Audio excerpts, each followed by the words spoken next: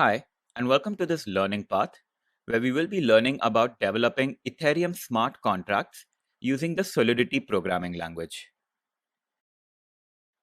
We begin now with some of the prerequisites for this learning path. First of all, it will help if you have a fundamental understanding of distributed computing.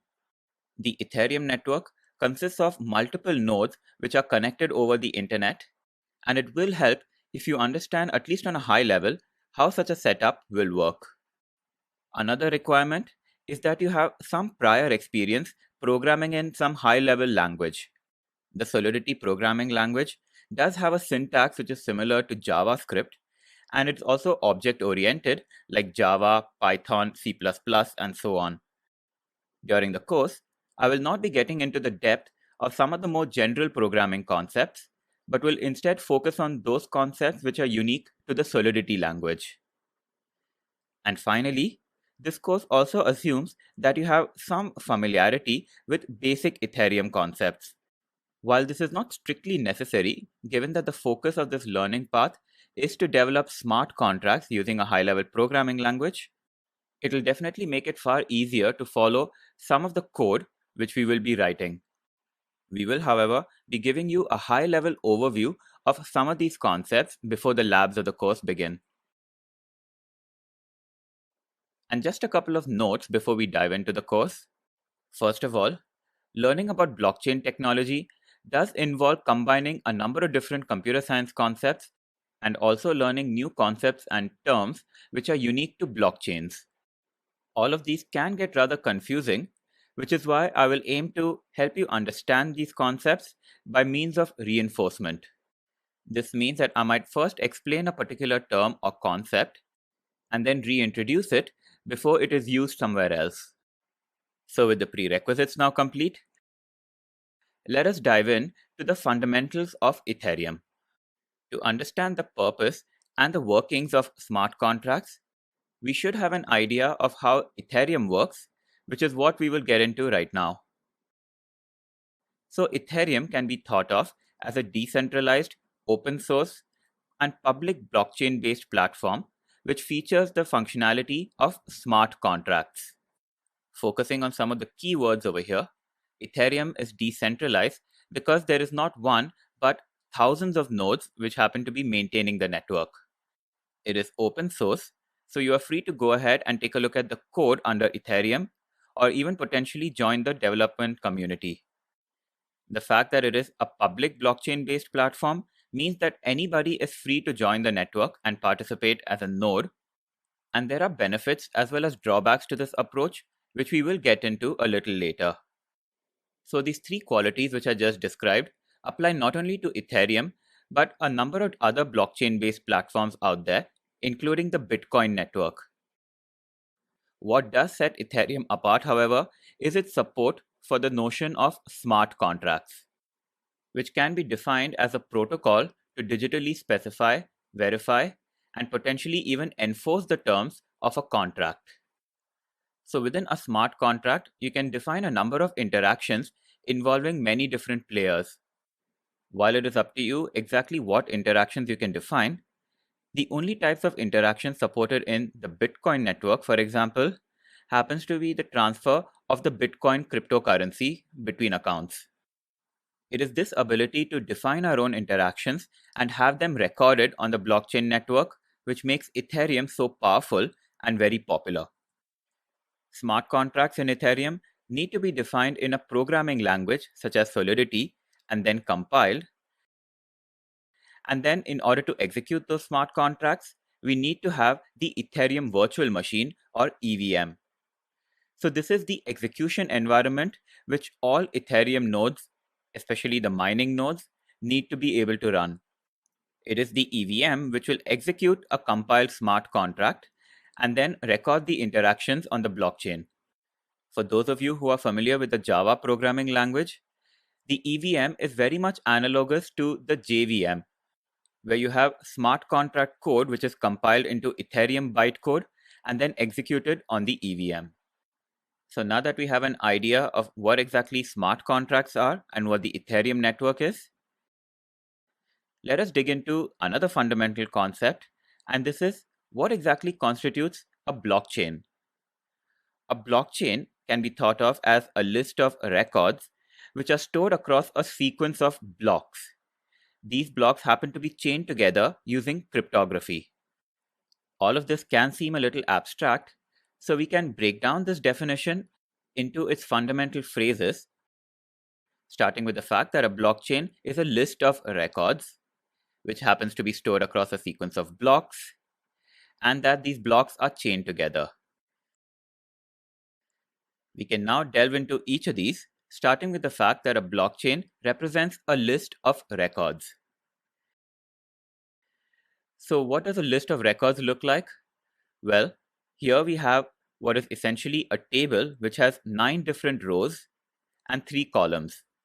This does represent a list of records, and while I have loaded this with some random values, in the real world, this may contain information about transactions or some other data which needs to be stored securely. Secure in this context means that the data is not easy to tamper, and in case someone does manage to do that, it will be very easy to detect that a tampering has taken place. One way to enable the security requirement is to store this list of records in a specific manner. That is, to store them across a sequence of blocks. So in our case, we have these 9 records over here. And rather than storing them as a single unit, we will split these into a number of blocks. For example, consider that the 9 records are split into 3 blocks containing 3 records each. Now, one factor to consider here is that it's not just the contents of the records which are important, but also their ordering. If we consider that the first column in this list of records which we have represents the index number for that particular record, then in order to maintain an overall ordering of the records, we need to ensure that they are ordered not only within each block, but also that the blocks themselves are ordered. Which is why the blocks themselves are arranged into a sequence by chaining them together. So the 3 blocks which we have will be chained together in this manner. So an ordering of the blocks is maintained, and within each blocks, the records themselves will be stored in a particular order. So while this arrangement ensures that all of our records are stored in a specific order across the blockchain, the manner in which the blocks are chained together ensures the security feature which we had touched upon. That is, to ensure that all of the data stored within the blockchain is tamper-proof, the blocks are chained together using cryptography, and we will discuss the specifics of that a little later in this course.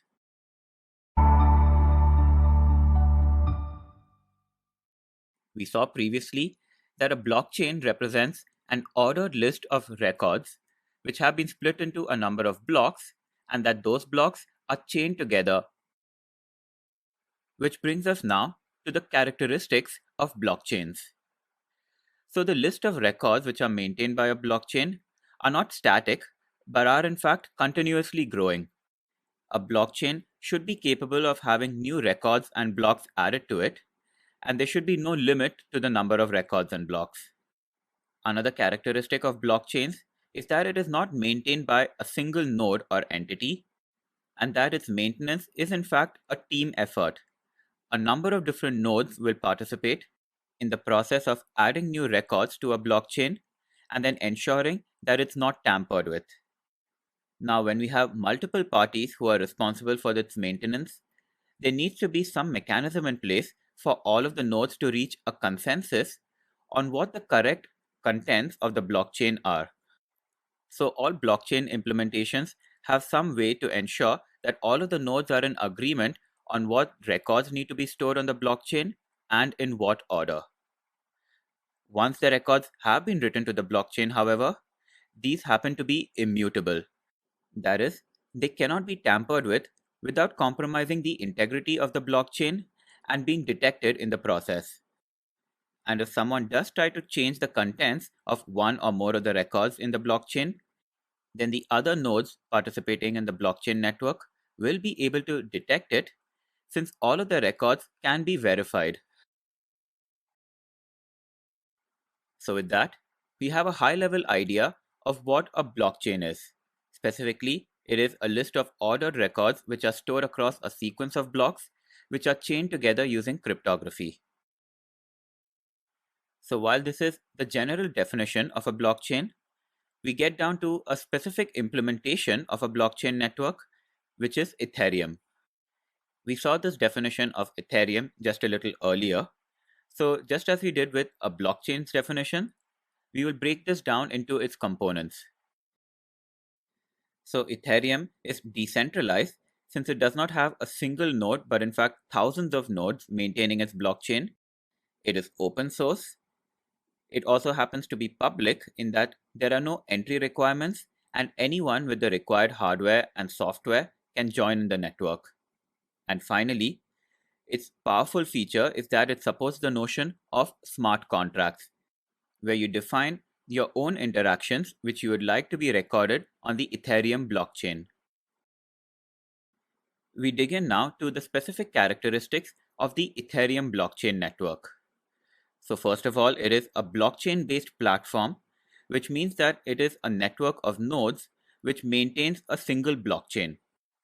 While Ethereum does offer multiple networks which can be used for testing purposes, when people generally say Ethereum, they're referring to the Ethereum main network, where you have thousands of nodes maintaining a single blockchain, which is capable of processing hundreds of transactions per minute. The fact that the Ethereum code is open source means that there is a community of developers who are responsible for maintaining it, and they do frequently implement bug fixes and updates to the source code. Now, I mentioned that there are thousands of nodes which make up the Ethereum network, and anyone can participate as a node as long as they have the required hardware and software. This lack of entry criteria is one reason why we have thousands of nodes in the Ethereum network. And when you do have so many participants, there needs to be some mechanism in place to enable the nodes to work together, even if they don't entirely trust each other. Though the specific details of this are beyond the scope of this course, on a high level, I can tell you that this is accomplished by means of a proof of work consensus algorithm, which includes the step where the nodes check each other to ensure that nobody is behaving in a malicious manner. And any node which does try to break the rules of the network will be punished. And finally, in order to support smart contracts, many of the nodes in the Ethereum network will need to have the Ethereum virtual machine installed so that they have the ability to execute smart contracts. And with that, we move along to a high-level view of what exactly a smart contract is.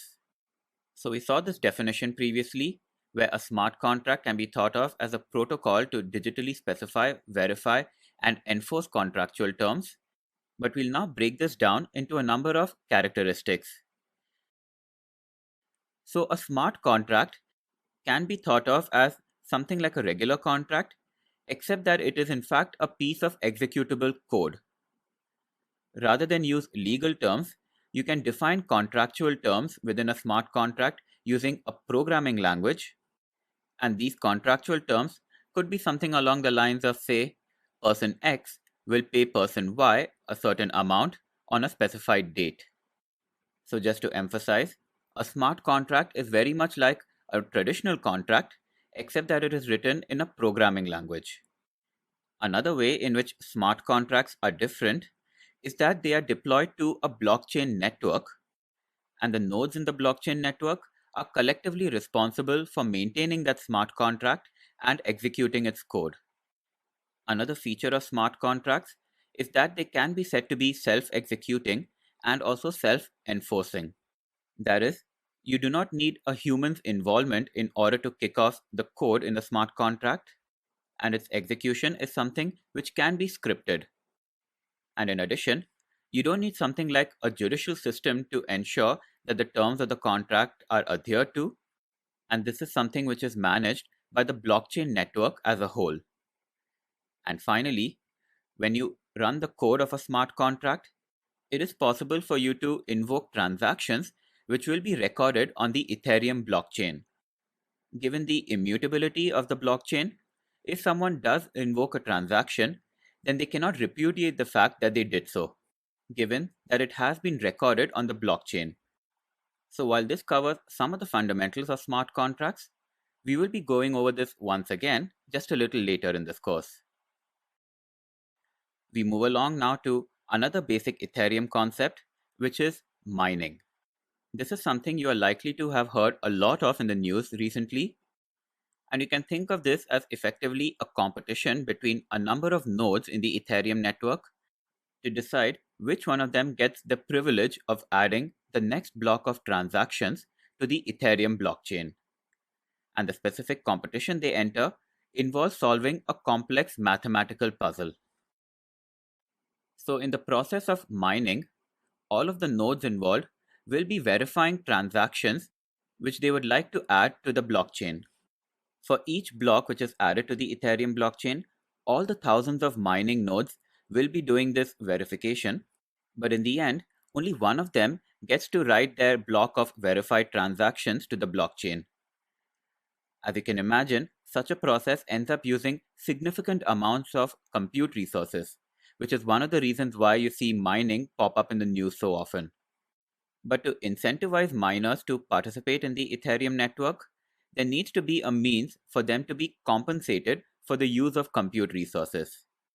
This is accomplished by the originators of transactions paying a transaction fee to the miners, and the currency used in order to pay that transaction fee is Ether. So this can be thought of as the crypto fuel for the Ethereum network, since it is the Ether payments which fuel any transaction. So what exactly is Ether? Well, it is the cryptocurrency for the Ethereum network, and like with regular currencies, this has a number of subunits. 1 Ether is equal to 10 to the power 18 Wei or 10 to the power 9 Gigawei.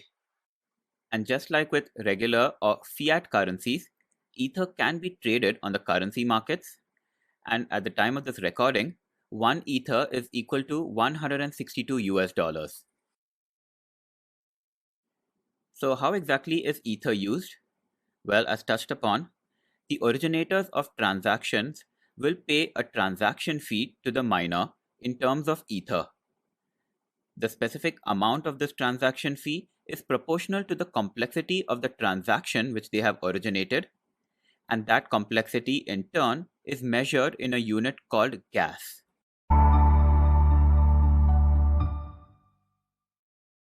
Now that we have a general understanding of what blockchain networks are and what the Ethereum network is in particular, we move ahead and take a closer look at smart contracts.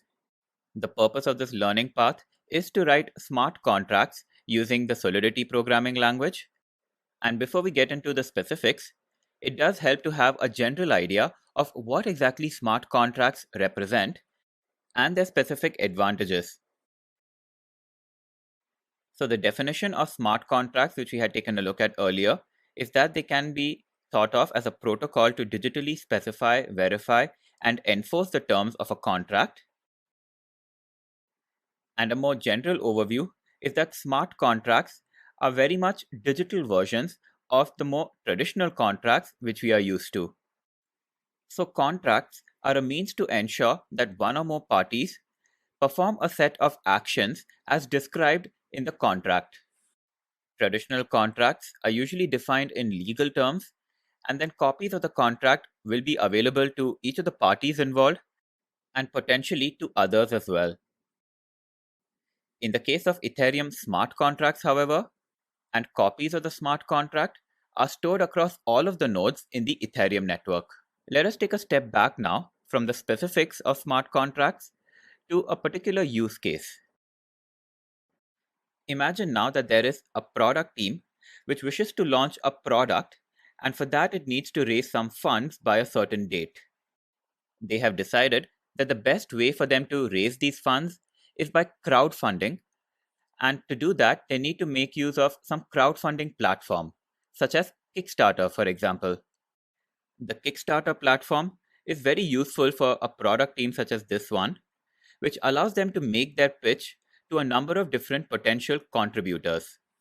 So let us say that this product team creates a new project on the Kickstarter platform, and Kickstarter in turn will publicize this to a number of potential supporters. So there will be some terms and conditions, essentially a contract which will be signed each time a product team launches a project on Kickstarter, and also when supporters make their contributions towards a particular project. It is in situations like this where smart contracts can really show their power. And we will now use this particular example to see exactly where smart contracts can fit in. So we saw in our example that Kickstarter is a fundraising platform which can be used by any entity which seeks to raise funds by means of crowdfunding.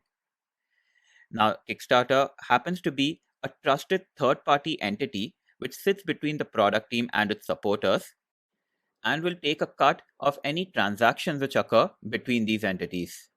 When a product team wishes to raise funds for a venture, it will go to Kickstarter and then create a new project on that platform.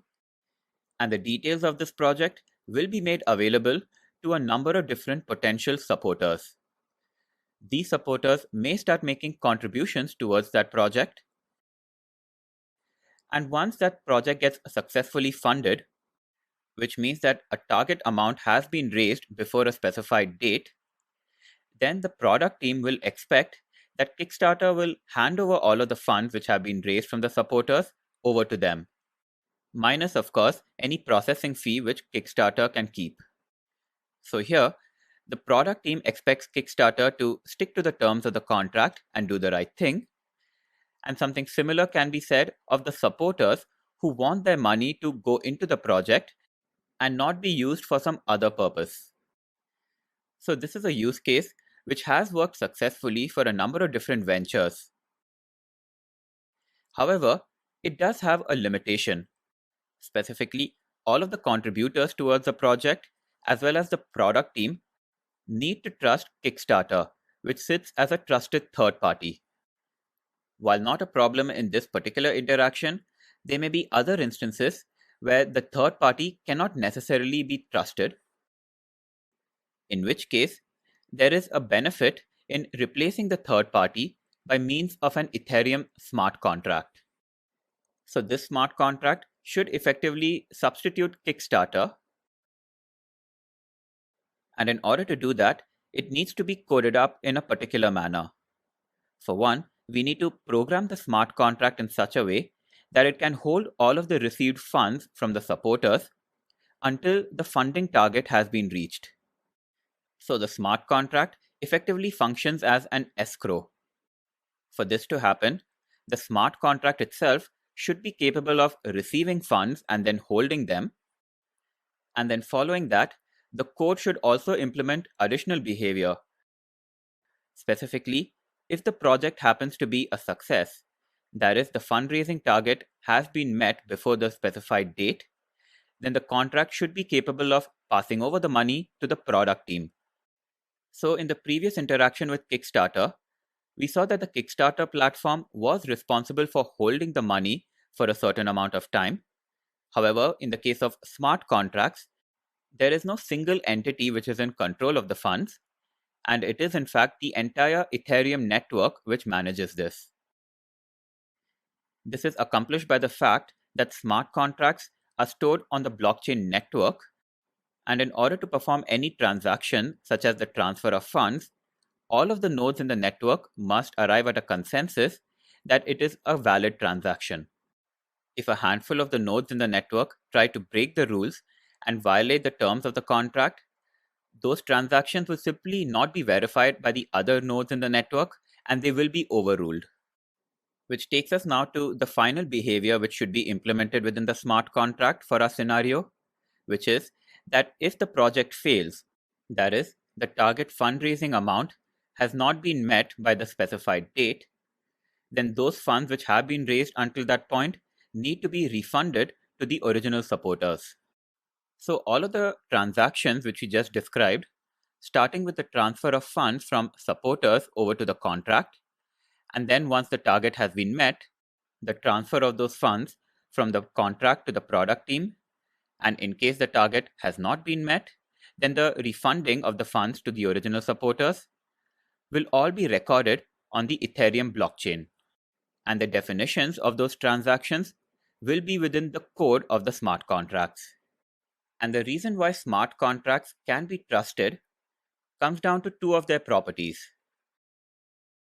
Firstly, smart contracts are immutable, and they also happen to be distributed across multiple nodes in the Ethereum network.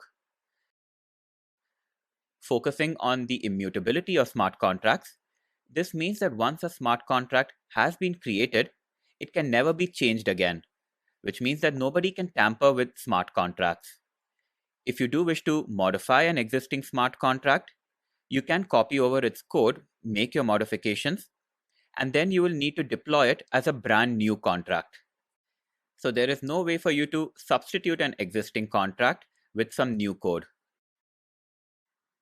And moving along to the fact that smart contracts are distributed, this means that the output of any smart contract transaction happens to be validated by everyone in the blockchain network. So a transaction needs to be executed in exactly the manner it is defined within the contract, and this will need to be verified by all of the nodes within the network.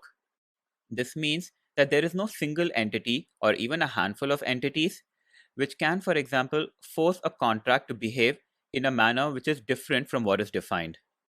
For example, by forcing it to release some funds. So we have seen now that smart contracts can be very powerful by effectively replacing or at least minimizing the requirement for a trusted third party in many interactions. But how exactly do we define smart contracts? Well, for this, we can make use of a handful of programming languages, but by far the most widely used one is one called Solidity, and we'll get into the details of that language in the next clip. In the previous clip, we learned that Ethereum smart contracts can often help us do away with or at least minimize the involvement of trusted third parties in many interactions. For this to happen, the desired behavior of a trusted third party needs to be defined in terms of code within your smart contract. And the most mature and widely used of the languages in which you can write Ethereum smart contracts is Solidity. We will now start off with a high-level view of Solidity and its features, and will then delve into each of those individual features in more detail. We start off by taking a look at a definition for the Solidity language. So this is a high-level programming language whose code can be compiled into Ethereum bytecode. And it is this Ethereum bytecode which can be executed on any machine which is running the Ethereum virtual machine. So the Ethereum network can process any smart contract code which will compile into Ethereum bytecode, and Solidity happens to be one of the languages which can be compiled into that form. Out of all of the languages which can be compiled into Ethereum bytecode, however, Solidity has by far the most features and is the most well developed. So let us begin though by taking a look at what exactly Solidity is. So some of its high-level characteristics includes the fact that Solidity is an object-oriented programming language. For those of you who are familiar with Java, C++, or similar languages, will be familiar with wrapping variables as well as functions into a single instance, and this is something which is possible in Solidity as well. One more trait of this language is that it is statically typed. This means that the types of any variables should be known at compile time. In this manner, Solidity is more similar to Java than, say, JavaScript. Solidity is also a high-level programming language, which means that the code is abstracted away from the details of the specific computer it can be run on. This is to distinguish it from assembly languages, for example, where the code is tightly coupled to the hardware on which it is executed. So in all these instances, Solidity is very similar to many other languages such as Java or C++, but unlike those general purpose languages, Solidity is meant for a very specific purpose, namely to implement Ethereum smart contracts. So you can't really use the Solidity language for something outside of the Ethereum network. However, in spite of being a domain-specific language, Solidity has been influenced by C++, Python, and JavaScript, and for those of you who are familiar with these languages, following Solidity code will not be particularly difficult. With that, let us take a look at how exactly Solidity code is compiled and then executed. So once you have coded up a smart contract using the Solidity programming language, you will compile your source file using some Solidity compiler, and this will generate Ethereum bytecode. It is this bytecode which can be executed, but this execution can only occur within an Ethereum virtual machine. So now that we have an idea of the type of language Solidity is and how code which is written in Solidity can be compiled and executed, we can now take a look at some of the features of the Solidity programming language. So just like many programming languages, Solidity includes comments so that a developer can leave notes about the code which they have written. There are also several types which are supported in the Solidity language. These include both native types as well as custom types, since Solidity happens to be an object-oriented language. Since Solidity is not a general-purpose language, however, the number of types is limited when you compare it with languages such as Python or Java, for example. Solidity also includes functions, and there are different types of functions depending on their specific purpose. Solidity is an object-oriented language which supports the notion of inheritance. So you can have a base contract and then you have subcontracts which inherit from it. One feature of the Solidity language which is not available in many general-purpose languages is the inclusion of function modifiers. These are constructs which can modify the behavior of a function depending on specific conditions, and we will be taking a look at these in just a little bit. The Solidity language also includes support for events, which is its own way of implementing a logging feature. So this is a high-level overview of the features which are included in the Solidity language, but let us drill down into each of them in turn.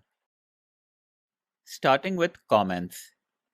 Solidity supports both single as well as multi-line comments, and the syntax for this is very similar to the Java language, which moves us along now to the types which are supported within Solidity. As you would expect from a high-level language, Solidity supports a number of different data types. This includes traditional primitive types such as booleans, integers, and strings, but do keep in mind that as of this recording in May 2019, Solidity does not offer any support for floating point numbers. You cannot, for example, specify a quantity of ether directly using decimal places. You will in fact need to use its subunit of Wei, where 1 ether is equal to 10 to the power 18 Wei. In addition to these generic data types, Solidity also includes an address type, which represents an Ethereum address. In addition to the primitive types though, Solidity also supports composite data types such as structs, enumerations, and you can also have byte arrays which are capable of holding data of many types. One very useful data structure in any programming language is one which is capable of holding key and value pairs, and this is accomplished in Solidity by means of the mapping structure. Beyond the data types, there are also different kinds of functions which are available in the Solidity language. So broadly speaking, you can think of functions in Solidity as falling into two categories: those which merely read from a smart contract, which are constant functions, and those which may modify the state of the contract, which are transactions. There is an entire section devoted to functions in Solidity later in this learning path. So we'll now move along to the next feature, which is events. So events are the way the Solidity language allows access to transaction logs. So if some action were to occur, then you would emit an event. And while it is not possible for you to listen for events from within a smart contract, you can write another application in a different programming language which does exactly that. Which moves us along now to another feature in Solidity, which is the inclusion of function modifiers. As touched upon previously, these are ways in which you can modify the behavior of a function. So typically, when you define a modifier, within it you will perform one or more checks. Once this modifier is then attached to a function, those checks which you define within the modifier will be executed, and if the conditions are satisfied, then the execution of the function can proceed as defined within its body. So modifiers can in fact be thought of as inheritable properties of functions. All the code within the modifier, which essentially perform checks for conditions, become part of the function's code and then control whether the function's body will be executed. One thing to keep in mind though is that a single function can belong to multiple modifiers. Since a modifier essentially represents the check for a particular set of conditions, if multiple sets of conditions need to be checked, then you can have multiple modifiers which are attached to the function. And crucially, you can attach the same modifier to multiple functions as well. Which moves us along to the concept of inheritance. Inheritance in Solidity is similar to its implementation in many other programming languages, and this is another feature which we will cover in more detail later in this learning path.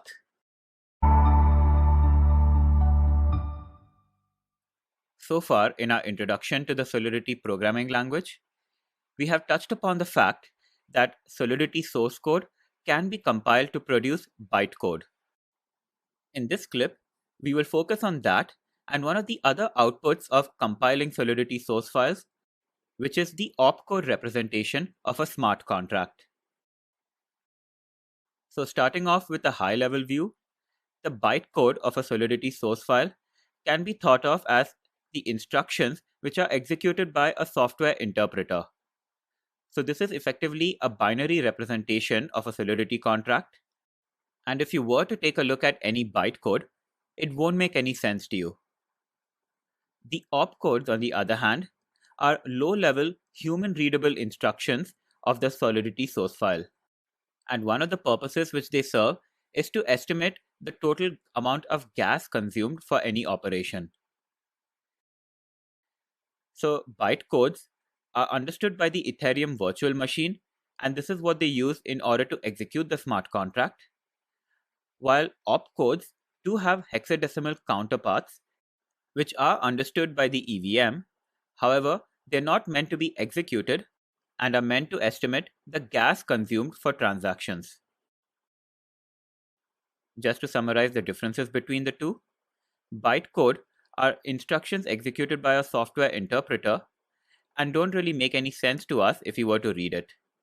This is not the case with opcodes, which do make a little more sense, but these are not meant to be executed. Bytecode is understood and even executed by the Ethereum virtual machines, while opcodes also have hexadecimal equivalents, which can be used to estimate the amount of gas consumed by an operation. Some examples of the human-readable opcodes include these add, multiply, and modulus operations. To understand exactly what purpose bytecodes and opcodes serve though, let us take a look at a Solidity smart contract. So this here represents a simple hello world smart contract, and by reading this, you should have some idea of what exactly is happening. It defines a smart contract called hello world, within which there is a function called print hello world, and calling this function will return the string hello world. Alright, so all of that is well and good. What happens if you were to compile the smart contract into bytecode? Well, what you see below is the exact bytecode of this hello world smart contract. So it clearly doesn't make any sense to us, but this is something which can be interpreted by the EVM. What does the opcode version of the smart contract look like, however? Well, this is what we have at the top. You may recognize this as a sequence of instructions, and for those of you who have seen assembly language, you will recognize that this looks somewhat similar. Operations which we defined within our smart contract have been translated into a sequence of very basic instructions, such as pushing bytes onto a stack, adding numbers, and so on. So both the bytecode as well as the opcode can be generated by most Solidity compilers. The bytecode can be executed on an Ethereum virtual machine. However, in the case of opcodes, a different purpose is fulfilled. So let us take a snapshot of some of the opcodes from what we see in front of us. So here I have a sequence of 5 different instructions, which represents a very small part of the contract which we just defined. Now, each of these instructions has an associated gas price.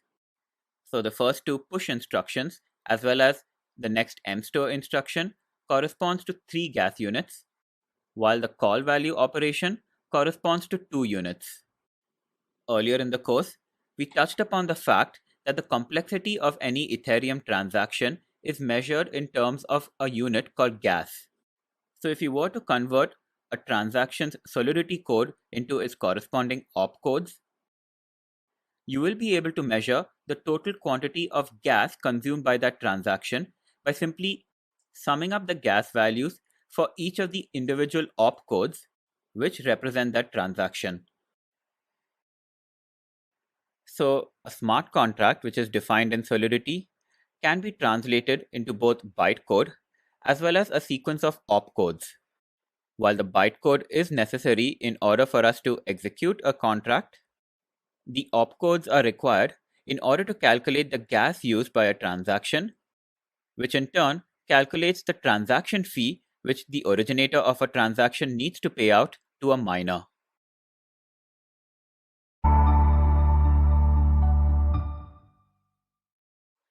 In this clip, we will focus on Pragmas and comments in the Solidity programming language. So what exactly is a Pragma? Previously, we saw a Hello World smart contract in Solidity, and you may have noticed that the first line of this contract begins with this Pragma statement. This is what a Pragma directive is, and you will often find this to be the first line in any Solidity source file. So what exactly does it mean?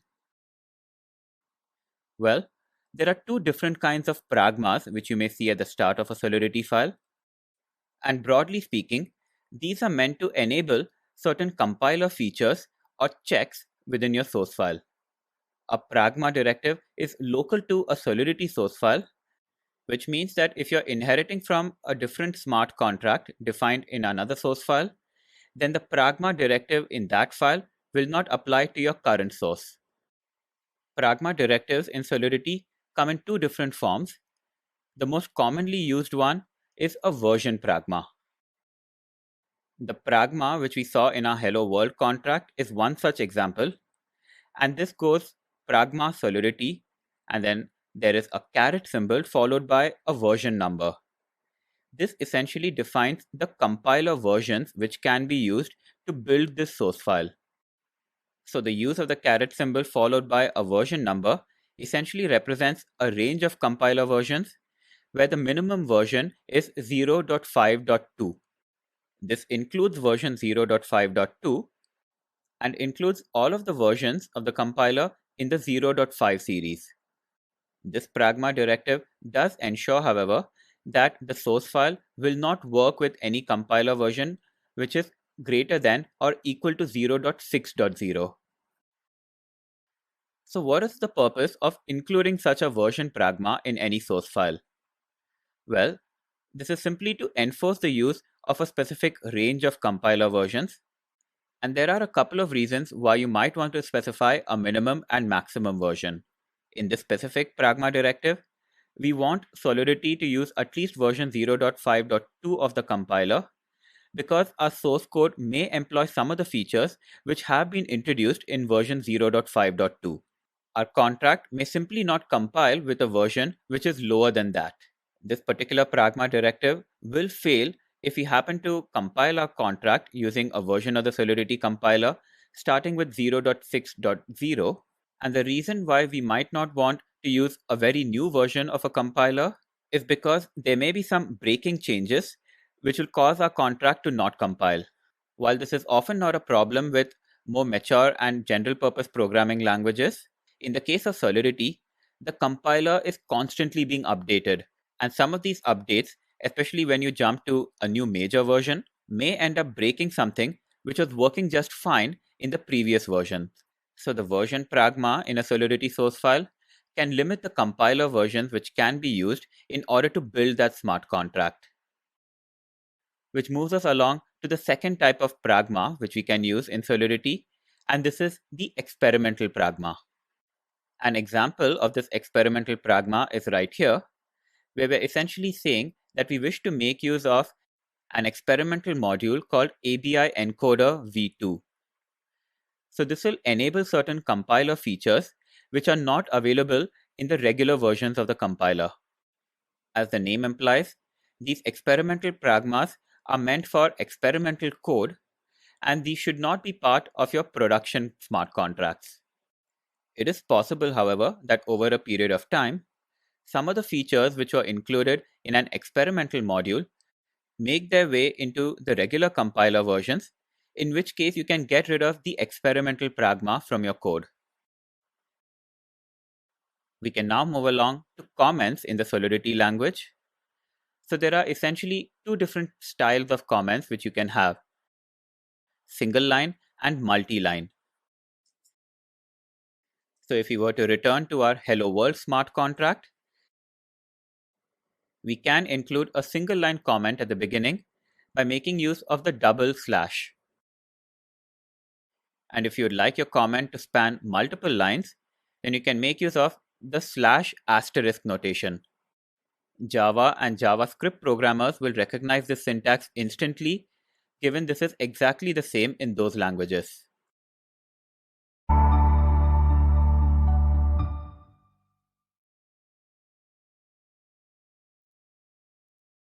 In this exercise, you will distinguish between traditional and smart contracts.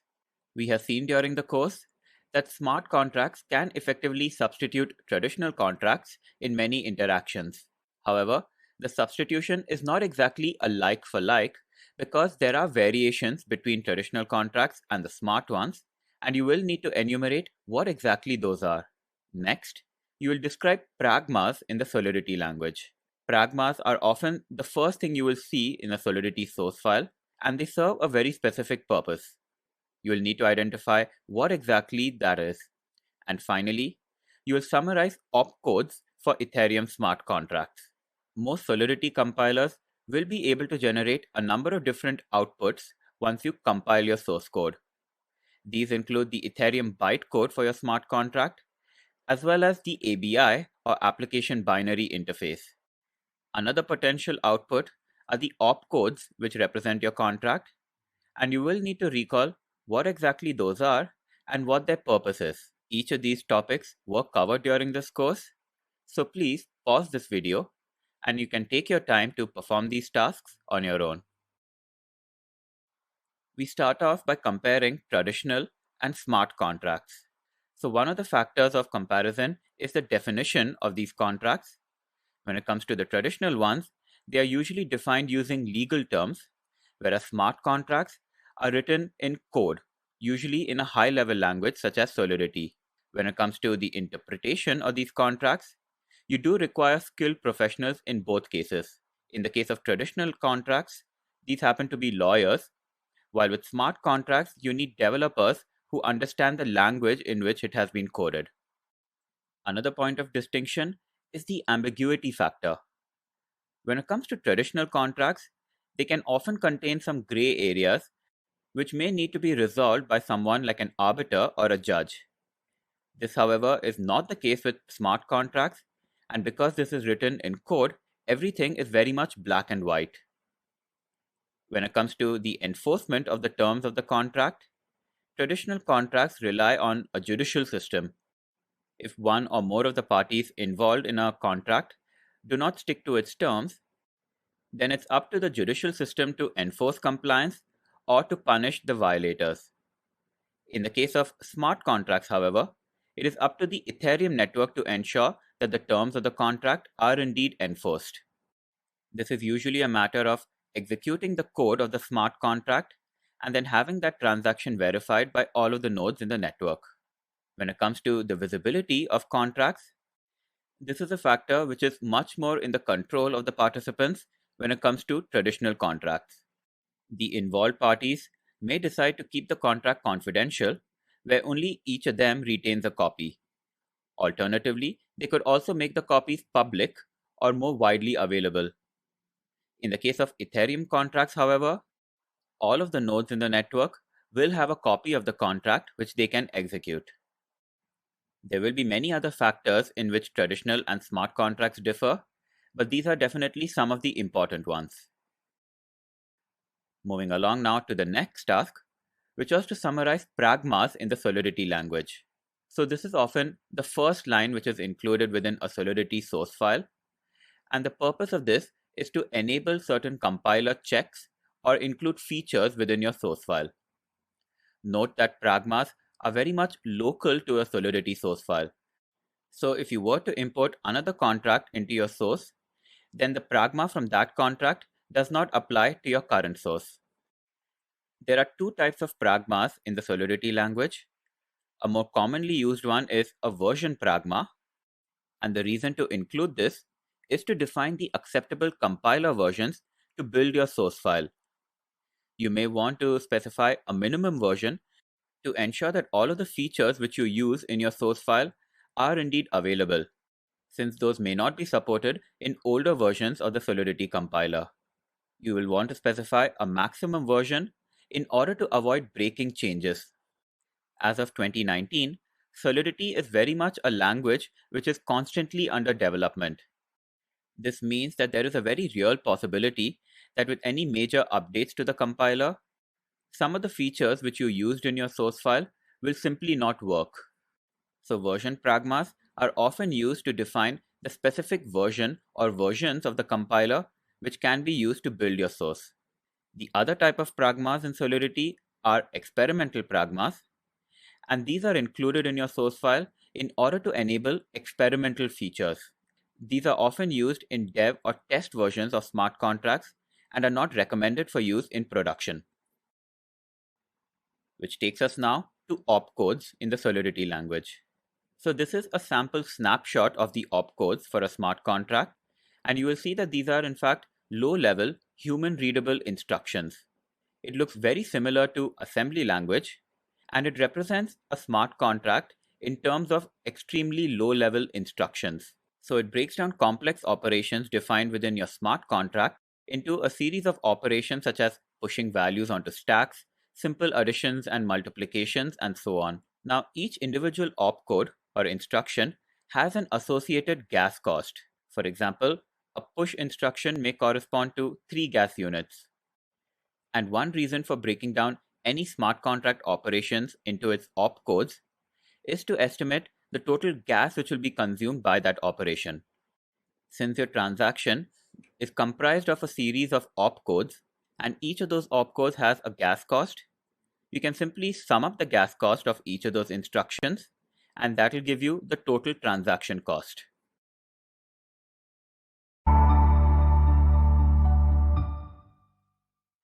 Now that we have taken a look at pragmas and comments in the Solidity language, we can move along to the different types which are supported here.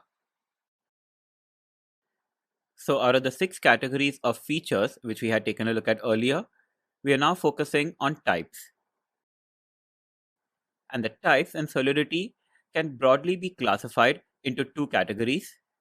The first of these are value types, where the variables which are of these value types are passed by value, and then there are correspondingly reference types, where variables of this type, when passed to a function, are passed by reference. I won't be getting into the specific details of passing by value and passing by reference, but we will see exactly how these work in the labs of this learning path. And I can tell you that data types whose size can be unbounded, such as mappings, for example, happen to be reference types in order to be more memory efficient. We can start off by taking a look at some of the value types in the Solidity language. So these are primitive types which you will be familiar with, which include Boolean types. There are also integers in Solidity, where you can have both signed as well as unsigned integers. One type which is specific to the Solidity language is an address type, and this represents an Ethereum address, whether it is a contract address or an externally owned one. Solidity also supports strings, but do keep in mind that these are only meant to store values, and you cannot perform a lot of standard string operations such as string concatenation, for example. You will need to download some external libraries in order to do that. The reason for this is that string concatenation and other complex string operations are not exactly Ethereum use cases. Which moves us along now to the reference types in the Solidity language. As mentioned, these are usually types whose size is somewhat unbounded. So arrays in Solidity, for example, are reference types, as are structs and the mapping types as well. So while the value and reference types are the broad categories for the types in the Solidity language, these are somewhat outdated, since in the newer versions of the Solidity language, which can be compiled with version 0.5.0 onwards, when you're creating a variable, you do need to specify where exactly space will be allocated for it. Where a variable is stored and how exactly its value assigned does end up determining whether a particular variable represents a value or a reference to a value. But we will cover that later on in this course, and for now you can simply focus on the various types, starting with the Boolean type. So as you can imagine, the possible values for any Boolean variable are true and false, and there are a number of different operators which can be used with Boolean variables. The logical negation can be performed by means of an exclamation point. A double ampersand represents the logical AND operation. The double pipe represents a logical OR. In order to check for equality, you will use the double equal to. And for inequality, it is an exclamation point followed by an equal to sign. So the logical operations here are quite similar to the ones in many other programming languages. This takes us now to the integer type in Solidity, and you can have signed integer variables which are represented by the int keyword, or unsigned integers which are represented as uint. You can also specify the number of bits for your integer. So an 8-bit integer is represented as int 8, a 16-bit one as int 16, and so on. Moving along now to the operators for all integer variables. You have a sequence of comparison operators. There are also the bitwise operators such as AND, OR, and so on. You can also perform left shift and right shifts. And then there are the usual arithmetic operators, where the double asterisk represents the power symbol. Which takes us now to a type which is specific to the Solidity language, and this is the address type. There are broadly two types of addresses which you can have. One is simply an address, and this is a 20-byte Ethereum address which can represent either a contract account or an externally owned account. You can also define your variable to be of type address payable, and this represents an address to which you can send Ether. So while address and address payable can represent the same type of address, if you would like to transfer Ether to a particular address, then you will need to define it to be of type address payable. To enable the transfer of Ether to an address payable type, the variables of this type include methods transfer and send, which can be used to transfer over some Ether to those accounts. As mentioned earlier, there are two types of accounts available in Ethereum. One of these simply maintains an account state and does not have any code associated with it, and these are the externally owned accounts. These are typically the ones which are controlled by human beings in order to invoke transactions on the Ethereum network, while the other type of accounts in Ethereum are the ones which hold smart contracts, and these are the contract accounts. While these will also hold a state which represents the state of the smart contract, these accounts also contain the executable contract code in order to run the code of the smart contract. However, whatever the account type, whether it's an externally owned one or a smart contract account, it is represented by an address type. Both of these types of accounts are capable of holding Ether, and if you would like to transfer Ether to one of these accounts using your smart contract, you will need to define an address payable type. In the next clip, we will take a look at some of the more complex types in Solidity, such as the contract type and the mapping type. We now take a look at some of the more complex types in the Solidity language, starting with the contract type. So this is one which we did see when we created a Hello World smart contract just a little earlier. Since smart contracts are essentially represented by a contract address, it is possible to initialize a contract type from an address, and you can also create an address type out of a deployed smart contract. One thing with contract types, however, is that they do not support any operators. So just for a reference, the way to initialize a contract type is by means of the contract keyword, which is what we have done in this Hello World smart contract. Which takes us now to the string type in the Solidity language. And these can be initialized with a literal, and string literals can be defined using either single quotes or double quotes. So in this respect, Solidity is rather similar to JavaScript. Solidity strings can be implicitly converted to bytes, which is another type available in the Solidity language. As touched upon earlier, Solidity does not include any native string manipulation functions, and strings variables in Solidity are meant to hold values rather than manipulate them. To view examples of strings in a Solidity smart contract, we can bring back the Hello World example. So the return type of our function has been defined to be of type string using the string keyword, and note the lowercase s here. We also make use of a string literal when we return this value hello world, which is within single quotes. We move along now to the mapping types in the Solidity language. And this is the data structure which is capable of storing key and value pairs.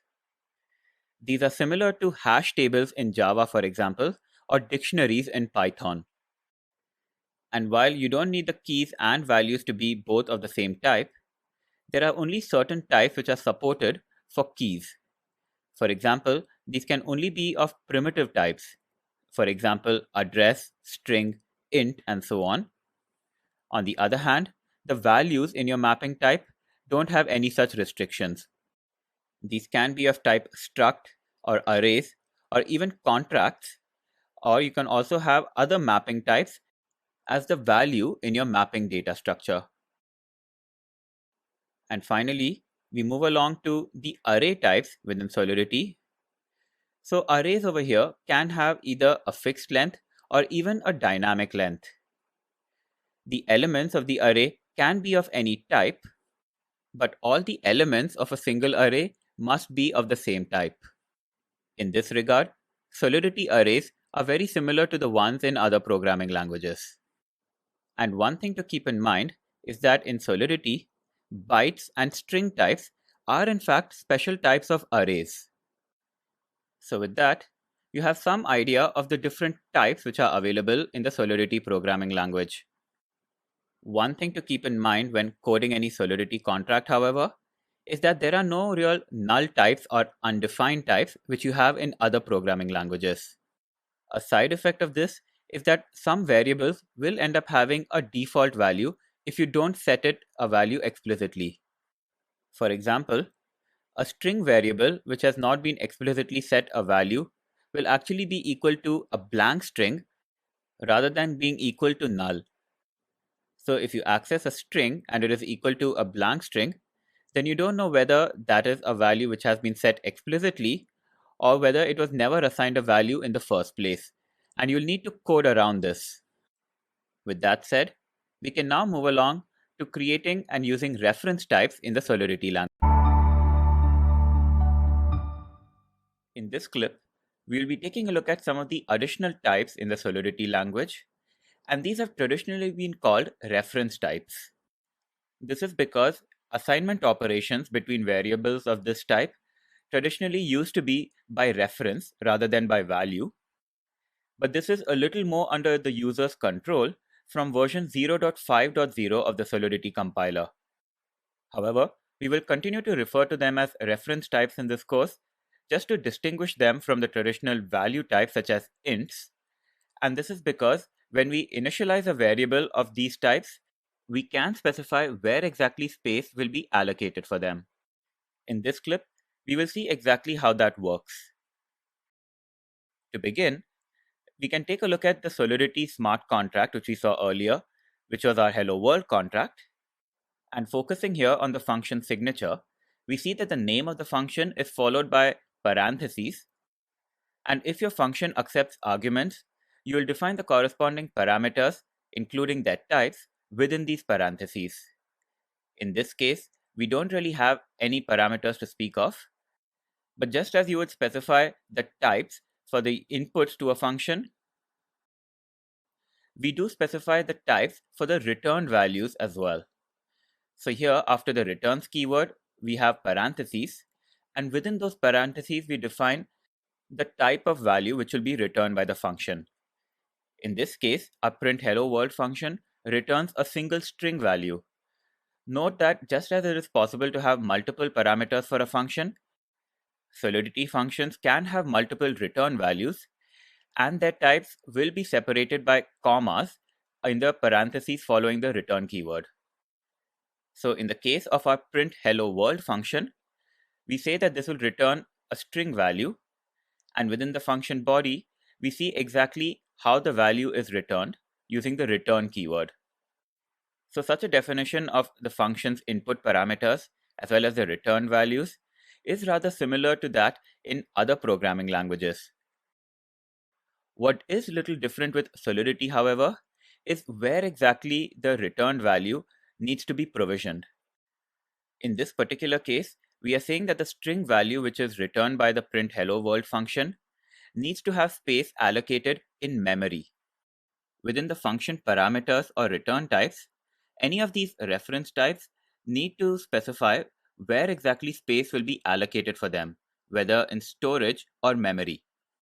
We will see later in this clip, and also in the labs of this learning path, exactly what implications that can have. In this specific example though, we are saying that the hello world string, which will be allocated and then returned by the function, needs to have space allocated in memory. We have discussed previously that variables in the Solidity language can broadly be classified into two categories: value types and reference types. These differ in the way space is allocated for them by default when assignment operations are performed. Value types, as we discussed in the previous clip, tend to be the primitive types such as booleans, ints, and so on, which don't really occupy too much space. On the other hand, when it comes to reference types, these are the more complex types in the Solidity language, which do not fit into 256 bits of space. And these are variables which need to be handled carefully. The reason for this is that copying such variables can be expensive. Consider a situation where you have an array X with thousands of elements.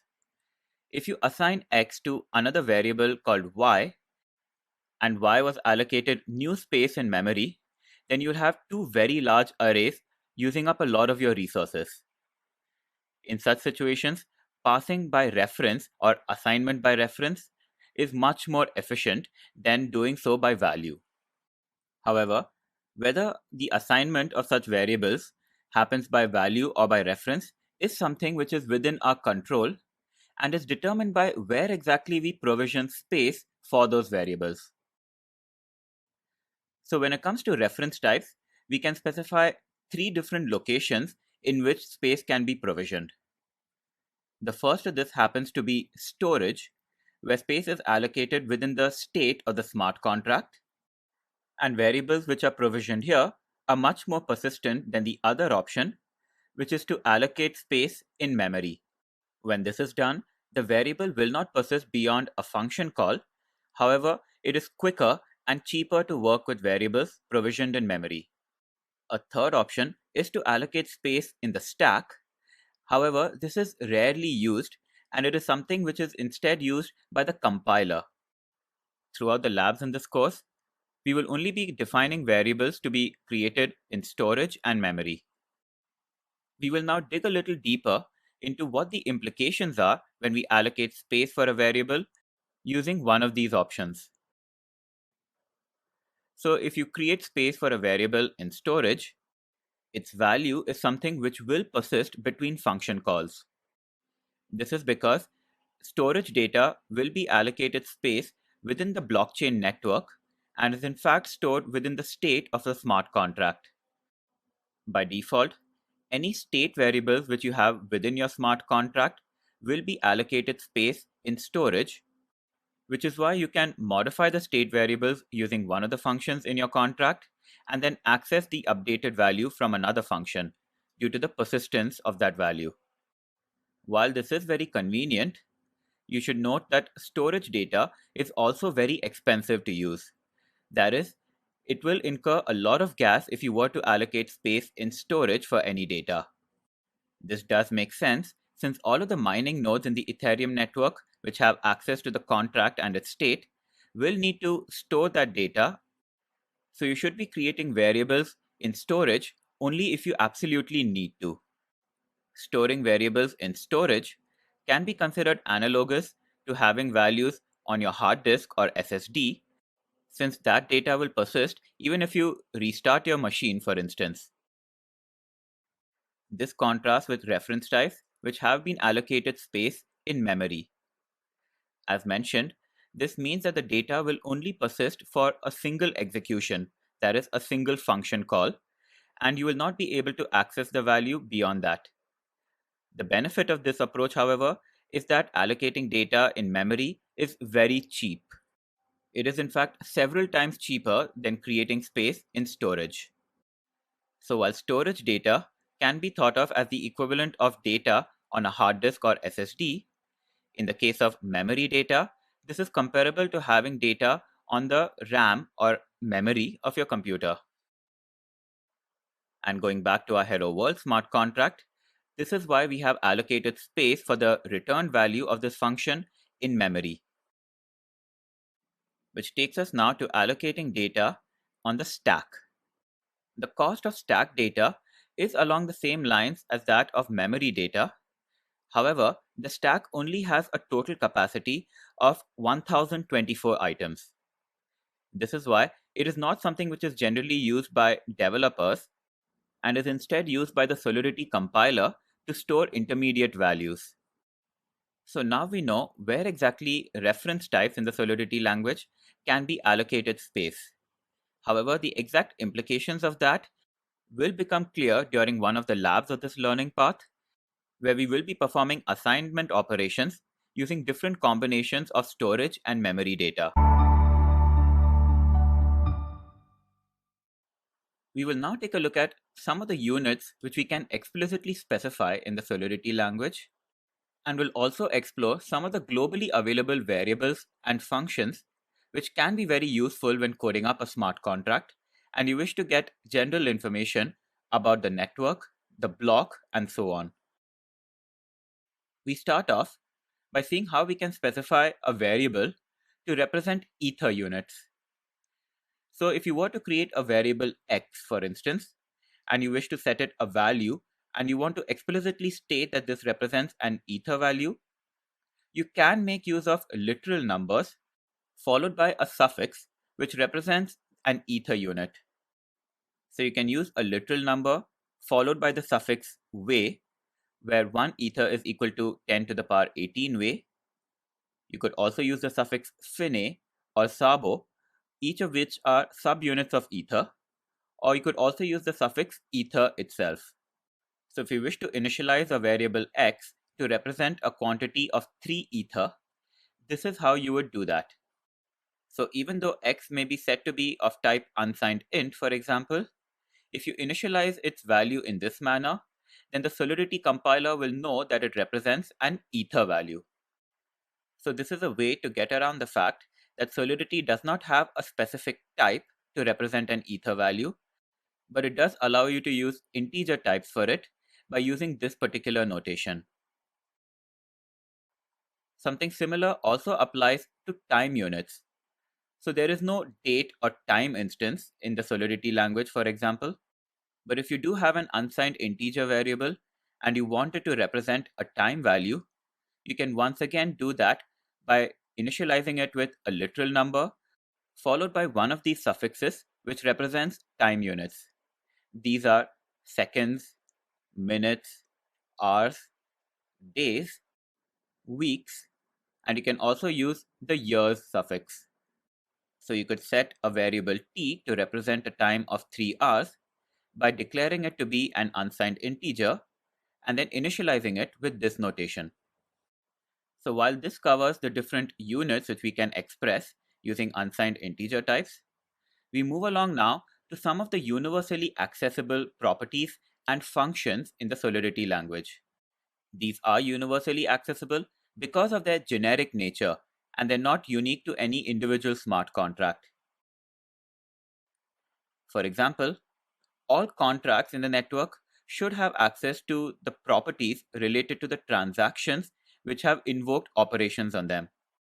So to access the account address of the originator of the current call or transaction, we can use the property msg.sender. Here, we don't really need to initialize or import msg. This is just something which is available in all the smart contracts on Ethereum. Similarly, if you wish to access the value which is attached to any transaction, you can do that by using the msg.value property. So this will give you the value which has been sent with the current transaction in the unit of way. To get the gas price of a transaction, you can access the value by using the tx.gasPrice property. And there is also a tx.origin property which will give you the originator of the transaction, much like msg.sender. Using msg.sender does seem to be more commonly used, however, in all the documentations and examples available.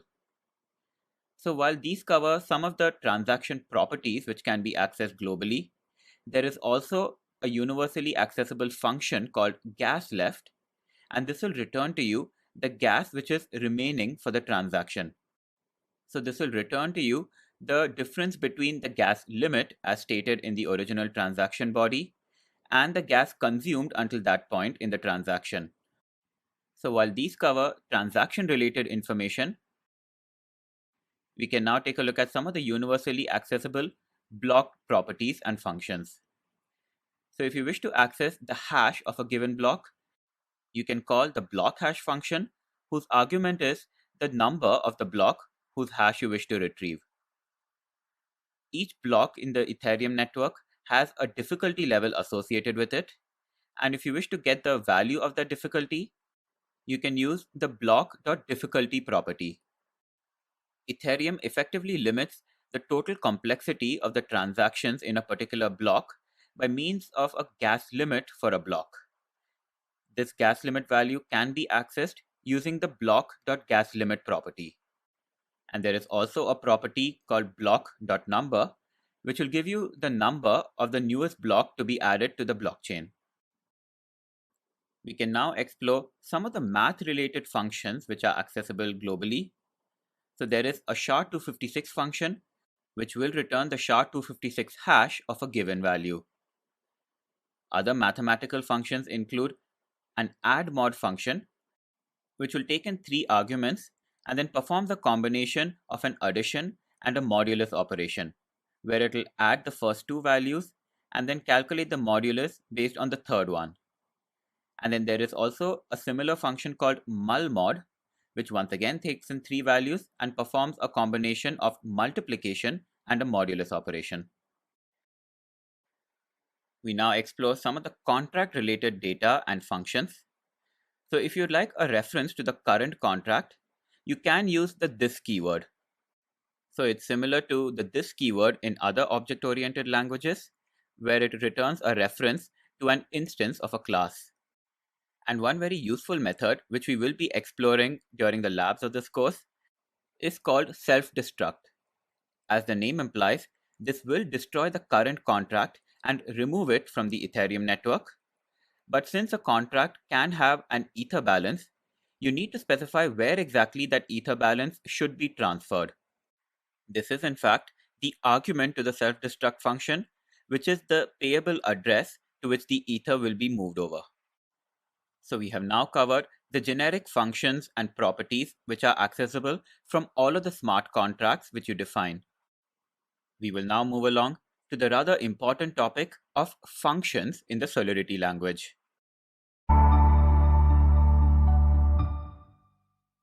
We now explore functions in the Solidity language, which of course is a rather important topic. So out of the 6 different high-level features of Solidity which we are taking a look at, we are now on functions. And note that functions are in fact a type in the Solidity language. This means that functions can be assigned and then passed just like variables. So to understand exactly how functions can be defined within Solidity, we take a look at a template function definition. So here we have the function keyword at the beginning, followed by the name of the function, and then there are parentheses within which we can define the number and the types of parameters which this function will accept. Until now, the function definition does seem similar to that in other programming languages. So we will now instead focus on what is unique to Solidity. So on the next line, we have a number of visibility levels which we can set for each of the functions. In Solidity, functions can have 4 different visibility levels, which are private, internal, external, and public. We can now delve into what exactly each of these mean. Private functions, as you may imagine, have the most restrictive access. Not only are private functions not accessible from anywhere outside of the smart contract, they are not even visible from the derived or child contracts. So these private functions can only be accessed from within the same contract in which they are defined. Which takes us now to the next visibility level, which is internal. And internal functions are a little less restrictive than private ones. So just like private functions, they can be accessed from within the same contract. But unlike private functions, internal ones are visible also within the derived contracts. This is the extent of the visibility of internal functions, however. So other contracts, which are not subcontracts, will not be able to access the internal functions. Now, when you wish to access an internal function from within the same contract or from a derived contract, you do not need to use the this keyword. You can simply invoke the function directly by referencing it with its name. Which takes us along now to external functions, which are one step less restrictive than internal ones. So external functions can be accessed from other smart contracts as well. And these are functions which can be invoked from transactions. One thing to keep in mind, however, is that even for internal access, you need to make use of the this keyword in order to invoke an external function. And with that, we can move along to the last visibility level, which is public. So if you do not explicitly define the visibility level for a function, it will be assigned the default value of public. So any public function can be called either internally from within the same contract or even externally from other contracts. And if you are invoking from within the same contract, you do not need to make use of the this keyword. So this is one way in which public functions differ from external ones. But another more significant difference can be seen when the function accepts large arrays as input arguments. In such cases, external functions will end up using a lot less gas than public ones, and the reason for this is that with public functions, Solidity will copy the array arguments to memory, in which case space needs to be allocated in memory for those arguments. With external functions, however, Solidity is able to read directly from the call data, so no memory allocation is required, which is why gas consumption is lower. So one thing to keep in mind is that the contract information as well as the bytecode are publicly available on the Ethereum network. So the visibility levels don't really affect access to that data. What they do affect, however, are the other smart contracts which can invoke those functions. And now that we have some understanding of function visibility in Solidity, we will take a look at an aspect which controls the behavior of functions, specifically function modifiers, and we will do that in the next clip.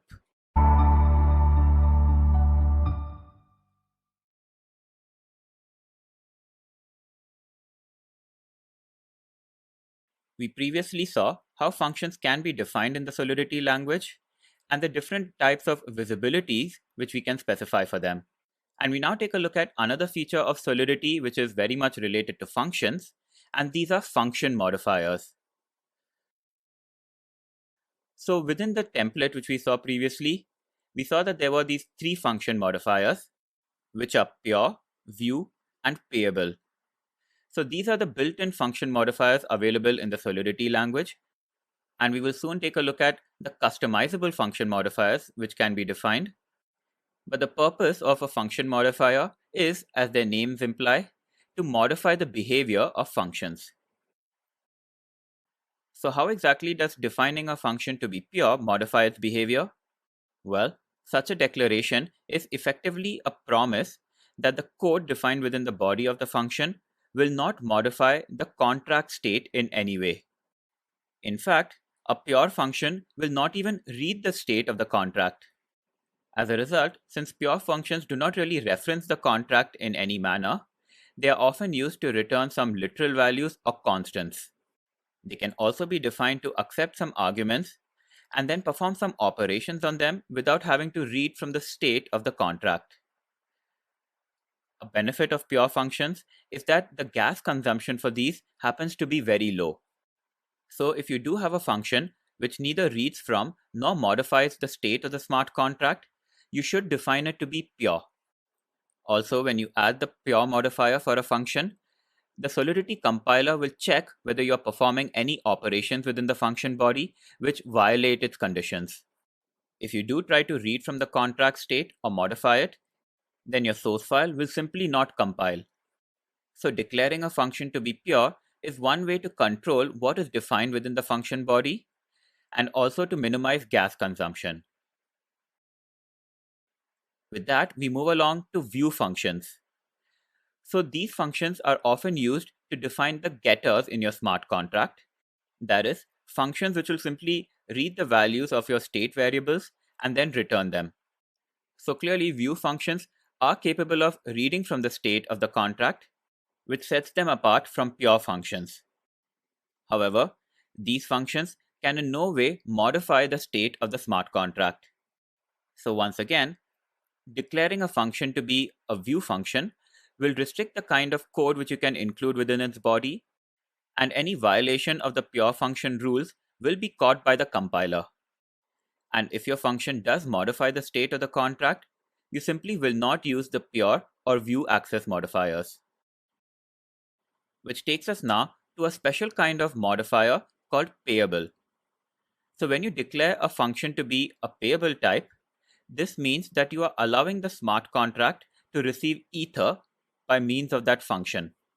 So when you invoke a payable function, you will typically be transferring some value in terms of Ether along with it. The Ether which you transfer to a payable function will then be owned by the smart contract itself. That is, it will effectively be deposited within the contract account. And while you can define any function to be payable and can perform a number of tasks within it, Solidity does include a special payable function which are referred to as fallback functions. So if there is another smart contract which transfers Ether over to your current contract by means of the send or transfer functions, then it is this fallback function which will be invoked. So the purpose of the fallback function is to define what exactly should be done with Ether which has been deposited to the contract by means of a transfer or send function. Now, to understand why exactly this is considered a special type of function, we can take a look at a template definition. So here within a contract called sample, we have a fallback function. You will notice here after the function keyword, there is no function name and we directly have parentheses, this is declared to be a payable function because this is capable of receiving Ether into the smart contract. And then this function need not necessarily have a body either. When there is no function body, then the fallback function will simply receive Ether and keep it within the contract account. So some of the characteristics of fallback functions include the fact that there is no name for such a function. Now clearly, we cannot have multiple nameless functions within the same smart contract, which is why there is only one such fallback function within any smart contract. And the purpose of a fallback function is to receive Ether into the contract account and then potentially do something with it.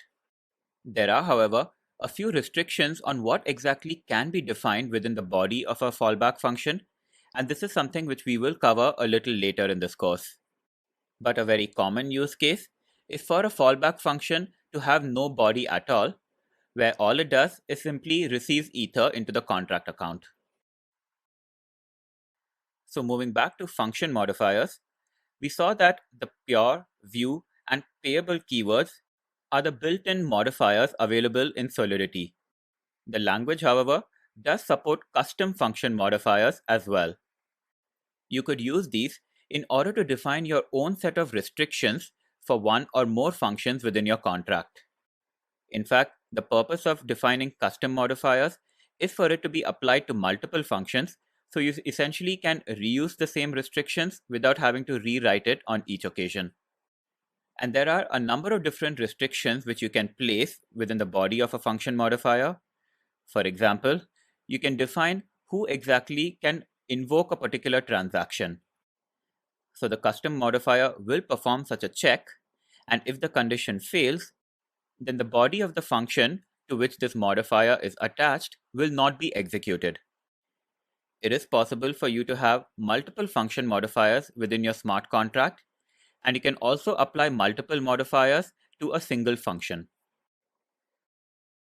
We return to the function template and view the final part of the function signature, where we define that the function returns a value and what exactly the return types are. Note here that the returns keyword need not be included if the function does not return any value. Additionally, your function can return multiple return values, in which case the types of each of those return values should be mentioned in the parentheses which follow the returns keyword. So with that, we now have an idea of what exactly we can include within the signature of a function, and what we define within a function's body is of course much more flexible. So by now you should have a fairly good understanding of the different features in the Solidity language. We will now take a look at a few more, specifically control structures, events, and how inheritance works in the language. Starting with the control structures, and there is not too much to explore over here. The control structures in Solidity are the standard ones you will find in any general purpose language. So you have if and else statements. There are looping structures which include while, do while, and for. And to control execution within the loops, you also have the break and continue statements. We have already taken a look at the return statements when it comes to function definitions. So the semantics of these structures is very similar to that of C, Java, JavaScript, and many of the other programming languages. And in fact, the syntax is also similar to some of them. There are a few caveats, however. For example, the numbers 0 and 1 do not equate to Boolean types in the Solidity language. This contrasts with many other languages where 0 equates to false and 1 to true. So while these control structures are common to Solidity and a bunch of other programming languages, we now move on to checks and exception handling, which are control structures which are not quite so widespread. So broadly speaking, there are three types of clauses which you can include within a Solidity source file in order to perform checks and handle exceptions. These include the assert clause, the require clause, and the revert clause.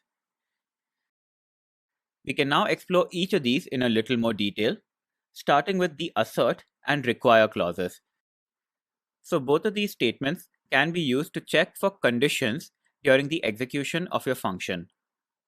So there are subtle differences between the two, however. Typically, assert clauses are used to check for errors after the execution of your function body. This is to ensure that your function execution has produced the expected result. On the other hand, the require clause is usually used to check for valid conditions before you execute the body of your function. So if your function happens to have some prerequisites which need to be satisfied before it can be executed, you will be using require clauses in order to check for those prerequisites. Now, if you do run into a situation where certain conditions are not satisfied, or the produced result is not what you expect, then you can make use of the revert function. This is something which is used to trigger an exception, and this is one way in the Solidity language for you to flag an error. In addition to generating the exception, the revert function will ensure that the current call is reverted and that no changes are recorded on your contract state.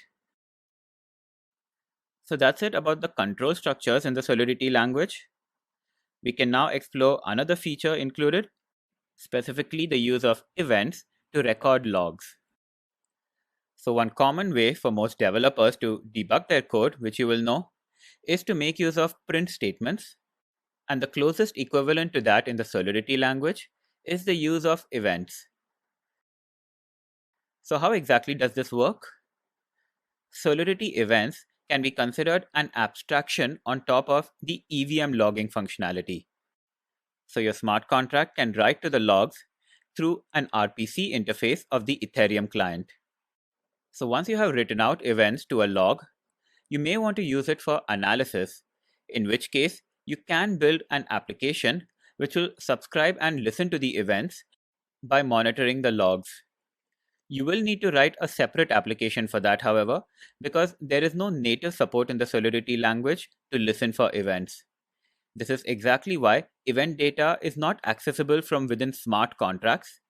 So it is not possible for you to set up a contract to listen for particular events to be emitted from another contract and act accordingly. To have one smart contract react to an event in another contract, you will need to create a separate application outside of Solidity. So how exactly can we define and emit events in Solidity? Well, note the use of the event and emit keywords. The definition of a Solidity event is kind of similar to a function signature, except the keyword event is used instead of function. So each event has a name, which is followed by parentheses, and within the parentheses you will specify the type and the name of the variable which you would like to be written to the logs. In order to record an event, you can make use of the emit keyword. This is followed by the name of the event and the arguments which are mentioned in parentheses.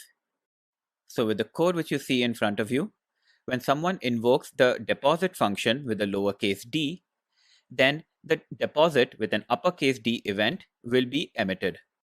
This will print out the address of the transaction originator and the value which they have transferred over to the logs.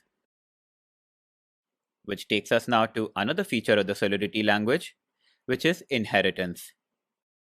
Inheritance in Solidity only applies to the contract types, and the concept is similar to that of other languages such as C++ and Java. However, Solidity does support the notion of multiple inheritance, which does set it apart from Java, for example. If you are within a derived contract and you wish to reference the parent contract, you can make use of the keyword super. Functions which are defined in the parent contract will be inherited by the derived contract, and these functions can also be extended or overridden. If you do that, however, do note that function calls are virtual, which means that the most derived version of a function will be the one which is called. Another object-oriented concept which is included in the Solidity language is the use of a constructor, which is used to initialize a contract. The constructor of a Solidity contract is defined using the keyword constructor with a lowercase c. When you have inheritance in a programming language, It does help if you have the concept of a base class or a base contract in the case of Solidity. This is achieved by means of abstract contracts, and a contract in Solidity is considered to be abstract if at least one of the functions which is defined within it does not have an implementation. So if the function has a signature but no body or definition, this means that that function needs to be implemented by other contracts which derive from it, which essentially makes the parent contract a base contract, one which is not quite the finished product but serves as a foundation to build upon. The example of an abstract contract is one right here, where you have the contract called automobile, and within that there is a function called sell, which includes a signature but no body. So while an abstract contract is one where at least one function does not have an implementation, Solidity also has interfaces, which are in fact similar to abstract contracts, but none of the functions within it should be implemented. So there is no default behavior which will be coded in an interface. You simply specify what exactly must be implemented by any derived contract. So interfaces cannot inherit from other contracts or interfaces. And another requirement is that all of the functions declared within must have the external visibility. This is to ensure that the derived contracts do have access to all of the functions which have been inherited from the interface. Since abstract contracts do not implement any behavior, it really doesn't make sense to instantiate it, which is why these contracts cannot include a constructor. And a final requirement for contract interfaces is that they cannot have any state variables. So that covers the concept of inheritance in the Solidity language, which also supports the notion of abstract contracts and interfaces.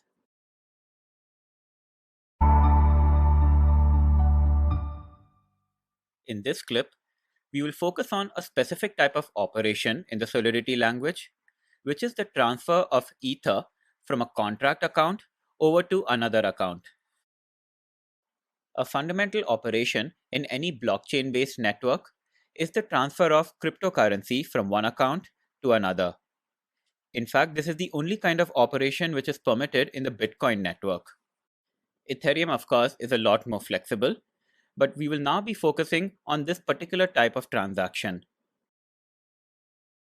Especially since in the world of Ethereum, there are two different types of accounts.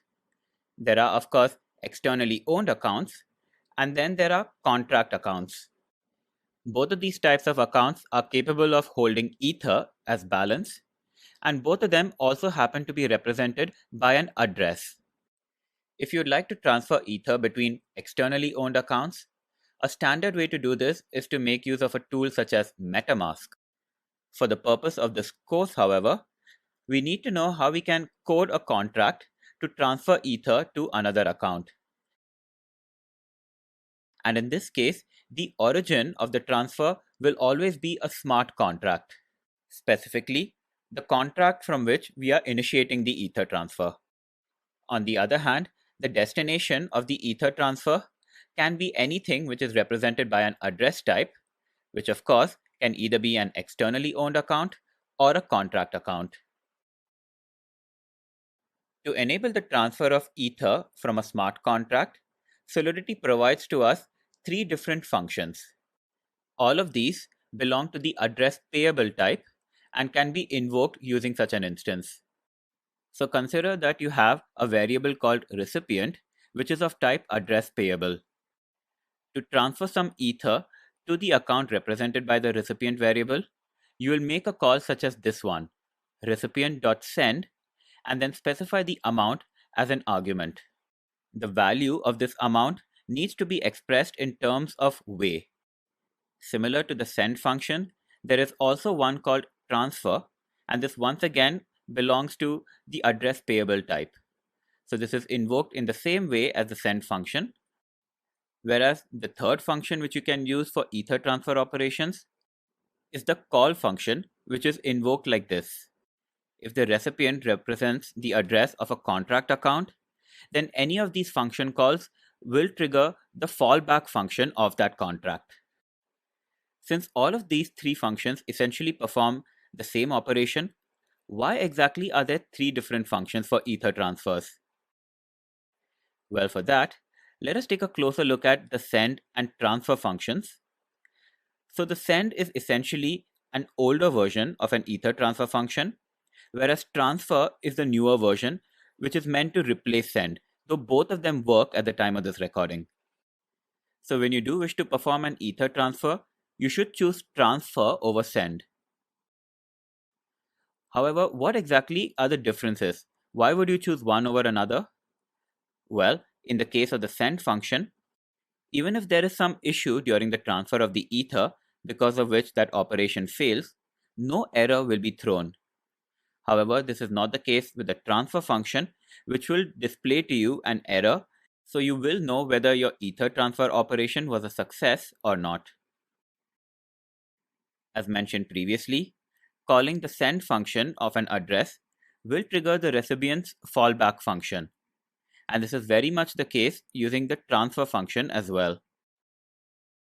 An important factor to keep in mind when invoking these Ether transfer operations is that by default, an invocation of the send function will only transfer over 2300 gas to the fallback function of the recipient.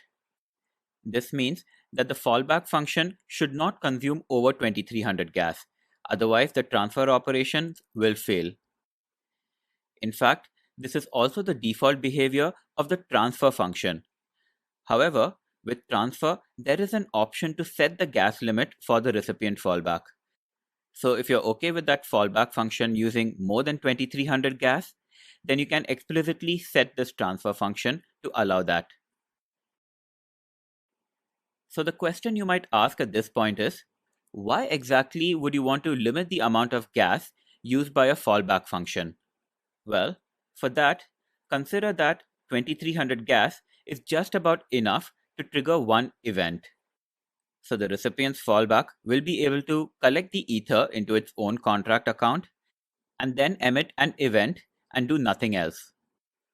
And to understand the reason for which such a restriction is in place, you need to consider the fact that the original sender contract may have multiple Ether transfers lined up. So if you have initiated a function from one contract and you have specified a gas limit for your transaction, consider that this contract will now go ahead and transfer Ether to multiple other contracts. Each operation which is executed on those contracts, including its fallback function, will use up the gas which you had initially allocated for your function call. If one of these recipient contracts happens to be poorly designed or deliberately contains, say, an infinite loop within the fallback function, then all of the gas which you had allocated for your initial transaction will be used up. This is not only a waste of gas, but very importantly, if there are other Ether transfers which you had lined up from your original contract, those transfers will not go through because your transaction will have run out of gas. So this limit of 2300 gas for the fallback function is a safety measure to ensure that a transaction which you have invoked does not inadvertently run out of gas. Which takes us now to the third function which can be used to transfer Ether, which is the call method. So out of the three methods which we have discussed so far, this is the most customizable one. You do need to be careful when using the call method, however, because all of the available gas in the transaction will be forwarded to the recipient's fallback by default. So you would use this only if you have control over the recipient's fallback or if you entirely trust it. And if you don't, the call function, due to its customizable nature, does allow you to explicitly define the gas limit for the recipient's fallback function.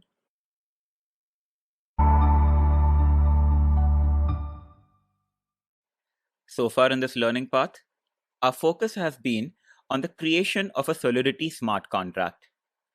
We now take a look at the steps which come after that, which is to build and then execute those contracts.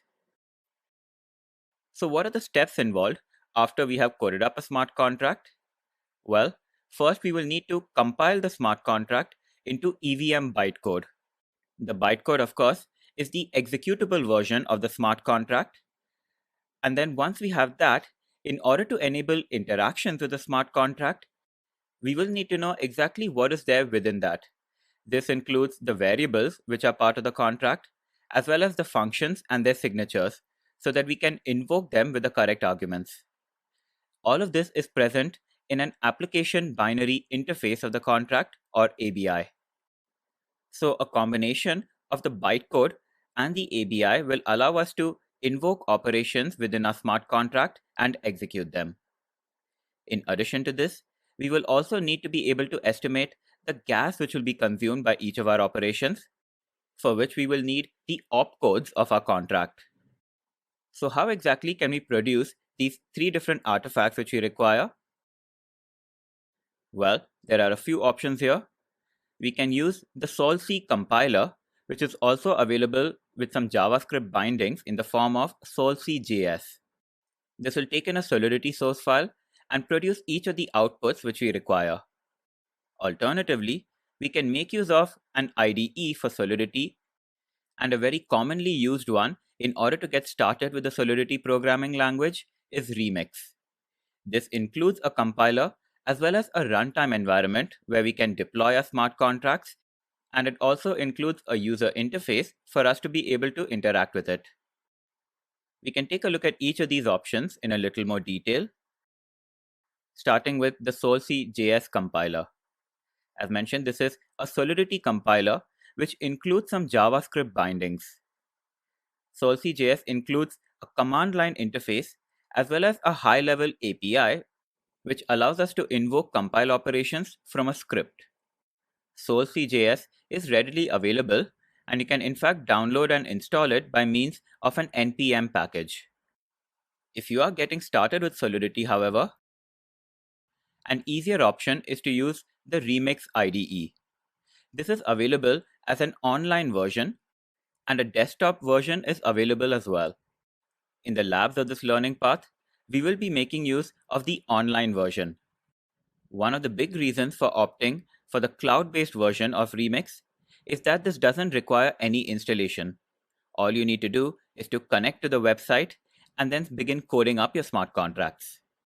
Remix is in fact a rather feature-rich IDE, which not only allows you to code up your smart contracts, but it also provides you with an environment, effectively a pseudo blockchain network, in which you can deploy your smart contracts and then interact with them in order to run your tests.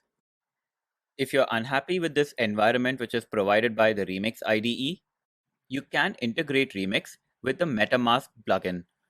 MetaMask itself provides you with a number of options, and you can connect to a number of different networks, not only the Ethereum main network, its test networks, and also to any other private blockchain network which you may have provisioned using some third-party tool, which has an HTTP endpoint. In short, a combination of the Remix IDE and MetaMask will ensure that you can deploy your smart contracts to pretty much any Ethereum network and then interact with it.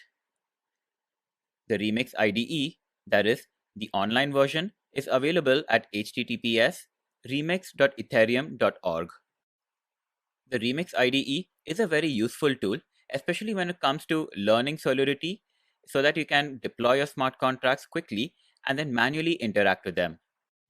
These manual interactions are of course not a scalable way for you to test out your smart contracts, in which case you may want to use a different set of tools for your contract development. So what exactly are the features which these tools need to have to help you simplify the process of smart contract development? Well, for one, having a predefined structure for every smart contract project will definitely help.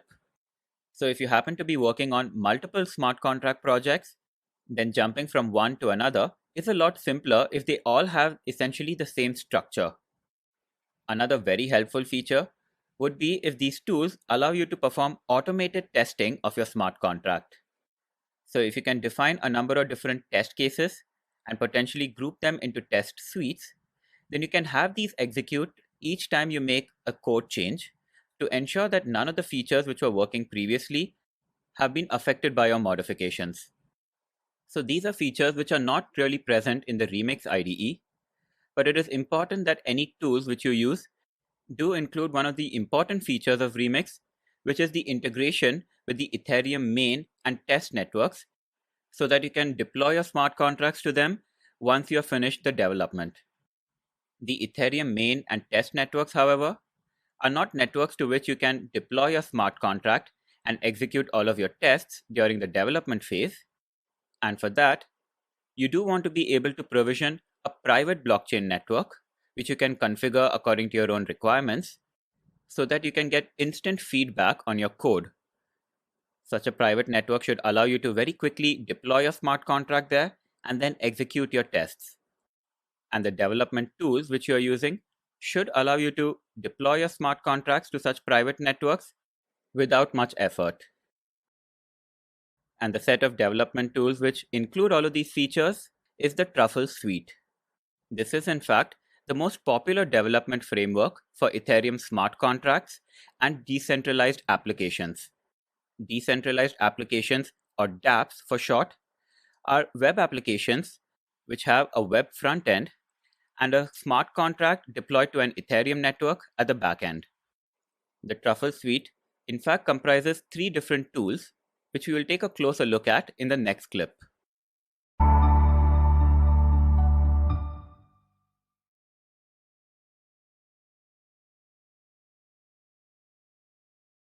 Previously, we saw that the tools which are included in the Truffle Suite can help us simplify and speed up the process of the development of smart contracts and decentralized applications.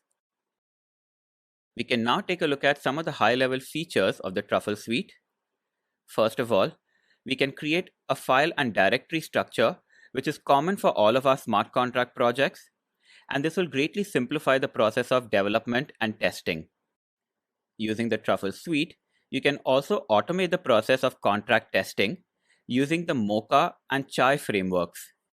The Mocha framework includes functions and interfaces which allow you to group test cases into test suites and also streamline a lot of the steps around testing, such as initializations and cleanup. Chai includes a set of JavaScript assertion libraries which you can use in order to test the output of your tests. Some simple configurations in the Truffle Suite will allow you to deploy all of your smart contracts to either the Ethereum main network or any of its test networks. Additionally, if you would like to provision a private Ethereum network, then one of the tools in the Truffle Suite is Ganache, and this is meant for specifically that purpose. And once you have provisioned this private network, it is rather simple to deploy your smart contracts to them using the Truffle Suite. So once you have coded up your smart contract, in order to make it the base of a full-fledged application, you will want to create a user interface, and for this purpose, you can make use of the Drizzle libraries which are available as part of the Truffle Suite.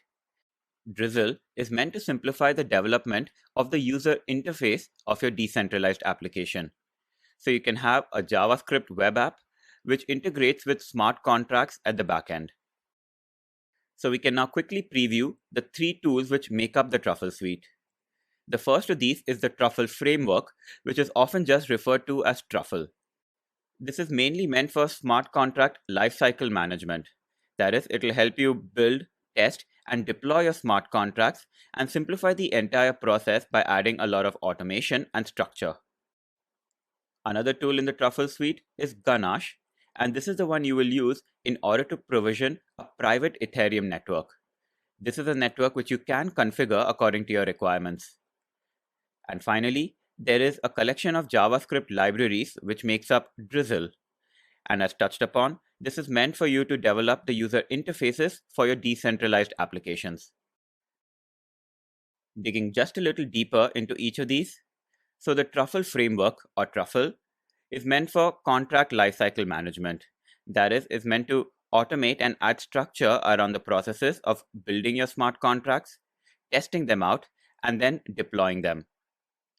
The testing process can be automated using the Truffle Framework, and this is thanks to its integration with the Mocha framework and the Chai assertion libraries.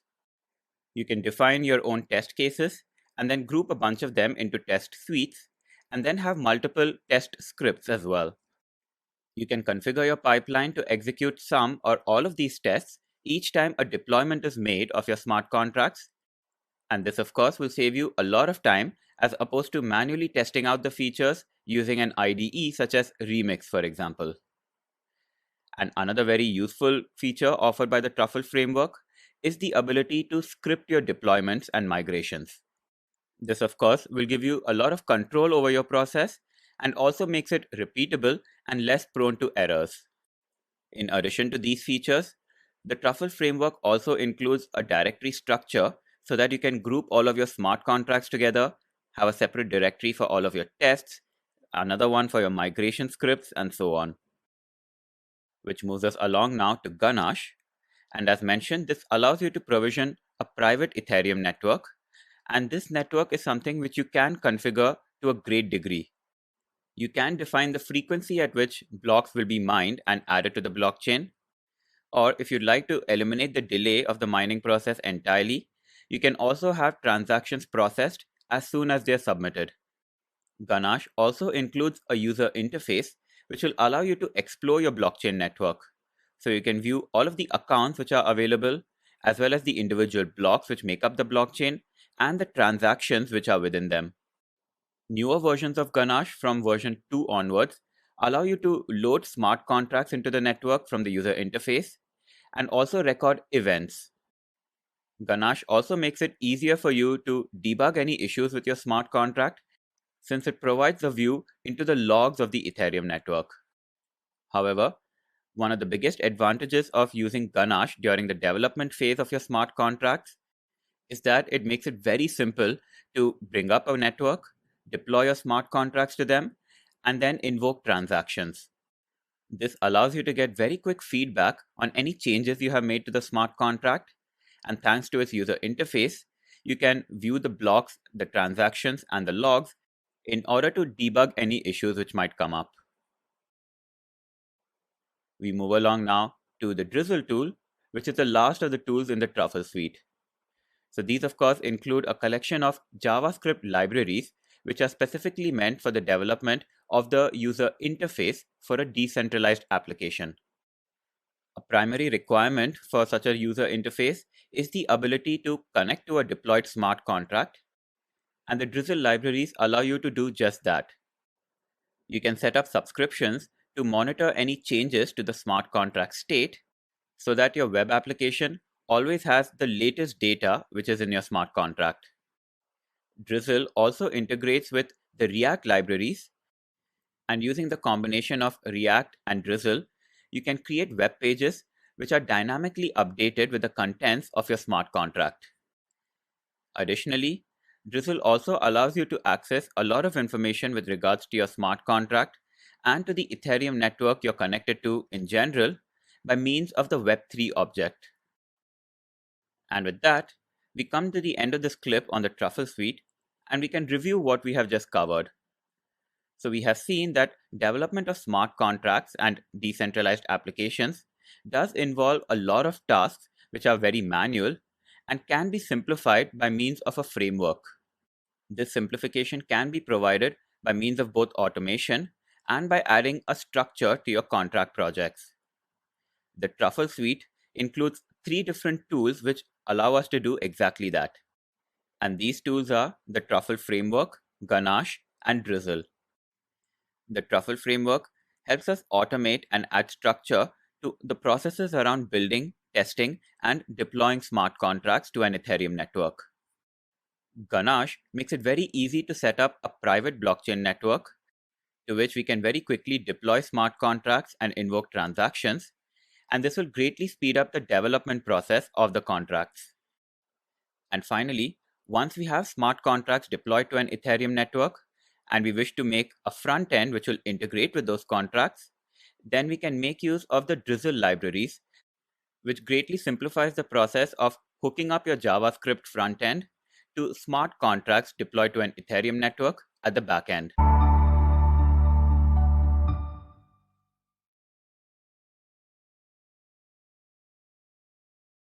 In this exercise, you will first summarize custom function modifiers in the Solidity language. custom function modifiers are meant to control the flow of execution of your function. You can define your modifier and then apply it to multiple functions within your smart contract, and doing so offers a number of benefits. You will need to recall what exactly those are. For the next task, you will recall the characteristics of fallback functions. We have seen during the course that fallback functions are special functions in the Solidity language. They have a special syntax and serve a very specific purpose. They also have their own set of restrictions, and all of these are details which you will need to recollect. And for the final task in the exercise, you will list and then describe each of the tools which make up the Truffle Suite. The Truffle Suite is meant to help developers of contracts and decentralized applications simplify and speed up the process of development. What are the tools in the Truffle Suite, and how exactly do they help in this development process? Each of these topics were covered during this course, so please pause this video and then take some time to perform this exercise on your own. For the first task in the exercise, you needed to summarize custom function modifiers in the Solidity language. So this is the code which defines a custom function modifier. It is rather similar to a function definition, except you use the keyword modifier instead of function, and note the use of the underscore within the body of the modifier. The purpose of this is to alter the behavior of functions. And as in this example, it is typically used to evaluate specific conditions before allowing a function to be executed. In this particular modifier, we have included a require clause which checks whether the address which is used to invoke this transaction is equal to a variable called manager, which is defined within the contract. Now, this is just a single check which is included, and a typical function modifier may include a number of these. And then you can apply these function modifiers to whichever functions in your smart contract need to meet those conditions before they are executed. The reason to have a single function modifier defined and then applied to multiple functions is to prevent the duplication of code, so that you don't need to perform the same checks within the body of all of the functions. And the way function modifiers work has to do with the placement of the underscore. So when you apply this modifier to a function, then you are effectively combining the bodies of the modifier and the function itself. This is accomplished by effectively substituting the underscore in the modifier with the function body. So when you apply this restrict access modifier to a function, then the require clause will be executed first, and then execution will be passed on to the function body. One feature of the Solidity language is that it is possible for you to apply multiple modifiers to a single function. Next, you needed to describe what fallback functions are in Solidity.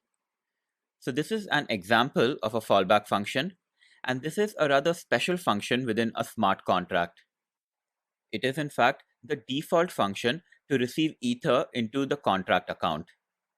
Within the fallback function, you can define exactly what to do with the received Ether. And how exactly does Ether make its way into a smart contract? Well, someone could invoke the transfer or send function using the contract address from another smart contract.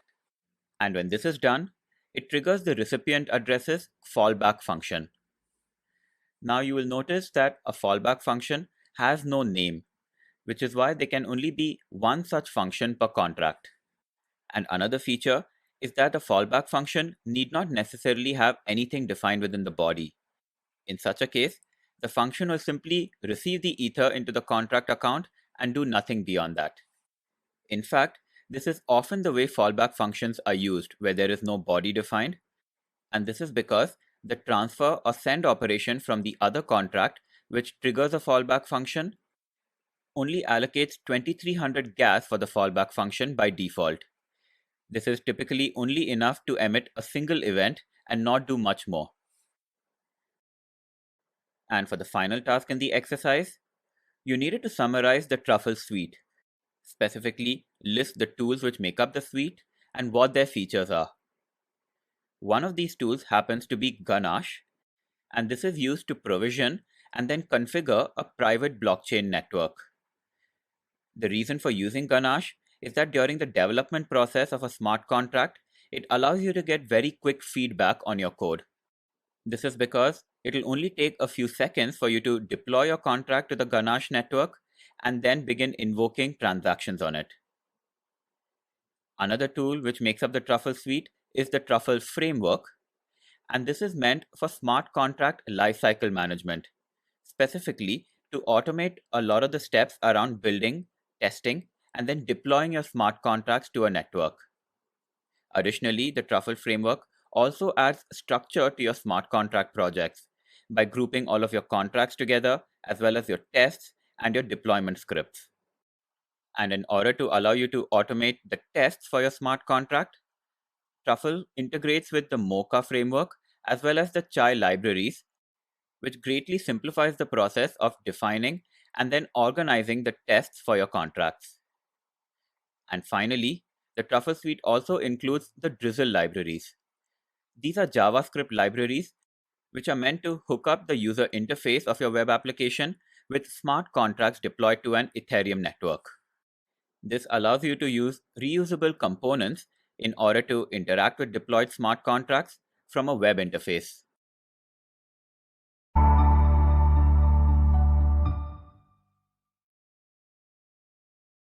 We begin this course by exploring the cloud-based Remix IDE.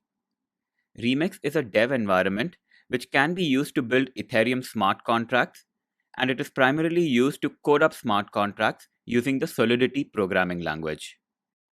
This IDE is available as both a cloud-based version as well as a desktop version, but it is the first of these, the one available on the cloud, which we will be using throughout this course and for all of the labs in this learning path. Given this IDE is based in the cloud, there is no initial setup involved, and all you need is an internet connection. So let us navigate to the Remix website. This is available at remix.ethereum.org, or alternatively, you could just search for remix.ethereum in your search engine. The first search result should navigate you to the home page of Ethereum, so we can just click on that. And this brings up the IDE, which we will be using to code up smart contracts. This IDE includes a navigation pane on the left, and then in the middle is the space for you to write down the code for your smart contract. In my case, some code is already visible over here, and this is simply a continuation of my previous session. I had previously written a voter app using Solidity, and that is what you can see over here. Before we begin coding up a new smart contract though, let us take a further look at the options available to us in this interface. Heading over to the right, this is where we will be doing a lot of our work once the coding of the smart contract is done. You can see that there is a tab over here where we can specify the compiler to use in order to build out our smart contract. And during this learning path, we will be making extensive use of the Run tab in order to deploy and then interact with the smart contract. And then any of the output which is generated by our calls to the contract will be available in this console at the bottom. Any output from the compiler, including whether there are warnings or any compile errors, will appear at the bottom right of this page. With that, we head back to the code section of our IDE, and this includes a lot of the standard IDE features such as syntax highlighting, code completion, and so on. Heading now to the navigation pane on the left, expanding this browser section, you can see some of the smart contracts which I have coded up previously. So while it is the ballot.sol file which is currently visible in the central pane, and .sol is the extension for any Solidity source file, I'm going to click on the other source file I have over here, which is ballot_test.sol. So clicking on it does bring up the contents of this other SOL file in a new tab in the central pane. So to head back to the ballot.sol, I'll just click on it, and it is that tab which is now highlighted. If you have multiple source files open at the same time, you can simply close out some of them in order to clear up the clutter. So I'm now going to close the ballot test file and the ballot.sol file as well. You can also use this interface to delete any source files which you don't require. So I'll get rid of this ballot test SOL file by right-clicking and then hitting delete. And then, of course, confirming that I do indeed want this file to be removed. And I'll go ahead and then do the same for the ballot.sol file as well. So we now have some idea of what the cloud-based version of the Remix IDE offers us. This, however, was simply an overview, and we will get familiar with more of these features as we go along with the labs. So let us now go ahead and code up our first smart contract. In order to add a new source file, you can simply click on this plus button in the top left, and then you'll be prompted to enter a name for the new source. So I'm going to call this hello world.sol. So this source file has been created within the browser menu on the left. And now moving over to the central pane, it is time for us to paste the code for this file. So we begin the source file with a Pragma directive where we limit the compiler versions which can be used in order to build this file. So the minimum compiler version will be 0.5.0, and any version less than 0.6.0 can be used to compile this source. We make use of the keyword contract in order to specify the name of the contract, which is hello world, and also begin its definition. Within that, there is a single field called message, which is of type string, and its visibility is public. This means that this particular message variable will be accessible from both within the contract and outside it. We define a constructor for this smart contract by using the keyword constructor, and this also has public visibility. And there is just one action within the constructor where the message variable is initialized with the hard-coded value hello world. With the coding complete, it is now time for us to build the smart contract. And for that, let us switch over to the right pane where we can specify the compiler to use in order to build it out. By default, it is version 0.5.1 which has been selected. And even within that version, there are several builds of the compiler which we can choose from. To view all of those, let us click on this drop down which says select new compiler version, and you'll see all of the options available. There clearly is a nightly build for the Solidity compiler, which means that there are various options for us to choose from. As of this recording, this compiler version of 0.6.0, which was committed on 11th March 2019, is the latest one available. However, thanks to the Pragma directive which I have included in the source file, this version of the compiler cannot be used to build out this contract. So what I'm going to use to build out this contract is the latest available version, which was not a nightly build. For me, this is 0.5.6 with this particular commit ID. And once that has been selected, it is now time for us to compile this contract. If you'd like to manually hit compile each time you need to build out a contract, you can hit the start to compile button, which you see right below. Alternatively, you can set auto compile to on by checking this box here. And optionally, you could also enable optimization. You will notice that the URL changes when you do this, and within the URL is also the version of the compiler which you have been using. Moving along now, we can also specify whether we wish to hide warnings, but I'm going to choose not to enable this option for now. And as mentioned previously, you can use the start to compile button if you wish to manually compile the code. However, since we have used the auto compile option here, the manual compile will not be necessary. If you look further down in the right side of this pane, you will see hello world which appears highlighted in green. This means that this smart contract has been compiled successfully and that there are no warnings to speak of. This also means that this hello world smart contract is now ready for us to deploy. However, before we do that, we will be exploring this interface just a little more, and we will continue with that in the next clip.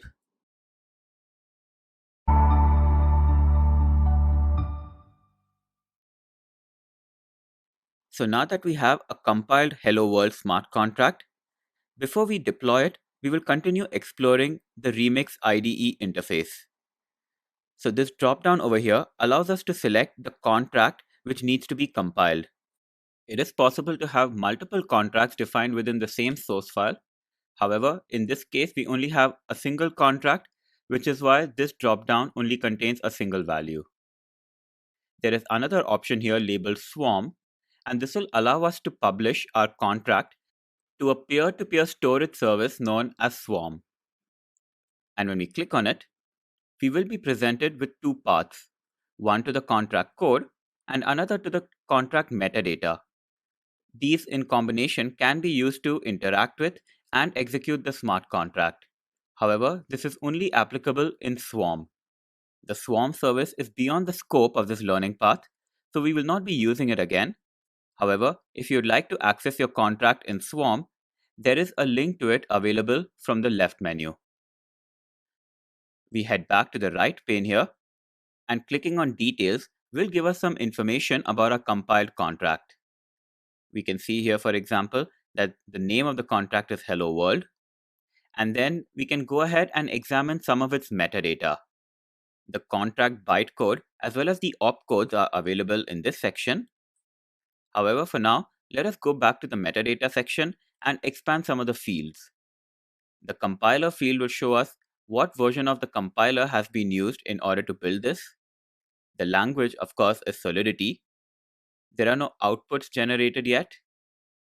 Expanding the settings will give us some more information, such as the target of the compiler, which takes us to the name of the source file which has been compiled. We can also check out the version of the Ethereum virtual machine which has been used, and any libraries can also be viewed here. However, I'm going to collapse this particular settings menu. Then expanding the sources section confirms that it is the hello world.sol file which has been compiled. We can also expand this section here, and this will show us the Kesak 256 hash of the smart contract.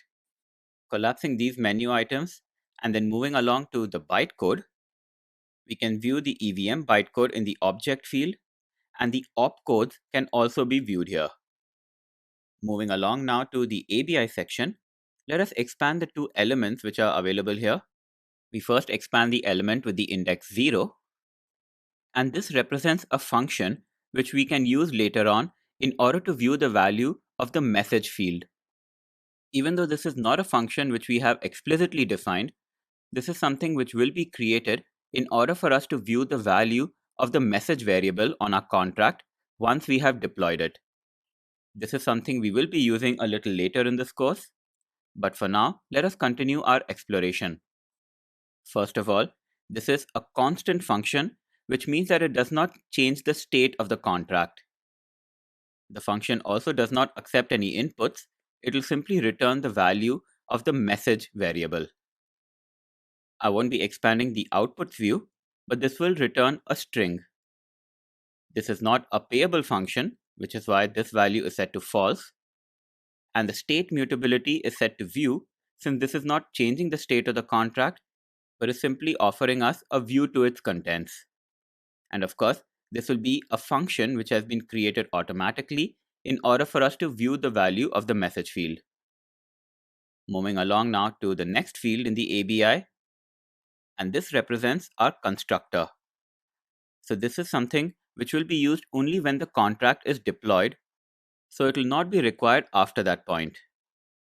I'm now going to collapse each of these fields in the ABI definition, and then move along to the Web3 deploy script. So this is the JavaScript needed in order to deploy the smart contract to the network.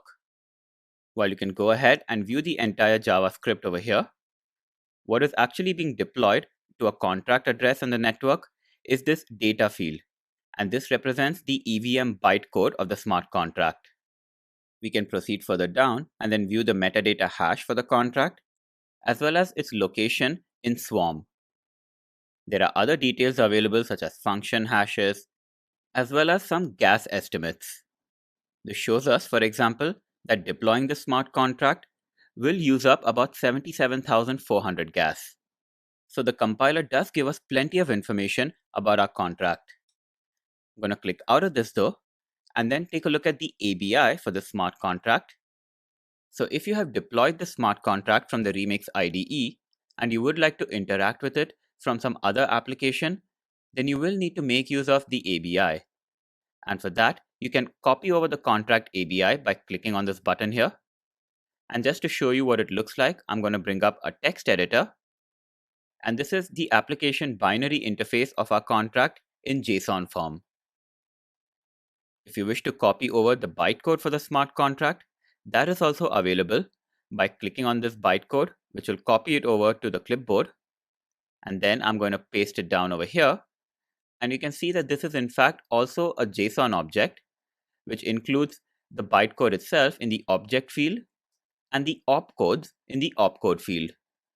Heading back now to Remix, we can see over here that the static analysis of the code has raised one warning. Clicking on it navigates us to the Analysis tab on this right pane. And this is where we can configure the static code analyzer in the Remix IDE to perform different kinds of checks on our smart contract code. However, if you wish to view the warning which the static code analyzer raised, we need to navigate all the way to the bottom. And this is where the full text of the warning is available to us. Let us now head over to the Compile tab. But before we deploy a smart contract, we can expand this console over here and then view this drop-down menu, which will allow us to configure what exactly can be displayed in the console. We will leave these as the default options, and then scrolling further down, we can view some of the output which has already been generated, which also shows, for example, that the current version of Remix in my case is 0.7.6.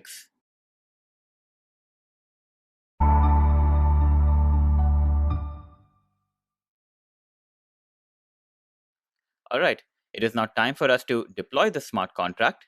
So for that, we head over to the Run tab from the right menu. And this presents to us an interface which can be used to deploy a smart contract and then interact with it after that. The first thing we will now do before deploying the smart contract is to select the environment to which the contract will be deployed. When we expand this, we see there are three different options available. The first is a JavaScript VM, and this represents an Ethereum network which will be provisioned on a virtual machine. This is what we will be using for much of this learning path, and it is a very quick way for you to deploy a smart contract and then test it out. If you have a client such as MetaMask, which injects Web3 into your browser, you can select the injected Web3 option in order to use one of your MetaMask accounts in order to deploy your smart contracts. Alternatively, if you have a blockchain network which is accessible from an HTTP endpoint, then you can make use of the Web3 provider option here and then specify the HTTP URL from which the Ethereum network can be accessed. For now though, we will stick with the default option of deploying to an Ethereum network provisioned on a JavaScript virtual machine. Moving along now to the account section. Whenever you're performing any transaction such as deploying a smart contract or invoking some of the smart contract functions, you can select the account from which the transaction must be initiated. The accounts which you see in the list over here will depend on what accounts are accessible to you from the environment which you specified. If you selected the JavaScript VM option, there will be 5 Ethereum accounts which are accessible to you, and each of these have been preloaded with 100 Ether. So I'm just going to select one of these accounts over here, and then immediately to the right, you can see that there are two options available. There is the option to digitally sign a message using the private key of this account, and there is also a way to copy over the account address to the clipboard in case you wish to use it for some transaction. We can specify the gas limit for any transaction which is invoked from this interface, and also specify an Ether transfer value. This value can be specified in different subunits of Ether, including Wei, and clicking on this dropdown will present you with a whole host of subunits, including Gigawei, Fine, and Ether itself. Then you can select the smart contract which you wish to deploy, and once again, this is applicable in the case of multiple contracts being defined within a single source file. In our case, we only have the Hello World smart contract, which is why this dropdown only has a single value. All of the transactions which have been recorded in this Remix IDE session will be available over here. And of course, there is none to speak of as yet. But now, let us invoke our first transaction from Remix by deploying the smart contract. In the case of our contract, this is as simple as hitting the deploy button. Do note over here that the deploy button is shaded in red.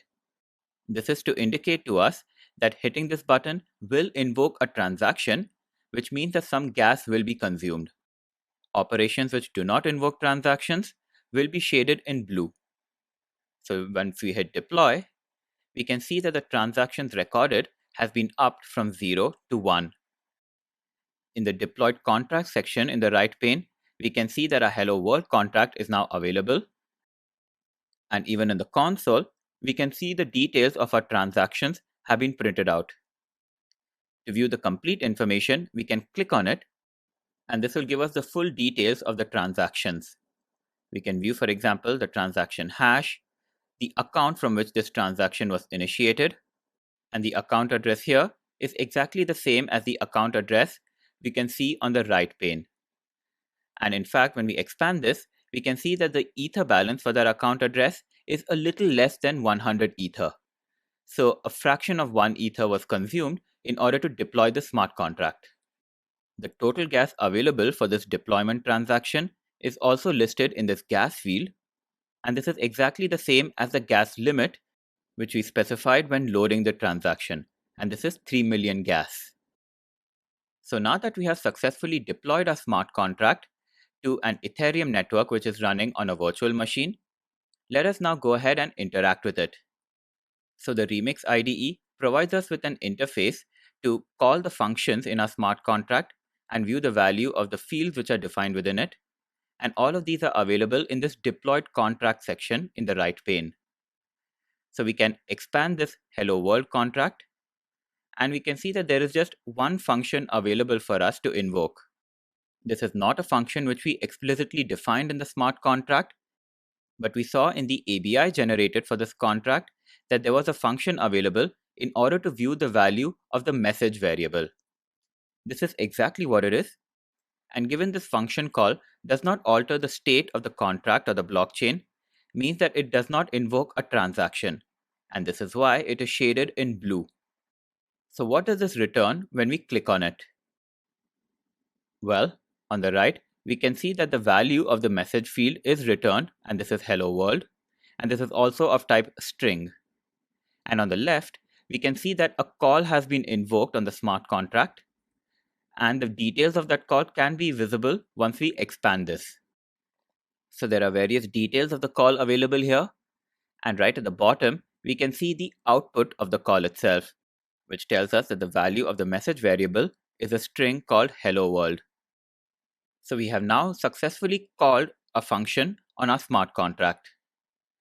Let us now head over to the account section and then switch the accounts from which we are making calls to this smart contract. I'm now going to pick the second account available in this list, though you can actually pick any of these.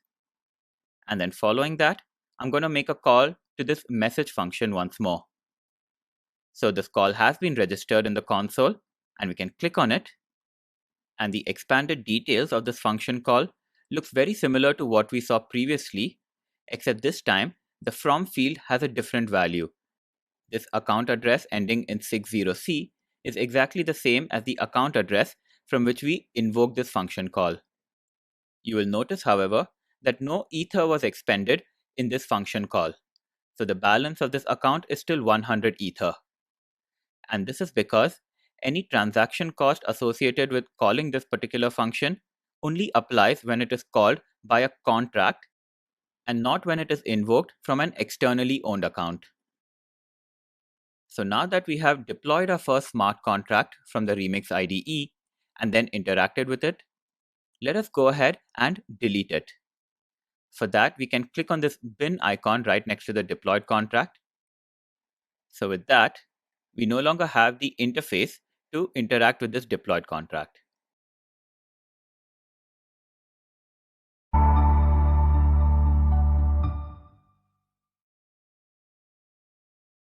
Previously in this course, we deployed a smart contract using the Remix IDE to an Ethereum network which was provisioned on a virtual machine. That VM was created by the Remix IDE itself, And while we were able to interact with that contract after deployment, it was not possible for us to view the Ethereum network itself. We could not view the blockchain of that network where our transactions were written, nor could we see the contracts which were created there. In this demo, we will create our own private Ethereum network using the Ganache framework, and then link it to the Remix IDE so that we can deploy our smart contracts to this private Ethereum network. This will not only allow us to view our transaction and our contracts on the network, but will also allow us to configure the Ethereum network to which our contracts are deployed. So let us go ahead and first download Ganache, for which we can head over to a search engine and then type in download Ganache. The first search result should direct you to truffleframework.com/Ganache. Ganache is part of the Truffle Suite, and this suite includes the Truffle Framework, which can be used to manage the lifecycle of a smart contract, that is, building, testing, and then deploying it. There is also Drizzle, which is part of the Truffle Suite, and these provide a lot of JavaScript libraries which you can use in order to code up the front end of your Ethereum-enabled application. And then there is, of course, the Ganache framework. So let us click on this, and this takes us to the home page of Ganache.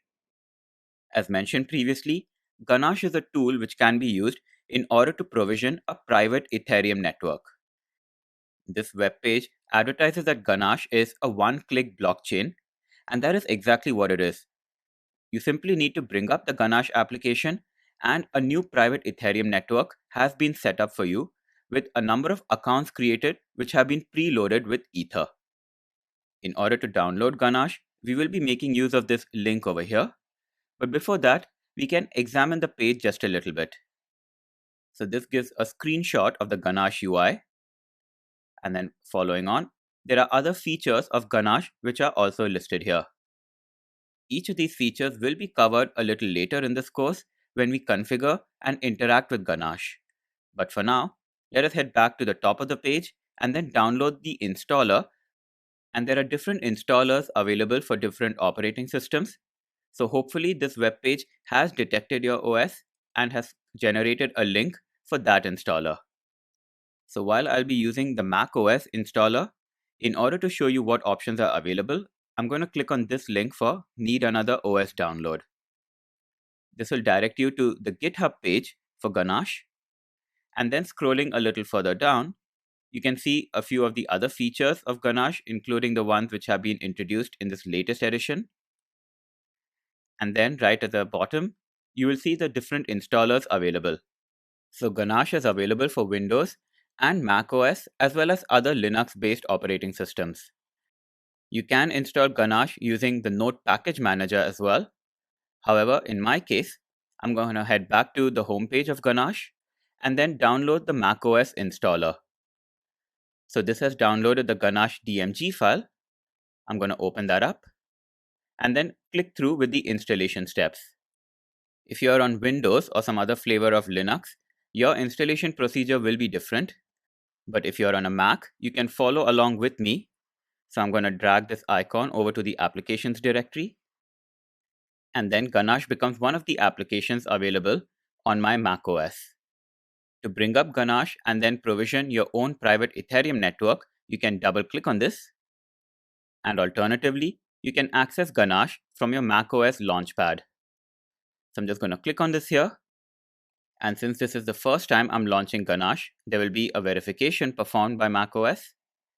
And then following that, there will be some warnings issued, and we will be prompted for permission to proceed with the opening of this app. So I'm just going to hit yes. And just like that, our private Ethereum network is up and running. Right at the very top, you can see the menu items available. We are currently in the accounts view, where we can see all of the Ethereum accounts which have been created in this private network. We can also see the blocks, transactions, and logs in this network. And there are other details about the network which are provided here, including the fact that the current block is the Genesis block, which has an index of 0. And then following that, there are a few details of this network which we can configure, and we'll be doing that just a little later. And since we are in the accounts view of our Ganache application, we can see that a total of 10 accounts have been created for this network, and the addresses as well as the ether balance for each of them is available here. By default, 100 ether has been loaded into each of these accounts.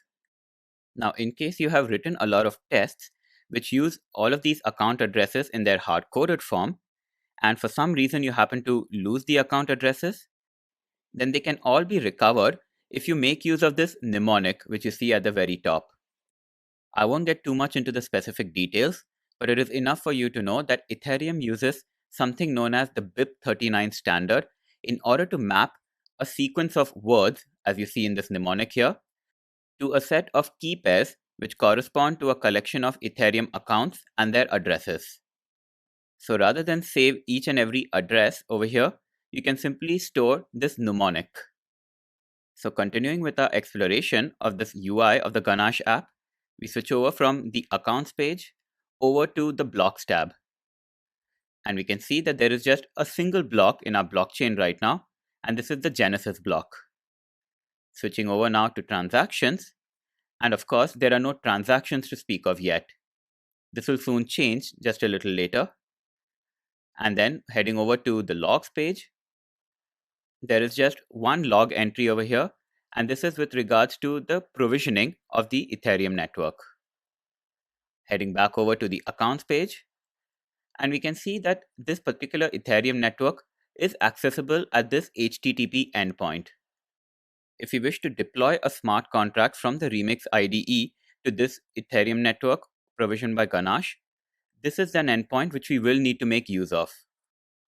Now, one of the benefits of having your own private Ethereum network to which you can deploy your smart contracts is that this network can be configured to your liking. In the next clip, we will take a look at what configuration options are available in Ganache and how this network can be set up according to our requirements.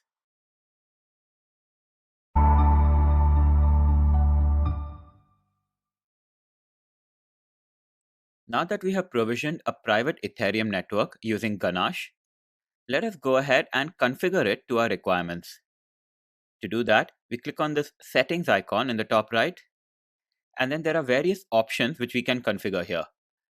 We will be navigating through each of these, and once we are satisfied with the settings, we can restart this network so that it is rebuilt with the new configurations, or if you'd like to go back to what you had, we can simply cancel out of it. Now, when it comes to configuration of the Ganache server, there are a few options here. When it comes to setting up the host name, we can click on this drop down to view the available options. And aside from the default option of 127.0.0.1, we have two additional host names which we can use for the RPC endpoint. We can also configure the port on which our Ganache network will be accessible. And this network ID field is one which can be used if we wish to connect additional nodes to this network. By default, the transactions which have been initiated in this network have been set to automine automatically. Another default setting is that each time there is a transaction failure, such as running out of gas, for example, then an error will be thrown. So now we can go ahead and turn off auto mining, and we see that we can now configure the mining process so that it takes place not as soon as a transaction has been invoked, but at a certain time interval. So I'm now going to turn the auto mine feature back on, and then allow errors to be thrown each time there is a transaction failure. So I'm now going to leave that setting as the default as well. And then moving along now to the accounts and keys section, we can configure how many different accounts will be generated when the network is provisioned and what their default ether balance will be. By default, it is the same set of account addresses which will be generated each time you open up Ganache and hence provision your Ganache network. Since it is this mnemonic value which will map to a set of accounts and their addresses, this mnemonic value will be constant if you're using the same set of addresses each time. If you'd like to make use of a mnemonic which is easier for you to remember, this is where you will make that setting change. However, do keep in mind that that mnemonic will map to a specific set of account addresses, which will be different from what you have currently. However, If you'd like a new set of account addresses to be generated each time you open up Ganache, then you can switch the value of this auto-generate HD mnemonic. This is a setting option which you can use if your smart contracts as well as the tests which you write for it are completely independent of the network to which they are deployed as well as the accounts which they use.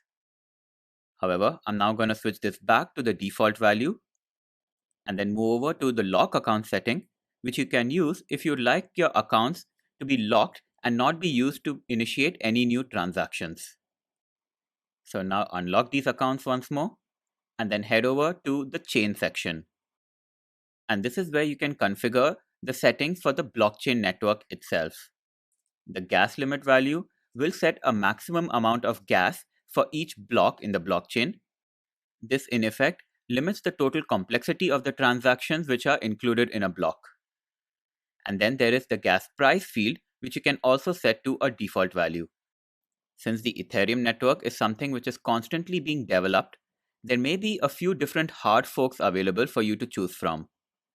At the time of this recording, there were some bugs which were discovered in this Constantinople hard fork, so it is possible for us to switch to one of the other available options.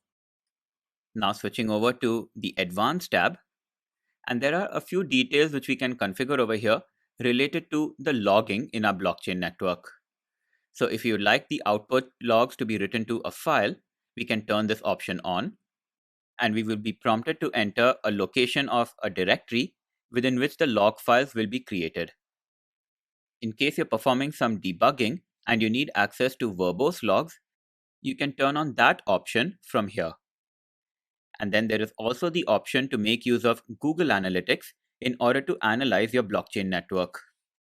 And finally, we head over to the About section of this configuration settings. And this gives us the version of Ganache which we are using. So in my case, this is version 1.3.1. So I do not want to make use of any of the configuration changes which I might have made, since I want to stick with the default options which Ganache had provided. If you have specified some changes which you'd like to take effect immediately, then you can click on Save and Restart, and this will reprovision a private Ethereum network with the new settings. In my case, however, I'm going to cancel out of this, and this takes me back to the account section of the Ganache UI. So now that we have a private Ethereum network up and running, and then configure that according to our own requirements, it is now time for us to deploy a smart contract to this network and then view the details of the contract using the Ganache UI. That is what we will do in the next clip.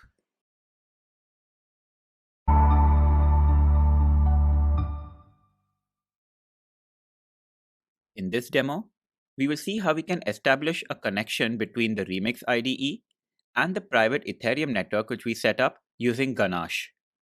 We will then deploy our smart contract to the network and then view the transactions for the deployment using the Ganache UI. So let us go ahead and first compile the smart contract which we have coded up in Remix. And once we have a compiled smart contract, we can head over to the Run tab.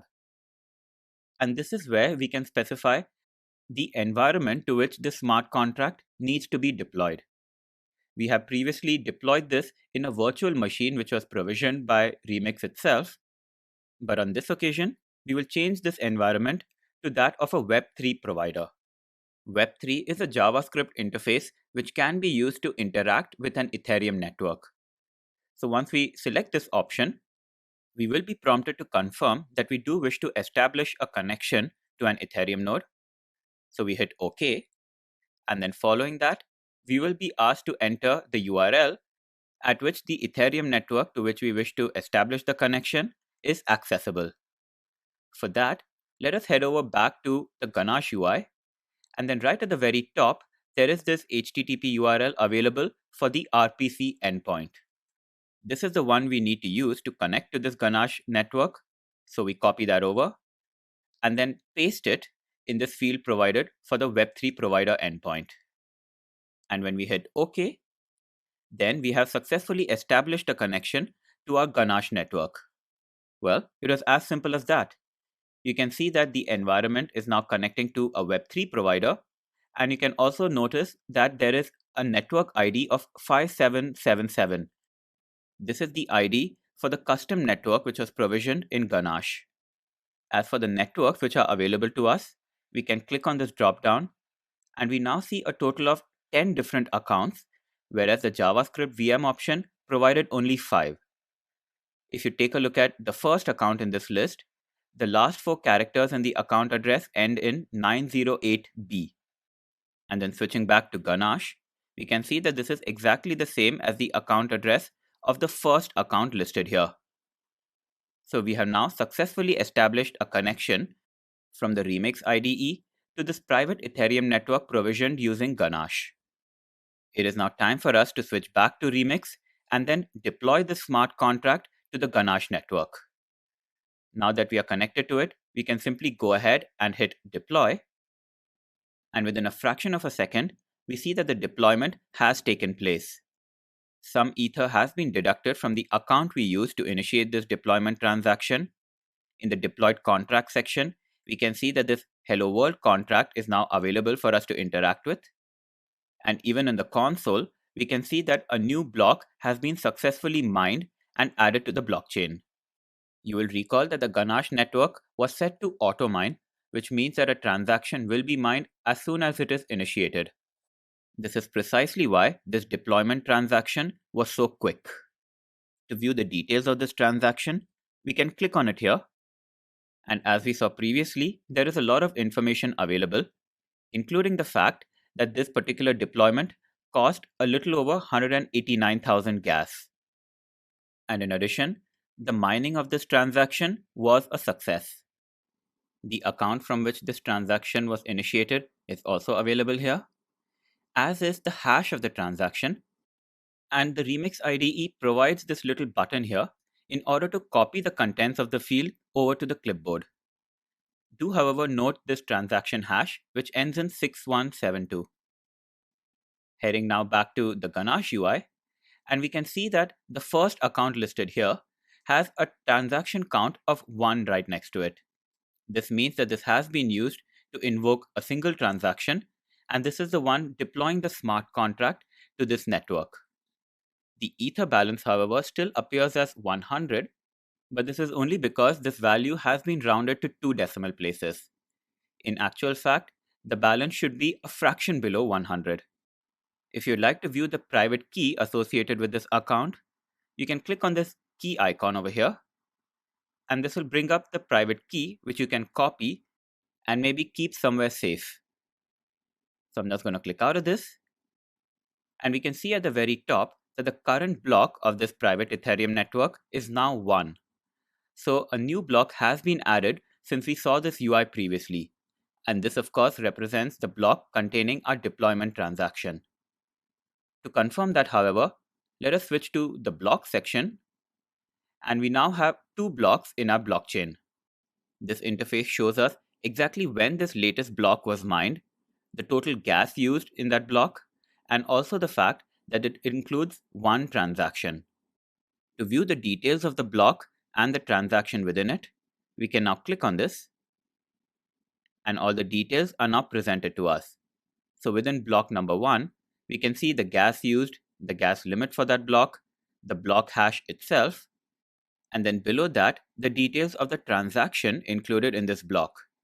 The transaction hash ending in 6172 is exactly the same as the one we saw in the console of the Remix IDE. We can see the address from which this transaction was initiated, and since this transaction created a new contract in the Ethereum network, we can see the contract address at which it is accessible. The fact that this is a contract creation transaction is also conveyed to us by means of this label on the right.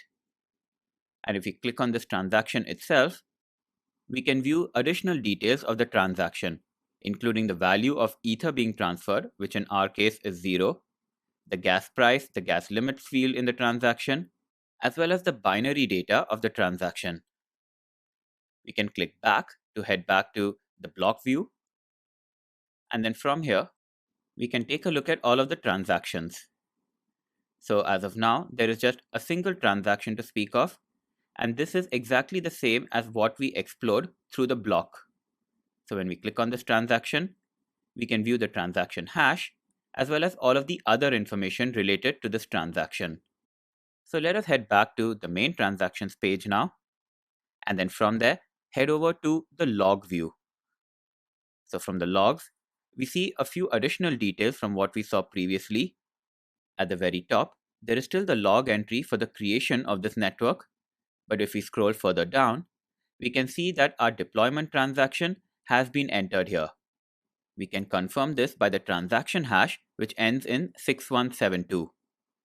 We can also view the address of the contract which was created in this transaction, as well as the gas used by it, and the block in the blockchain in which this transaction can be found, which is block number 1. All of the other calls which you see in these logs are related to the calls being made by the UI in order to update the values which are displayed. There are a lot of ETH get balance calls in order to get the account balances for each of the Ethereum accounts. With that though, we have concluded this demo where we have seen how we can hook up the Remix IDE with a private network provisioned using Ganache. We then deployed our smart contract to that private network and then saw how we can use the Ganache UI in order to view the details of the deployment as well as any other transactions which have been performed on that network.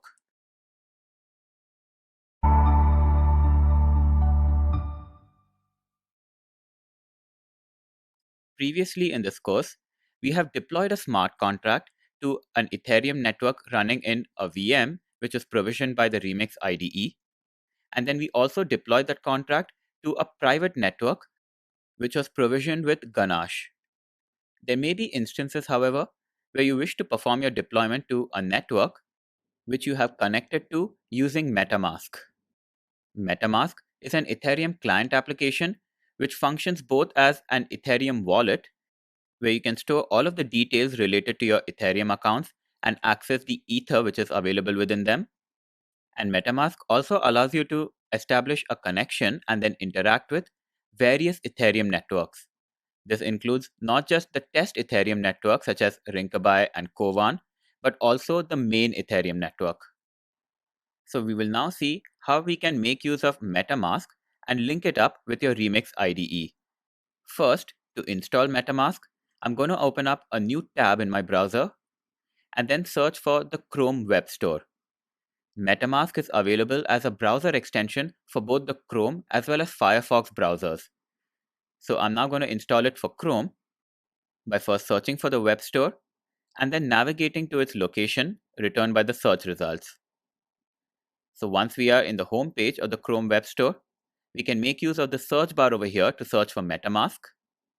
And the first result which is returned should correspond to this MetaMask extension. So this has a nice Fox logo here. So I'm just going to click on Add to Chrome in order to install it to this browser. And then soon enough, this Fox logo should appear in the top right. So now that MetaMask has been added to Chrome, we can click on it in order to complete the configuration. So I'm going to click once more. And this takes us to a page which prompts us to get started with the MetaMask configuration. So we can click on this Get Started button here. And then following that, we will be presented with a couple of options with regards to the Ethereum accounts which MetaMask should link to. An Ethereum wallet is one which corresponds to a set of Ethereum accounts. So we have the option to create a new wallet over here. Alternatively, we can hook up MetaMask with an already existing wallet. You will recall that I had mentioned that a mnemonic phrase maps to a set of Ethereum accounts. So in effect, it is a mnemonic phrase which represents an Ethereum wallet. So any account or wallet of accounts which has been provisioned for a private network, such as the one in Ganache, can be used on any of the other Ethereum networks as well. This includes the test networks as well as the main networks. So rather than creating a new wallet of accounts, we will import the existing wallet which we have in Ganache. So we can click on Import Wallet over here, following which we can agree to the terms and conditions for MetaMask. And then following that, we will need to enter some information, which includes the seed phrase or the mnemonic phrase corresponding to our wallet of accounts. To get that, we can head over to the Ganache UI, and then from the Accounts view, we can copy over this mnemonic phrase. So I'm now going to copy this whole phrase over and then paste it here. And once that is done, there is one thing to be mindful of. After you perform the paste, there may be a new line character which has been entered, and you will need to get rid of that. For now though, I'm just going to leave this just to illustrate what happens if it's left in. And then we will be prompted to enter a password. So this is a MetaMask password, which we will need in order to access our Ethereum wallet. So once that has been set and then noted down somewhere safe, we can agree to the terms and conditions and then hit import in order to import our wallet of accounts to MetaMask. However, I get this notification that the seed phrase is invalid, and this is purely because of the new line character at the very end. So I'm now going to get rid of that and then hit import once more. And we get a congratulations message saying that the wallet has been successfully imported into MetaMask. So we can just go ahead and click all done. And then following that, we will be taken into the home page of MetaMask. Here we see that there is a balance of 0 Ether in this account. You can see part of the address which ends in 908p, and this of course is the first Ethereum account which was listed in our Ganache UI. The reason for this 0 balance over here, even though we had a total of 100 Ether in Ganache, is because we are currently connected to the main Ethereum network, which you can confirm by looking at the top right. So the balance of an account depends on which network you're connected to, and this account has a 0 balance in the main network and a balance of 100 Ether in the private network which we provisioned in Ganache. As mentioned previously, MetaMask gives us the option to connect to different Ethereum networks, which we can see if we expand this dropdown. So in addition to the main network which we are now connected to, we can connect to the Ropsten test network. And once again, we have a 0 Ether balance here. We can also connect to the Kovan test network, which once again has a 0 Ether balance.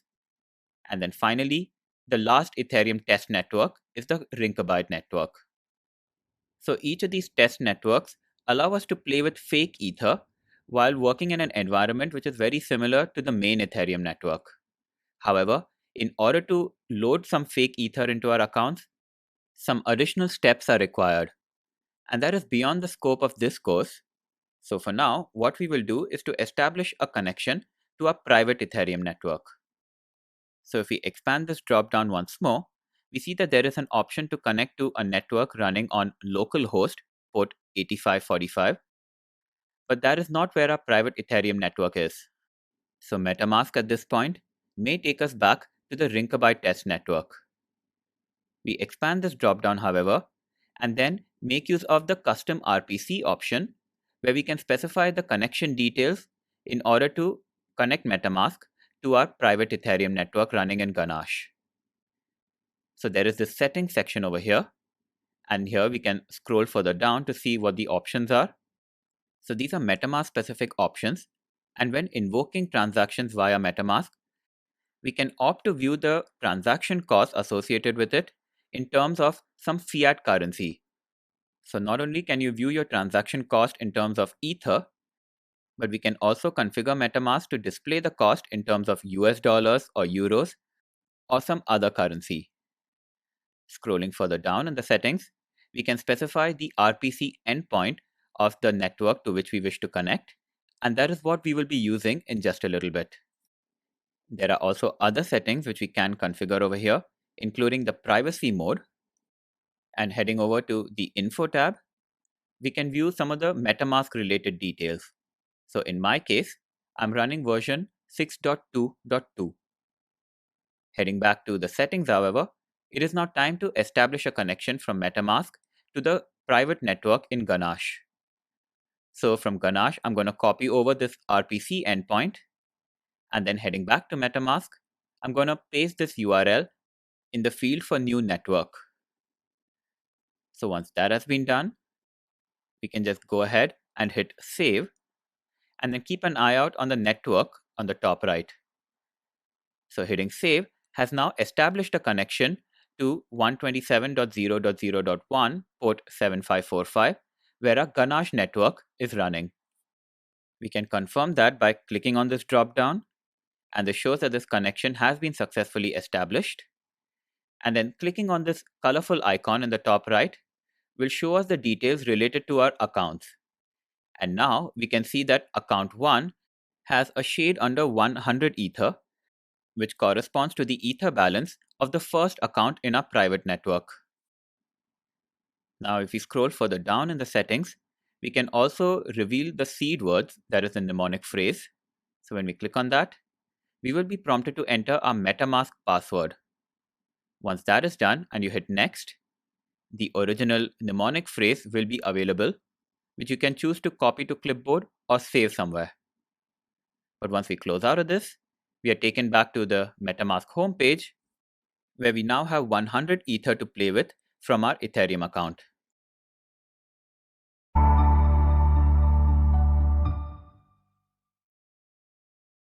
In the previous clip, we set up the MetaMask browser extension for the Chrome browser, and then following that, we configure the MetaMask installation to make use of an existing wallet of Ethereum accounts, and these were the accounts which were provisioned using Ganache. We then connected MetaMask to our private Ethereum network in Ganache, and now we have access to the accounts in that network, and this particular account has a balance of a little under 100 Ether. So we can see that we're connected to this private network, which is available on the local host at port 7545. Let us now explore the MetaMask interface. So I'm going to click on this Fox icon in the browser, and this shows us the Ethereum account which we're currently using, which has been given the name account 1, and we see that the account address ends in 908B. Using this MetaMask interface, we can send some Ether over to another account, or even deposit some Ether from our account over to a smart contract. Clicking on the burger icon in the top left, we get to view some additional details of the account, including any tokens which are associated with it. Tokens in Ethereum can be thought of as custom assets which are defined within smart contracts. So now that we have viewed some of the account information, we can close out of this and then click on the three dots in the right. So this gives us some account options, and if we select the account details option, we can view a QR code which represents the account as well as the account address. There is also an option to view the account on Etherscan, which is a website where we can view details related to Ethereum accounts, blocks, transactions, and so on for the main Ethereum network, and there are versions of Etherscan also available for the test networks.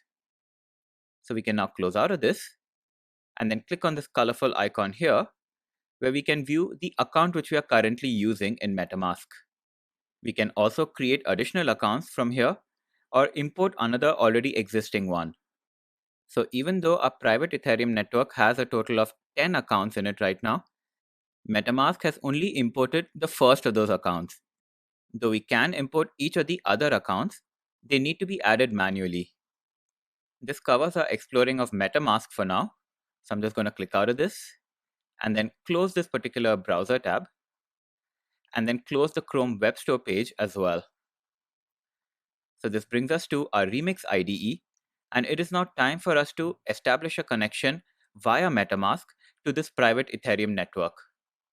So currently we have a list of accounts available, and this is because we are connected to the Ganache network by means of this Web3 provider environment. This means that our connection is directly made to this private Ethereum network, but in order to go through MetaMask, we can switch this environment from Web3 provider to injected Web3. So the way MetaMask works is that it injects a Web3 object into any page which is loaded in your browser. If there is an Ethereum enabled application on that page, then it will be able to make use of that Web3 object in order to interact with the Ethereum network which MetaMask is connected to. So when we select this option, we are notified that there is no injected Web3 provider. So the reason for that is that this page does not have the injected Web3 because it was loaded prior to our installation of MetaMask. So we can just hit OK over here. And then when we refresh this page, we will be prompted for a confirmation of the reload. And when that is obtained and the page is indeed reloaded, we can head back to the Run tab and then go over to the Environment section. And the injected Web3 has been automatically selected for us this time. And on this occasion, we see that the account has been loaded from the injected Web3. So when we click on it, the single account from our Ethereum wallet is available here. So the Ethereum account with the address ending in 908B is accessible here because MetaMask has injected a Web3 object into this page, and the Remix IDE has made use of that in order to connect to the MetaMask account. So if we switch over to MetaMask, we will see that the same account address ending in 908B is the one which is in use here. And if we switch over to Ganache, we can see that this is in fact the first account in our private network. So this is how we have integrated Remix with MetaMask as well as the private network in Ganache.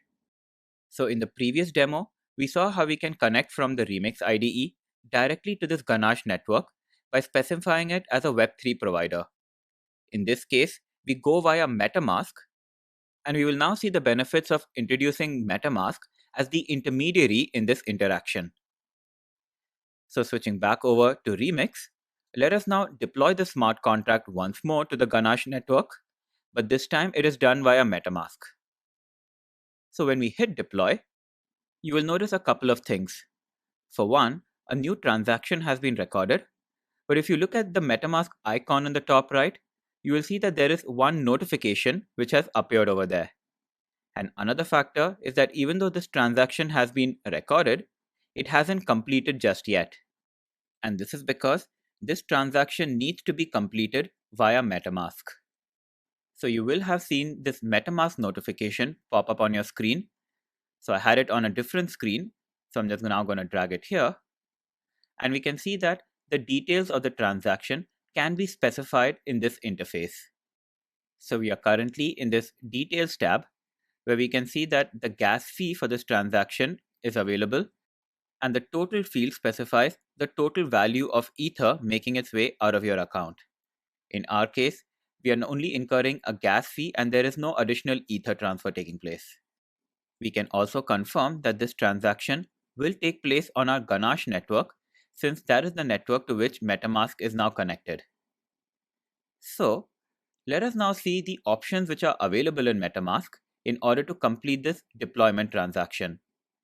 So if we click on Edit right next to the gas fee, we can see that there is a basic view for the transaction, and within this, we can see the different transaction processing times for different values of the gas fee. The gas fee is determined by the gas price, and this is something which we can configure in this MetaMask interface.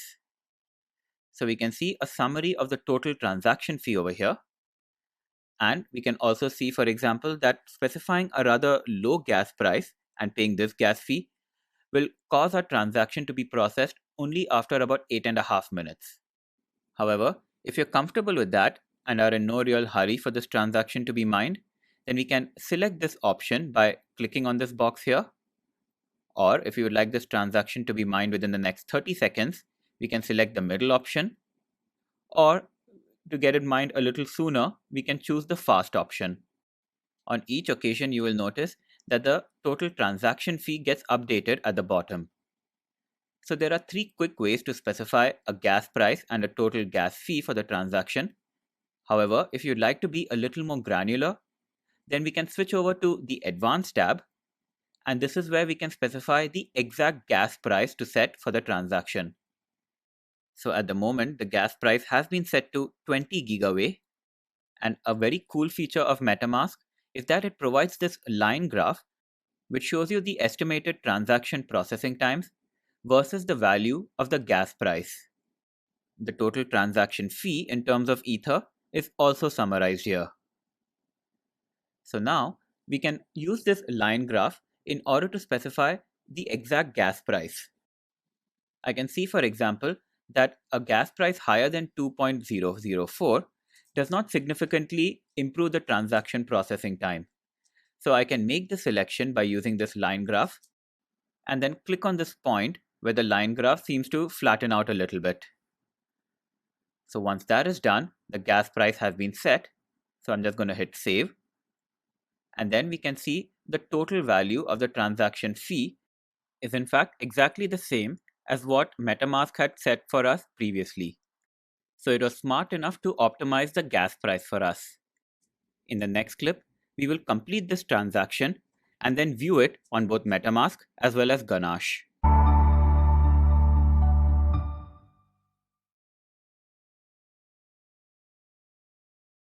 Before we send over this transaction, we can take a look at the data for it. So when we click on the data tab, we can see that the origin of this transaction is remix.ethereum.org, and all of the hexadecimal data related to this transaction can also be viewed here. Well, we head back to the details tab now, and then for the final time we confirm that we're okay with this gas fee and all of the other transaction data, including the account from which it is being originated, and then hit confirm. So now this transaction has indeed been submitted to our private Ethereum network, and we can view in the deployed contracts in the right menu that this hello world contract is now available for us to interact with. Even the console in the Remix IDE confirms that the transaction involving the deployment of this contract has been added to block number 2 of the blockchain. And we can now bring up the MetaMask application, and we can confirm over here that this contract deployment has indeed taken place. The details of this transaction can be viewed on MetaMask, for which we click on these 3 dots here and then click on the expanded view. And this gives us details related to our account, including the transaction history.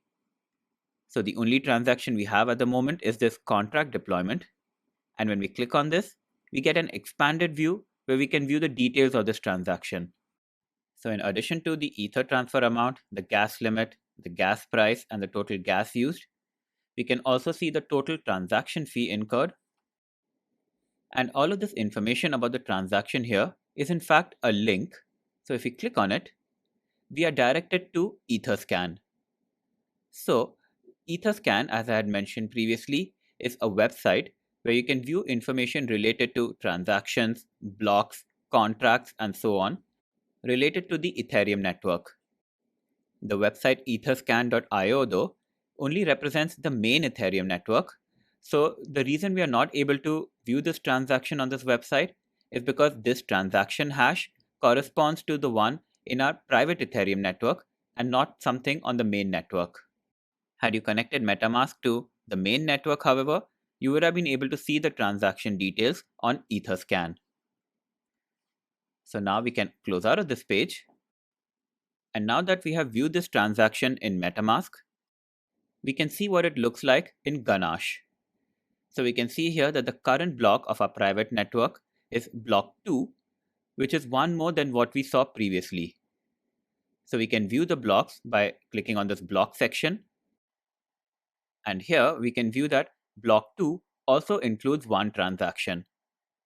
So when we click on this, we will be able to view the details.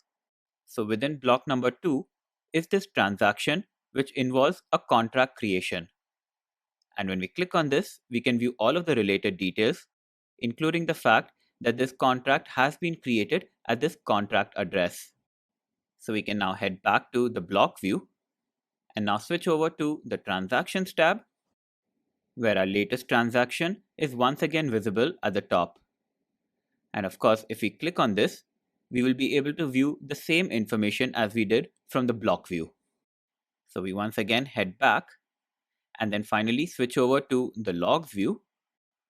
So by default, we are taken to the top of this view where the logs from the very beginning are visible.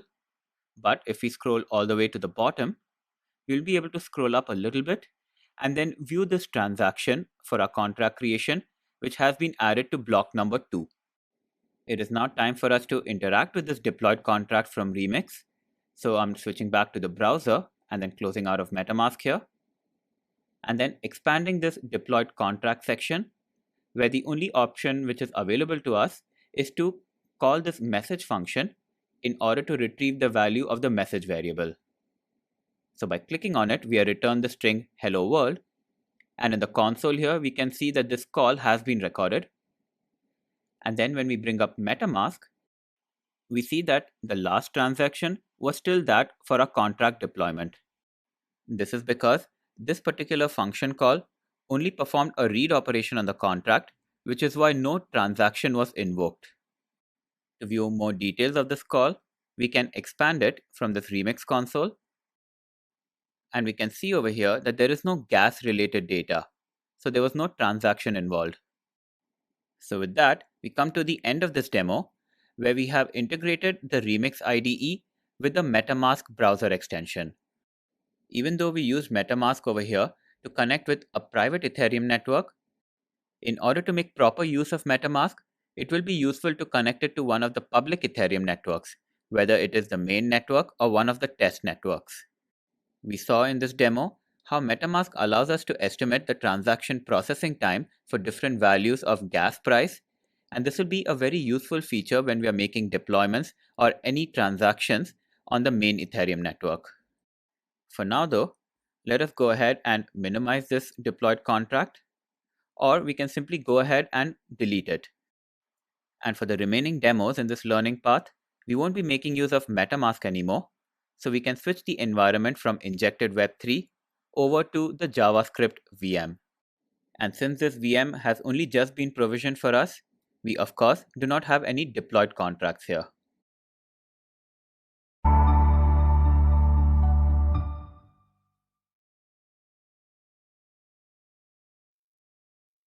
In this exercise, you will first recall the purpose of including a Pragma directive in a Solidity source file. In most Solidity smart contracts, you start off by specifying a version Pragma at the beginning. It is also possible for us to include an experimental Pragma in a Solidity source file, and this is required if we happen to be using some experimental features which are not quite production ready in the Solidity language. However, for this particular exercise, you will need to identify what exactly the version Pragma is. Next, you will summarize the features of the Ganache tool. Ganache is one of the 3 tools available in the Truffle Suite, which includes the Truffle Framework to automate building, testing, and deployment of smart contracts, and Drizzle, which includes a lot of libraries for us to use in the UI component of our decentralized application. And for the final task in the exercise, you will recollect how exactly we can connect the Remix IDE to the accounts listed in your MetaMask wallet. The MetaMask tool allows us to establish a connection to and then interact with a variety of Ethereum networks. In addition, it also maintains a wallet of Ethereum accounts which we can use in order to interact with those networks. And when we are deploying any contracts and later interacting with them using the Remix IDE, we can make sure that we go through MetaMask in order to use one of the accounts which are available in our wallet, and then interacting with the network which MetaMask is connected to. You will need to note down the steps involved in order to do this. Each of these topics were covered during this course, so please pause this video and then take some time to perform these tasks on your own. For the first task in the exercise, you needed to recollect the purpose of including the Pragma directive in a Solidity source file, specifically the version Pragma. As hinted by the name, the purpose for including a version Pragma is to define the acceptable compiler versions which can be used in order to build the source file. So for example, if we have a Pragma directive such as this one, where we include a caret symbol followed by a number like 0.5.2, this means that we are enforcing the use of specific compiler versions. The minimum version of the compiler is 0.5.2, and this source file can be built with any version which is less than 0.6.0. The reason for issuing such a directive is that our source file may be making use of some features which have been introduced in version 0.5.2. So the code may not compile with any lower versions of the Solidity compiler, so we end up enforcing this minimum version. On the other hand, because Solidity is very much a language still under development, we also need to specify a maximum version. So the Pragma directive in our example will make sure that the source file can only be built with a version of the compiler which is in the 0.5 series, and that it will fail to compile with any version starting from 0.6.0. And the reason for this is that the next major version may include breaking changes. While in most mature programming languages, you will have newer versions of the compilers which are backward compatible, this is not quite the case with Solidity just yet. So we cannot expect that the source file will be built successfully with newer versions of the compiler, which is why we effectively specify a maximum version with this Pragma directive. For the next task in the exercise, you needed to recall the features of the Ganache tool, which is part of the Truffle Suite. So during this course, when we installed the Ganache tool and then opened it up, we saw that this spins up a private blockchain network for us. And this is something for us to use for development and testing purposes. In order for a private network to be usable, Ganache provisions a number of accounts which have been preloaded with Ether. At the time of this recording, the default amount of Ether was 100. And in order to make it easier for us to connect to this private network, Ganache creates an HTTP endpoint for the network which it provisions. So if we wish to use a tool such as MetaMask or Remix in order to connect to this private Ethereum network on Ganache, we can make use of this HTTP endpoint.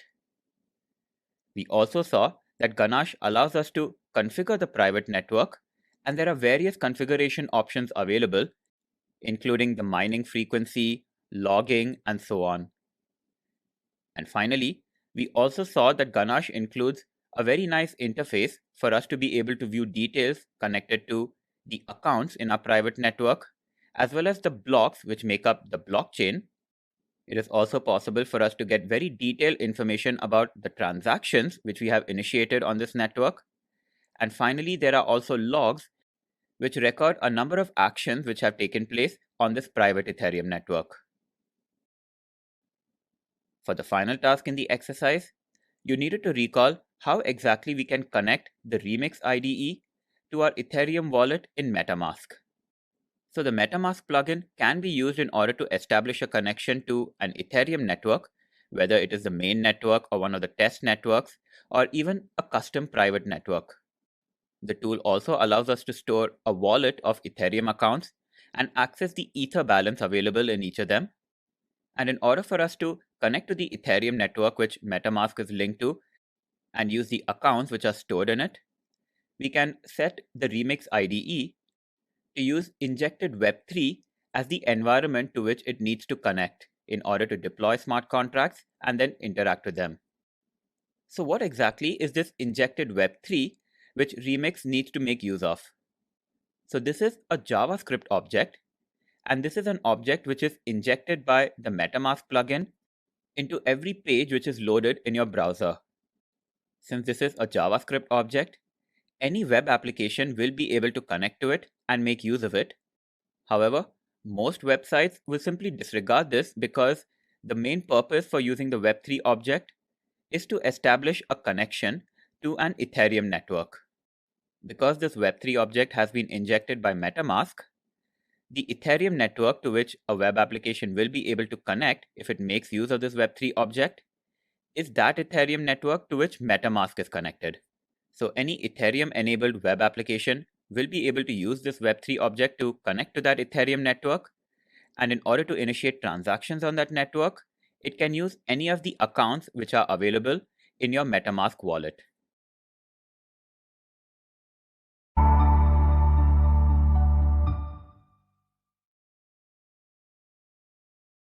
Previously in this learning path, we defined a simple Hello World smart contract which included just a single variable within it. This is a string called message. This contract included a constructor where the only action which took place was the initialization of that variable to the string hello world. In that case, we hard-coded the string hello world to the variable, but in this demo, we will see how we can initialize a field in our smart contract with a value which we pass as an argument to its constructor. We will be making use of the Remix IDE for this contract as well. But before we build our new contract, I'm going to disable the auto compile feature.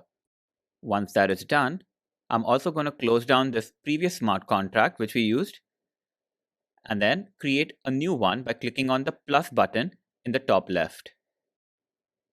We can set a name for the smart contract. So I'm going to call this input parameters.sol. And now for the code, I'm simply going to paste all of it. And this is a contract which is called display number. Much like the previous hello world contract, it only includes a single number, but this is of type integer and it's called num. As for the constructor in this contract, it takes in a parameter which is of type integer and then assigns this to this num variable. So we assign a value to a field in our contract, not by hard coding it, but by accepting an argument via the constructor. How exactly this argument can be passed is something we will see in just a little bit. However, now that the coding is complete for the smart contract, we can compile it by hitting start to compile.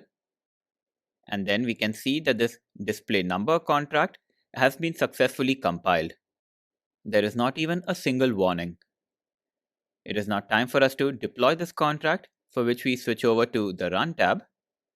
And then from here, we will first select the environment to which this contract needs to be deployed. By default, it is the injected Web3 option which has been selected.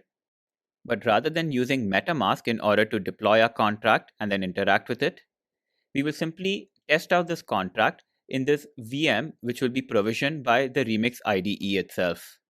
So we can go ahead and select this JavaScript VM option, and then the accounts will be populated. And there are 5 different accounts which are available on this VM. Each of them have been loaded with 100 Ether. This is more than enough for us to test out our contracts. So it is now time for us to perform a deployment. So we head over now to the deploy button, but you will notice that unlike with the Hello World contract, there is in fact a field which can be filled in right next to deploy. This means that the deployment will take in arguments from us, and this is where we can specify the value of the arguments to pass to the constructor for this contract. If the constructor had multiple parameters, then we would need to separate the arguments by means of commas. However, in our case, there is just one parameter to pass. So we're going to set this to a string with the value hello followed by an exclamation point. Clearly, the type of argument which our constructor expects is an integer. However, let us test out what will happen if we pass in an invalid argument. So we can go ahead and hit deploy. And within the console, we can see that there is an error which has been generated. The error tells us that the constructor received an invalid number value and it got a string instead of an integer. So we will make one more attempt at deploying the smart contract. But on this occasion, we will pass the value of 123 to the constructor rather than a string, and then hit deploy. So on this occasion, Ether has been deducted from the account which we used to deploy this contract. And then we can also see from the console that this transaction for the deployment was a success. We can click on this message in the console in order to view more details. And scrolling further down, we can see in the decoded input field the value of 123, which was passed as argument to the constructor. Let us now try to interact with the smart contract. So we expand it from the deployed contract section. And as we saw previously with the Hello World contract, a function has been automatically generated for us, which will return the value of the num variable in the contract. So when we hit this, what is returned is the number 123. We can see this value towards the right just below the num button, and we can also view in the console that a call has been made to the smart contract. So by clicking on it, we can expand it in order to view additional details, including the fact that it was the value of 123, which was the decoded output of the call. So now that we have successfully deployed this display number smart contract, where we have initialized a numeric field within that, we can close this out, and we will replace this display number contract with one which is called display text. So this is pretty much the same as the previous contract, except this time the field which is defined within the contract is of type string. And you will notice that within the constructor parameter definition, we not only specify the name of this parameter is new text and that it is of type string, but we also need to specify the storage for that. So this parameter value will be stored in memory and not in the storage of the contract, which means that this parameter value will not be accessible after the function call has terminated. Storing this value in memory rather than storage will also incur a significantly lower gas cost. So with that done, let us switch over to the Compile tab. And on this occasion, I'm going to set the auto compile to on. Once that is done, you don't really need to use the Start to Compile button. And you will notice below that this display text contract has now successfully compiled, and there is one warning which has been raised by the static code analyzer. However, we can choose to ignore that for now and then switch over to the Run tab, which we will use to deploy this contract. We have a choice of accounts to use over here, but we can stick with the one we have already used since it has more than enough ether in balance. So following that, we will need to specify the value of the parameter to the constructor.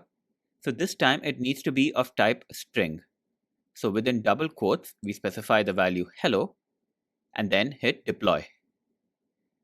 So the contract deployment has been smooth this time, and we can in fact expand this view from the console to see the exact details of this deployment. This view tells us, for example, that the decoded input which was passed to the constructor was the string hello. And now to interact with the smart contract, we expand this display text from the deployed contract section. And once again, there is an auto-generated function to view the value of the text variable. And when we hit it, the string hello has been returned, and this function call has also been registered in the console. And once again, we can expand it in order to view the details. So we have now successfully made use of a constructor to initialize a field within our contract, and we have done this using both a string value as well as an integer. So before we move on to the next demo, we can close out this deployed contract and then delete it from this view. And then we can head over to the Compile tab, from which we will begin the next demo.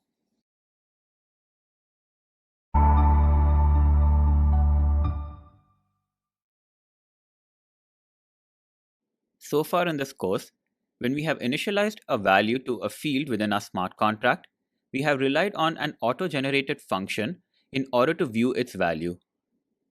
In this demo, we will create a function of our own which will effectively serve as a getter function in order to retrieve the value of a variable defined within our contract. So I'm now going to close out this contract which was defined previously and then create a new one. I'm going to call this one functions.sol since we are going to define our own function for the first time. And once we do that and we have a blank contract to play with, we can see that Solidity has thrown a warning already. This is because we have currently set autocompile to on, which means that the compilation of this blank contract has occurred, and the compiler would like the source code to specify a compiler version, which is why it has suggested adding a Pragma directive. Well, that is exactly what we will do when we paste the code for our smart contract. So this is a smart contract called greeter, and this has a string variable within it called greeting, which has been initialized with a hard-coded value of hello. Since we haven't explicitly specified a visibility level for this variable, by default it will be set to internal. A getter function has been defined for this contract, and this will return the value of the greeting variable.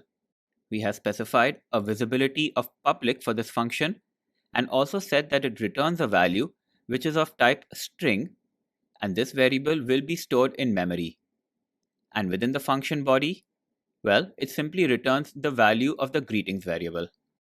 So this greeter smart contract has been compiled automatically, and we see that there is a warning which has been issued. So if we hover our mouse over this warning symbol over here, we can see the entire text of the warning. And what this is saying is that we can set the state mutability value of this function to be view. And this is because it's not really changing the state of the contract or the blockchain.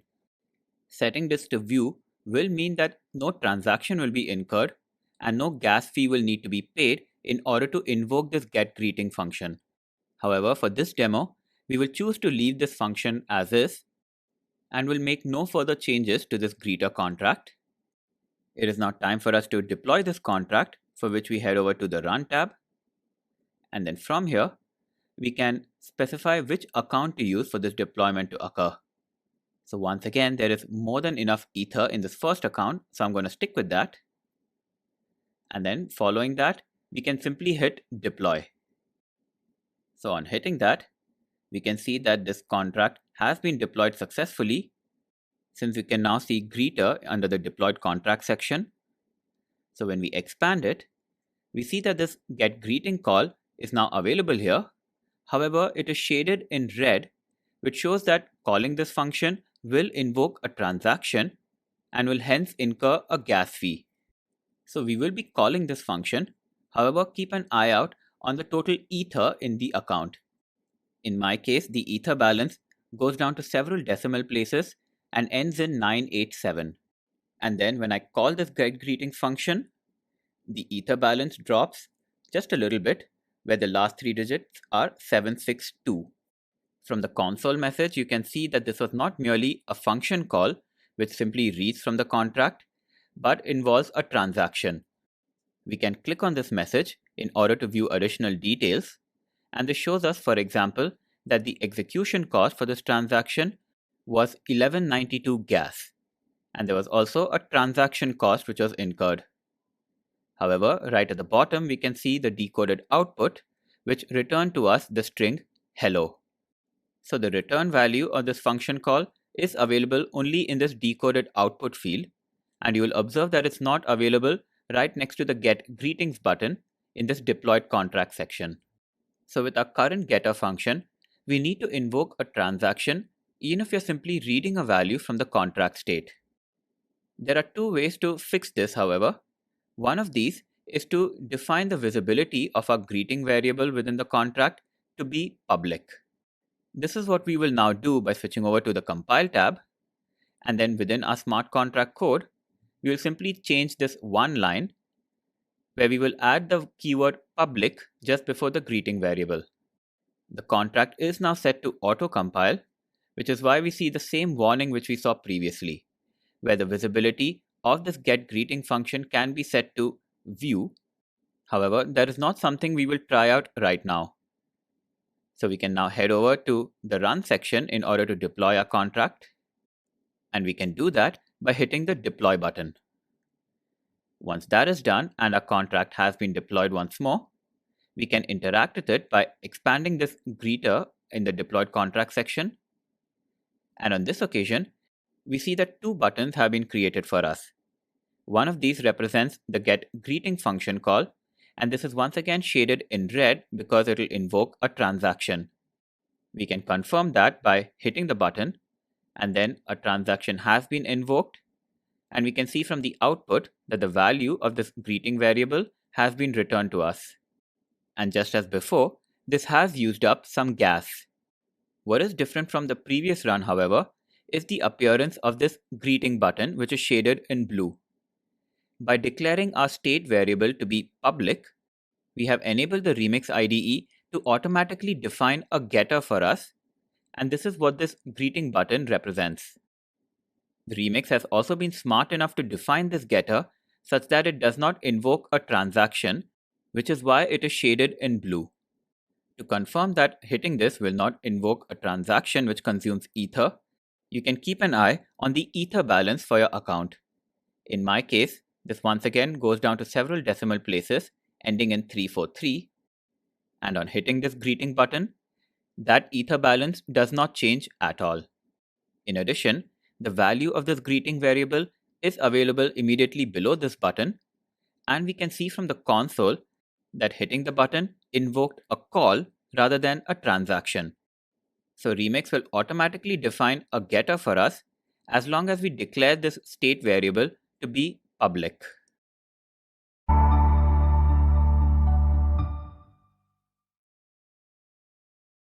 With our previous 2 versions of this greeter contract, which includes this getter function within it, we saw that there were warnings issued which suggested that we can set this getGreeting function to be of type view, and the reason for making this suggestion in the first place was because our function does not perform any write operation on the contract.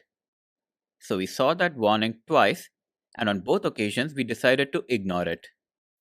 On this occasion though, we will follow the compiler's advice and make the change to this getGreeting function in our greeter contract.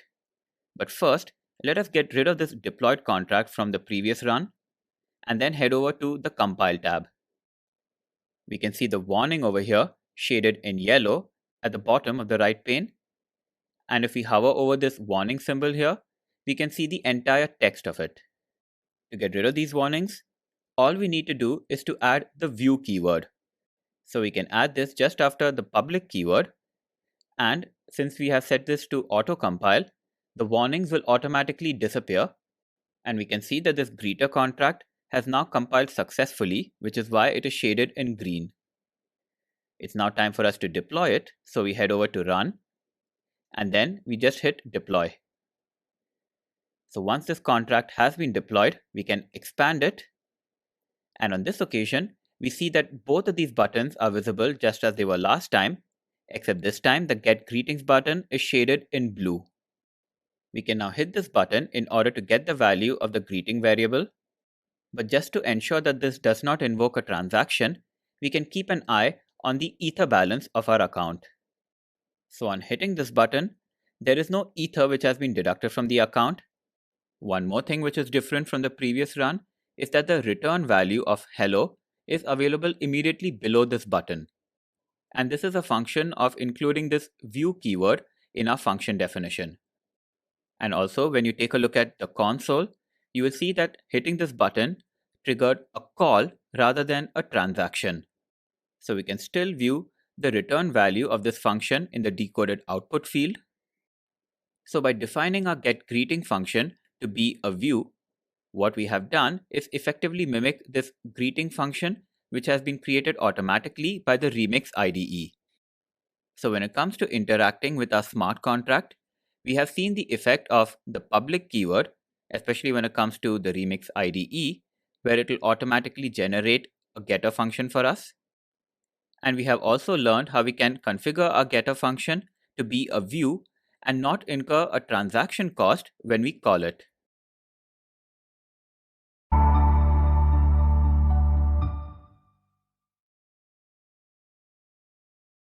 In the previous demos, we saw how we can define a getter method for the fields defined within our smart contracts. We will now see how we can define a function to set the values for such fields. I'm going to begin by cleaning up my Remix IDE interface by getting rid of these deployed contracts from the previous demo, following which I will close out any old source files and then head over to create a new source for this demo. So this file I'm going to call editingbuildmodels.sol, and I'm going to go ahead and paste the code entirely.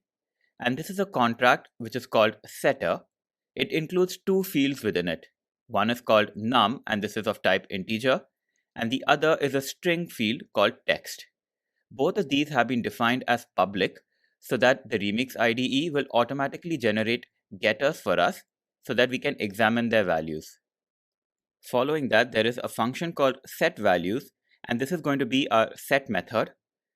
The arguments it accepts will correspond to the fields in our contract. So there is an integer called newNum and a string variable called newText. Within the body, we are setting the value of the text field to what has been passed in as is.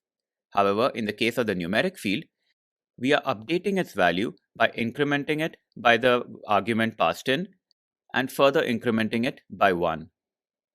So now that our setter function has been defined, we can head over to the compile tab over on the right.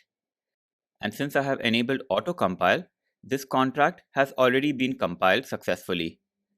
However, if you do not have auto-compile turned on, you can build this code by hitting start to compile. Once that is done, we can go ahead and deploy this contract, for which we head over to the run tab, and then we can just hit the deploy button. So this contract deployment has been a success. We can view the full output of this deployment by clicking on this message in the console, and we can see the total gas cost of this transaction, which was a little over 260,000 gas. So moving along now to interacting with this deployed contract, we expand it from the deployed contract section, and what we see are three different buttons. There is one for the set values function. There is a field right next to it within which we can pass in the arguments to the function. So the two arguments which it accepts can be passed in as comma separated values. Given this operation affects the state of the contract, the set values method is shaded in red. On the other hand, the Remix IDE has automatically created two getter methods for us in order for us to view the values of the num and text variables. We can test each of these out by first checking the value of the num variable. So on hitting the button, we are returned a value of 0. So one thing to keep in mind in Solidity is that if you don't initialize a variable, it does not mean that it will return null if you try to access it. In the case of a numeric variable, it will return 0 and will be a blank string in case of a string variable. So now that we know that the value of num is 0, we can go ahead and check the value of the text field. And as I had mentioned, this will return a blank string. So it's time for us to set values for each of these variables. So we head over to the set values button, and in the field right next to it, we pass in both of the arguments for this function, and these values are comma separated. Do note here that any string value needs to be passed within quotes. So we are setting the values of num and text to 24 and hi respectively. And when we invoke this function, we can see from the console that this has invoked a transaction. Some ether has also been deducted from our account. So this is unlike the previous call to this num function here, and that is when a call was made to our smart contract. In fact, we can make one more call now in order to check the value of the num variable and see if it has been set according to the logic we have defined.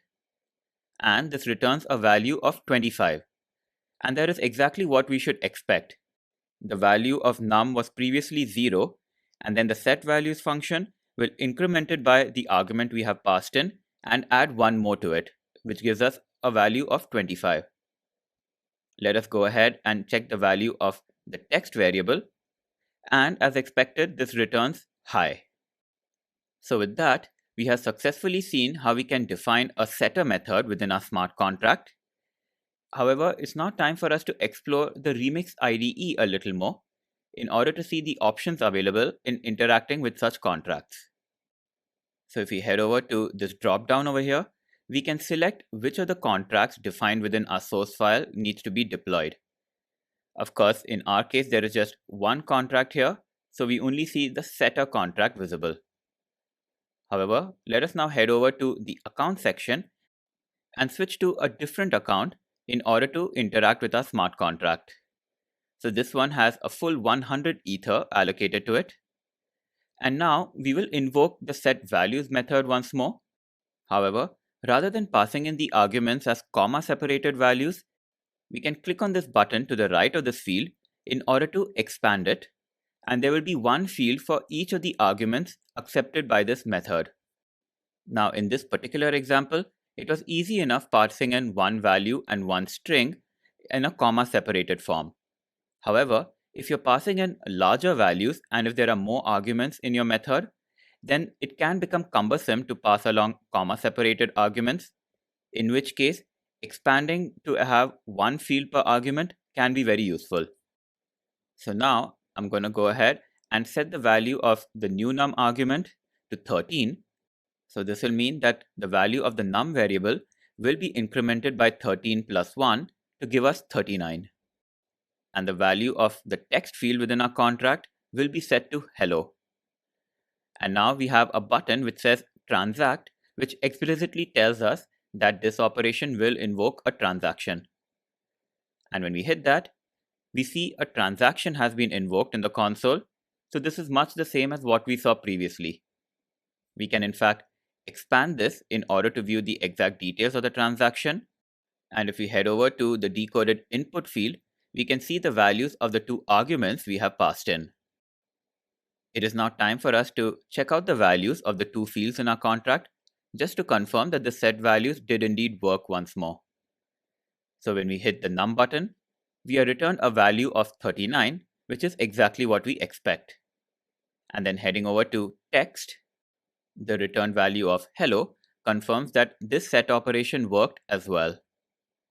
And when we head over to the account section and check out the Ether balance, we can see that some transaction cost has been incurred by this account as well. This, of course, was due to our call to the setValues method.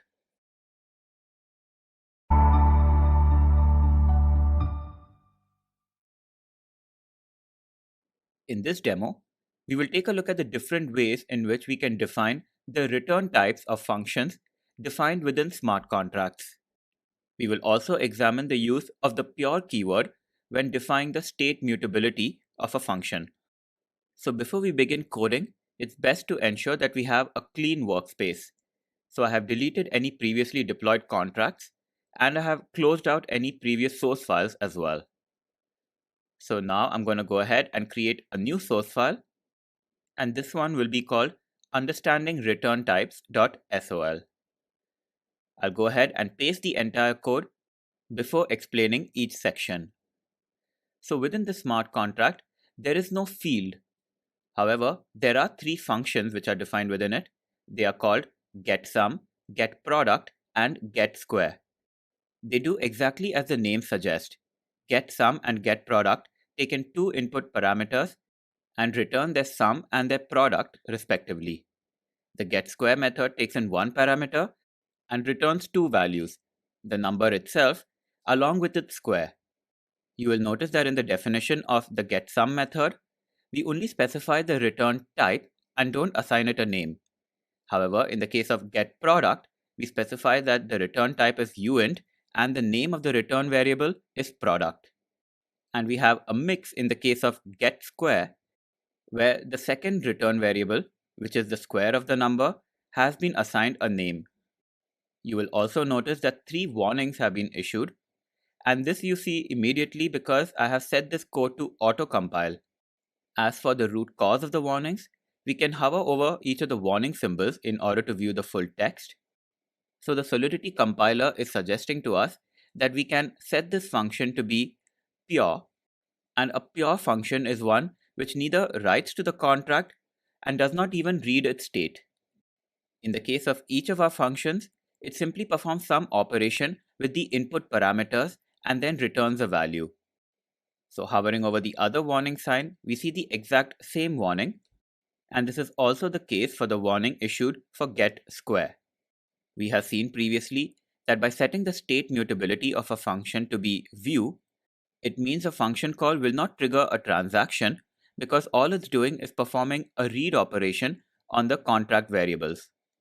However, in the case of a pure function, it is even more restrictive and is not even reading the state of the contract.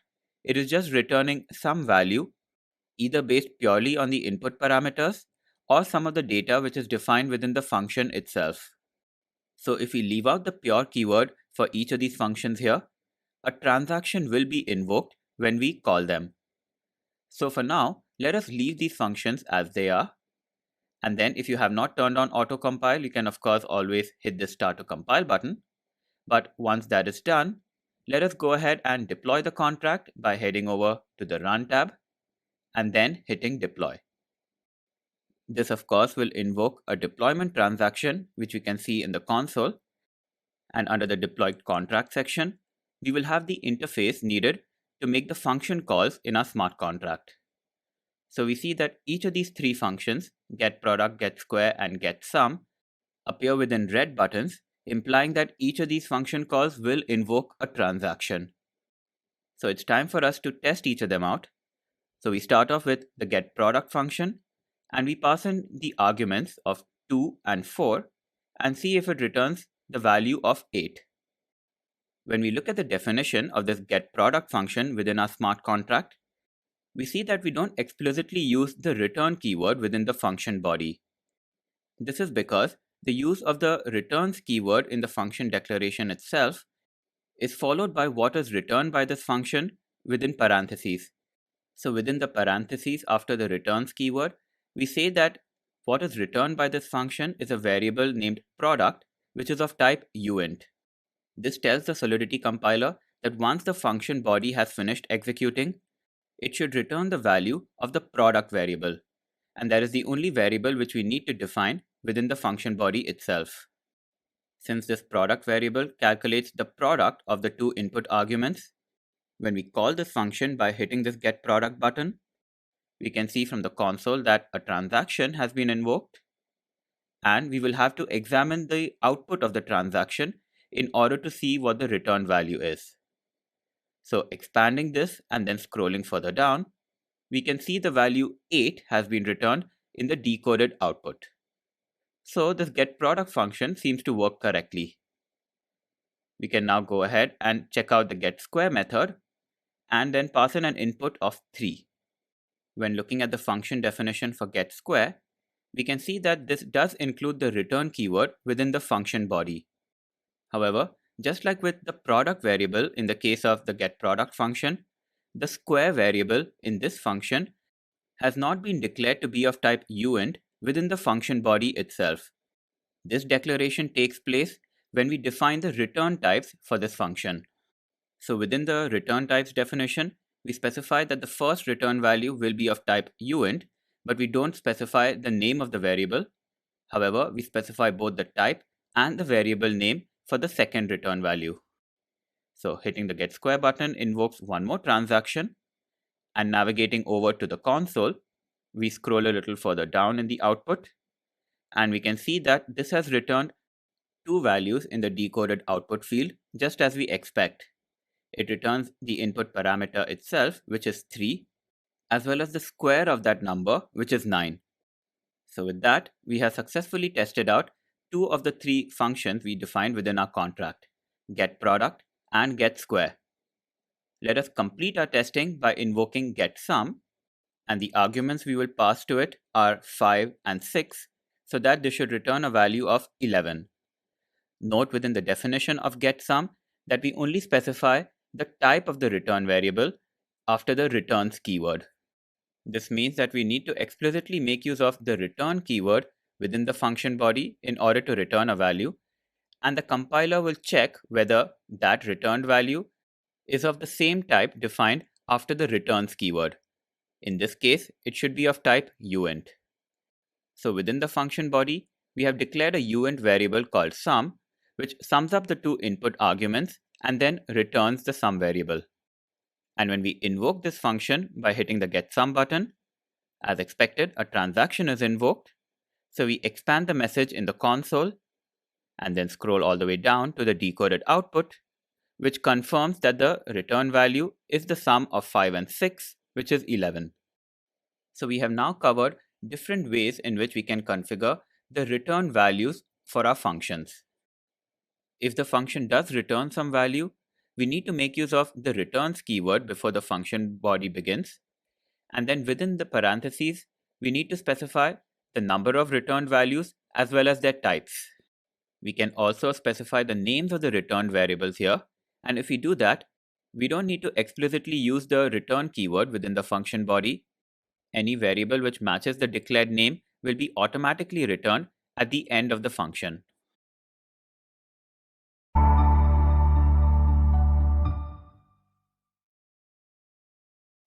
In the previous clip, we defined a smart contract which included three different functions. Each of these returned values based on the input parameters and did not perform any read operation on the contract state. Because of this, the compiler issued three different warnings, one for each of the functions we declared, saying that these can be declared as pure since there is no read operation performed. Since we chose to ignore those warnings, when we finally did need to invoke those functions, we ended up initiating transactions even though there was no write operation performed. In this clip though, we will see what will happen when we heed those warnings and then define those functions to be pure. So for that, we continue where we left off in the previous clip, but now head over to the Compile tab. We can now go ahead and fix these warnings by making a few minor changes to our contract code. As the warning suggested, we will add the pure keyword right after the use of the public keyword in our function declaration. So I'm just going to go ahead and add pure over here. And then following that, you will see that the number of warnings has reduced from 3 to 2. And even the warning symbol right next to this function has gone. So we can now repeat this process for each of the other functions. So moving to the getProduct function, I'm going to add the pure keyword at the end over here as well. And thanks to autocompile, this source has immediately been built and the number of warnings has been reduced further to 1. So heading over to the getSquare method, I'm going to go ahead and add pure at the end of this declaration as well. And now all of the warnings have disappeared, and our compiled smart contract has now been shaded in green, indicating that there are no warnings to address. So it is now time for us to go ahead and deploy the smart contract. So heading over to run, we can first clean out this interface and get rid of the previously deployed contract, and then deploy this new one. So now that this deployment has been a success, we can go ahead and expand this interface. And just as we did before, we have 3 different buttons for each of the 3 functions within our smart contract. The difference this time, however, is that each of them are shaded in blue. This means that the function calls will not invoke a transaction, and this is because we have declared each of them to be pure. This underscores the importance of a developer explicitly defining the state mutability of a function to be either view or pure if they are not performing any write operations. This can help users avoid transaction fees when they invoke operations from your smart contract. So now that we have these pure functions declared, let us go ahead and invoke each of them just to confirm that they work as expected. So we call getProduct by passing in the arguments 2 and 3. And as expected, this returns the value 6, just as it did previously. But on this occasion, we can see that this has invoked a function call rather than a transaction. In addition, this return value is available in the Remix IDE right below this button for getProduct, and we did not need to expand the transaction details from the console in order to view the return value. However, we can still access the return value from the console. So by expanding this call over here, we can view all of the details of this function call, but we scroll all the way down to the bottom where we can see the decoded input contains the input arguments and the decoded output includes the return value. Moving along now to the getSquare method, we pass in an argument of 4, and then when we call this, we get back the 2 values which are returned by the function. These include the input argument along with its square. These return values can also be accessed from the console, so we expand this function call, and scrolling all the way to the bottom, we see the exact same values once more. So we just have one more function to test out. So to the getSum method, we pass in the input arguments 5 and 6, and then hit the button, and this returns a value of 11. And we can confirm this output by expanding the console, and the return value is available here as well. You can keep invoking each of these functions and then keep an eye out on the ether balance for the account you use in order to make the function calls. You will see that no ether has been deducted from the account, which means no transactions have been incurred. So just to reiterate, if you'd like to avoid transaction costs for any read operations being performed in your function, then you must explicitly define the state mutability of your function to be view or pure. While the Solidity compiler will be able to make the suggestion for you, it will not automatically treat a function as view or pure and needs this to be set by the developer. So now that we have concluded this demo, we can go ahead and delete this deployed contract and then also close out the source file in order to start off with a clean slate for the next demo.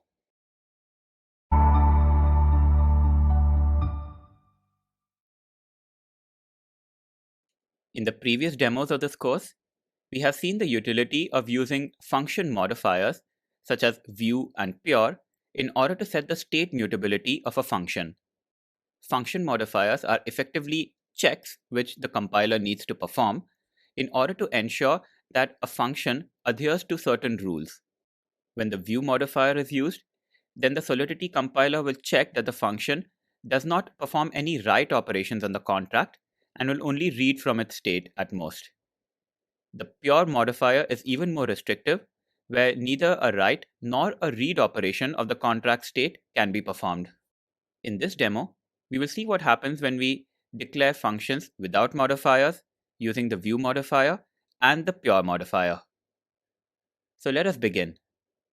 So I'm going to go ahead and create a new source file, and then I'm going to call this one functionmodifiers.sol. Following that, I'll go ahead and paste the code for this contract, and you will see that this is called function modifiers, and there is just a single field defined within this contract. This is a public integer called value, and following that, there are three different function definitions. The first of these is called setValue, and this is a setter method for the value field, and this has no function modifier. The getValue method is a getter function, and this has the modifier view.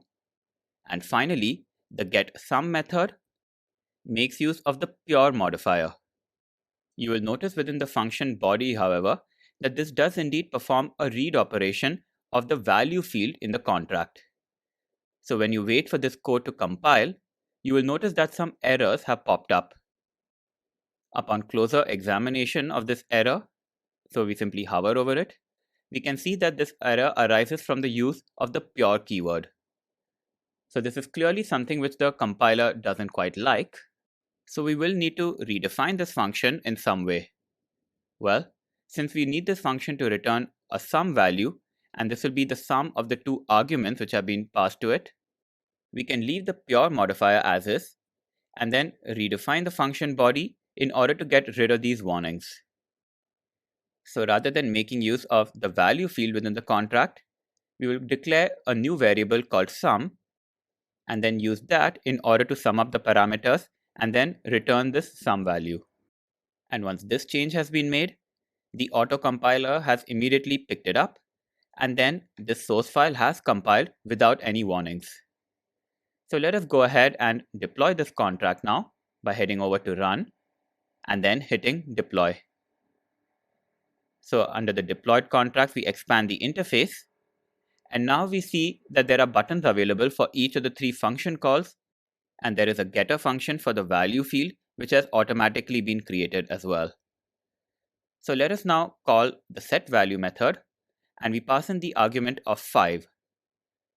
So once we hit the button for that, a transaction has been invoked, and we can expand the transaction body from the console.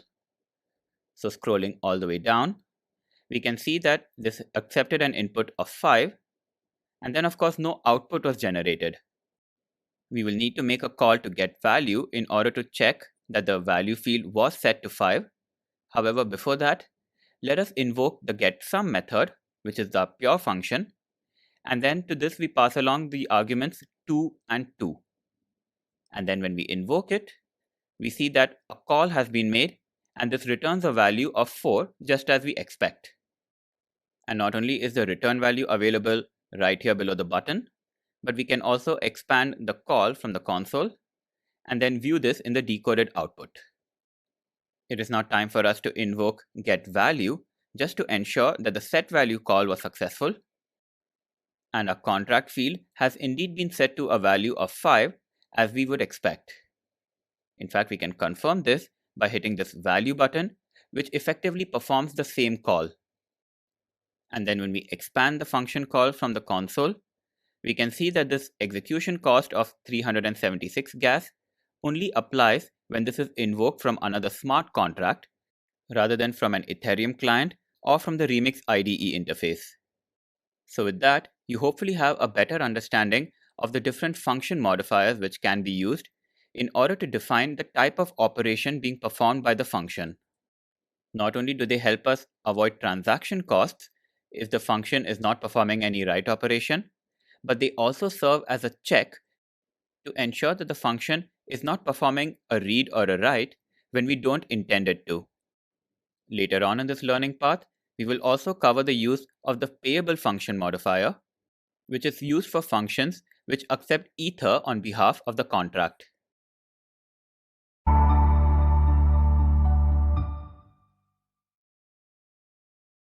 Those of you with experience using object-oriented languages such as C++ and Java will be familiar with the concept of polymorphism. In the Solidity programming language, it is possible for us to have functional polymorphism, where we can define two different functions which have the same name. Just like with C++ and Java, however, this polymorphism will only work if the functions have different signatures. We will now illustrate exactly how that works in this demo. So we start off by creating a new Solidity source file, and this I'm going to call functionalpolymorphism.sol. Thanks to autocompile being enabled, I'm getting a warning for this blank contract, but I'm going to fix that by pasting the code for it. And within this contract called function polymorphism, there are two different functions which I have defined. Both of these are called getData, and they both make use of the pure modifier.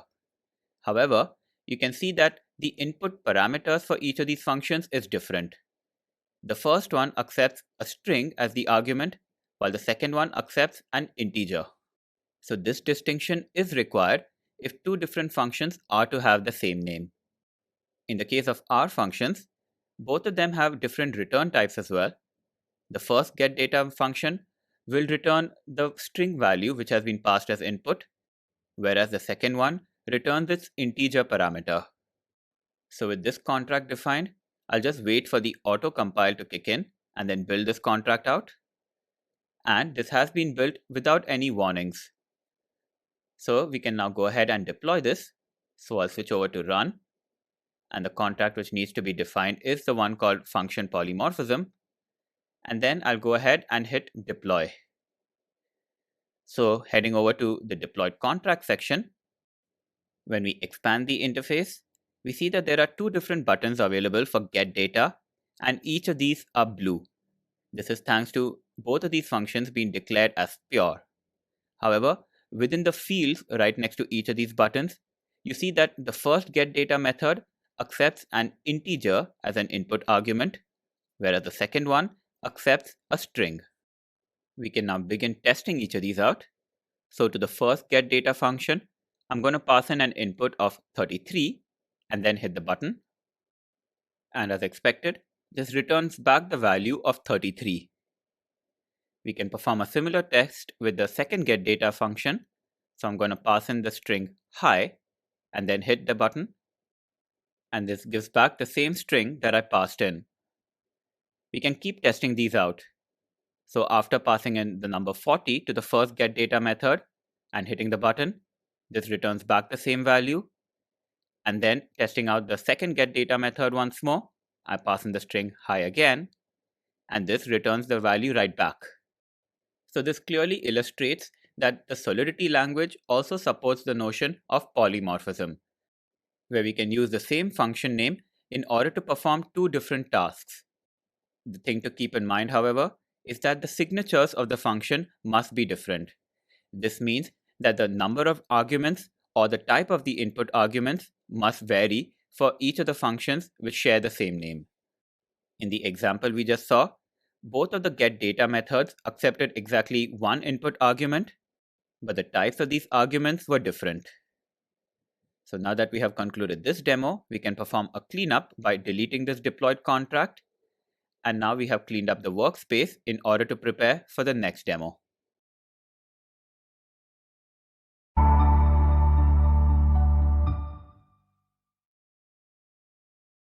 In the previous clip, we saw how we can have function polymorphism in Solidity, where we define two functions with the same name within the same smart contract, but each of them have different signatures. Now, given that Solidity is an object-oriented programming language which supports inheritance, we can have contracts which inherit from a parent contract and then override some of the functions defined within the parent. That is, we can redefine the function which was inherited from the parent by maintaining its name and signature, but by defining brand new behavior. So let us see how that works. So if we first go ahead and create a new source file, and this one I'm going to call contract polymorphism. So I'm going to ignore this warning for this blank contract and then go ahead and paste the code for this new contract. You can see that this includes two contract definitions within the same source file. So the first one is called parent contract, and it contains a single field within it called simple integer. This one has a visibility of internal, which means that it is only accessible from within the contract itself or from other contracts which derive from this parent contract. And there are also two functions which we define within this contract. One of these is a getter for the simple integer value, and the other one is a setter. We also define a child contract which inherits from this parent contract. Within the child contract definition, we redefine this getInteger method, and instead of returning the value of simple integer directly, it will multiply that value by 2 and then return that. So in this way, within the child contract, we have used the same function name with the same signature, but because this is a derived contract, we have effectively overridden the behavior from the parent. So now if we wait for this code to compile, we see that this has compiled not one, but two smart contracts. And on this occasion, there are no warnings for us to address. We can go ahead and deploy the contract now. So we head over to run. And on this occasion, we have two contracts to choose from for deployment. So when we head over to this drop-down menu, we can choose to deploy either this child contract or even the parent contract. So let us first deploy the parent contract and then interact with that. So when we hit deploy, this contract is now available on the blockchain network. And then in order to interact with it, we expand this interface. And at first, let us set a value for this simple integer field within it. So we call setInteger with the argument of 2. So this has invoked a transaction, and the value of the simple integer should be set to 2. We can confirm this by invoking getInteger, and this returns the value of simple integer as is. That is, it returns the value of 2. So with that done, we know how this parent contract works. The getter and setter for this are rather normal. However, let us see how this overridden behavior of the getInteger in the child contract will operate. And for that, we first need to deploy this child contract.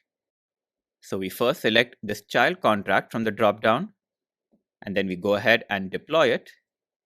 And now we have two different contracts in the blockchain, the parent and the child. We can go ahead and expand the interface for the child contract. And we see that this has both the setInteger, which has been inherited from the parent, and the getInteger, which again has been inherited from the parent contract, but whose behavior we have overridden. So let us now invoke each of these in turn, starting with setInteger, where we call this with an argument of 3. And now to confirm the behavior of getInteger, we call that, and this returns a value of 6. So the setInteger function has been inherited from the parent contract as is, which is why it behaves exactly the same as it did in the parent. With the getInteger function, however, we have redefined it within the child contract so that it returns double the value of the simple integer field. We can now check these out once more. So we do the setInteger in the parent contract, and then we set this to a value of 7. And then when we invoke the getter method of this contract, it returns the value of 7, which we just set. We now move ahead to the child contract, and this time we will call setInteger with an input of 8. And then following that, we will invoke getInteger, and this returns to us the value of 16. And just to illustrate that these two contracts are independent, we can invoke getInteger from the parent once more. And this has made a function call and has returned a value of 7. And then as a final confirmation, we perform a setInteger from the parent. And then we can confirm that in the parent contract, the value of getInteger returns 10. And now if we go ahead to the child contract and then invoke the get call, this returns a value of 16, which illustrates that the value of the simple integer field in the parent contract has not affected the value of the same field in the child contract. So while the child contract inherited the behaviors of the parent contract, After it is deployed to the blockchain, it is completely independent of the parent. So in this demo, we have seen how inheritance works in the Solidity language, and we have also learned how we can override the behavior of a function which is defined within a parent contract. And as always, now that we have finished with this demo, we can perform a cleanup operation in order to clear the workspace for the next demo.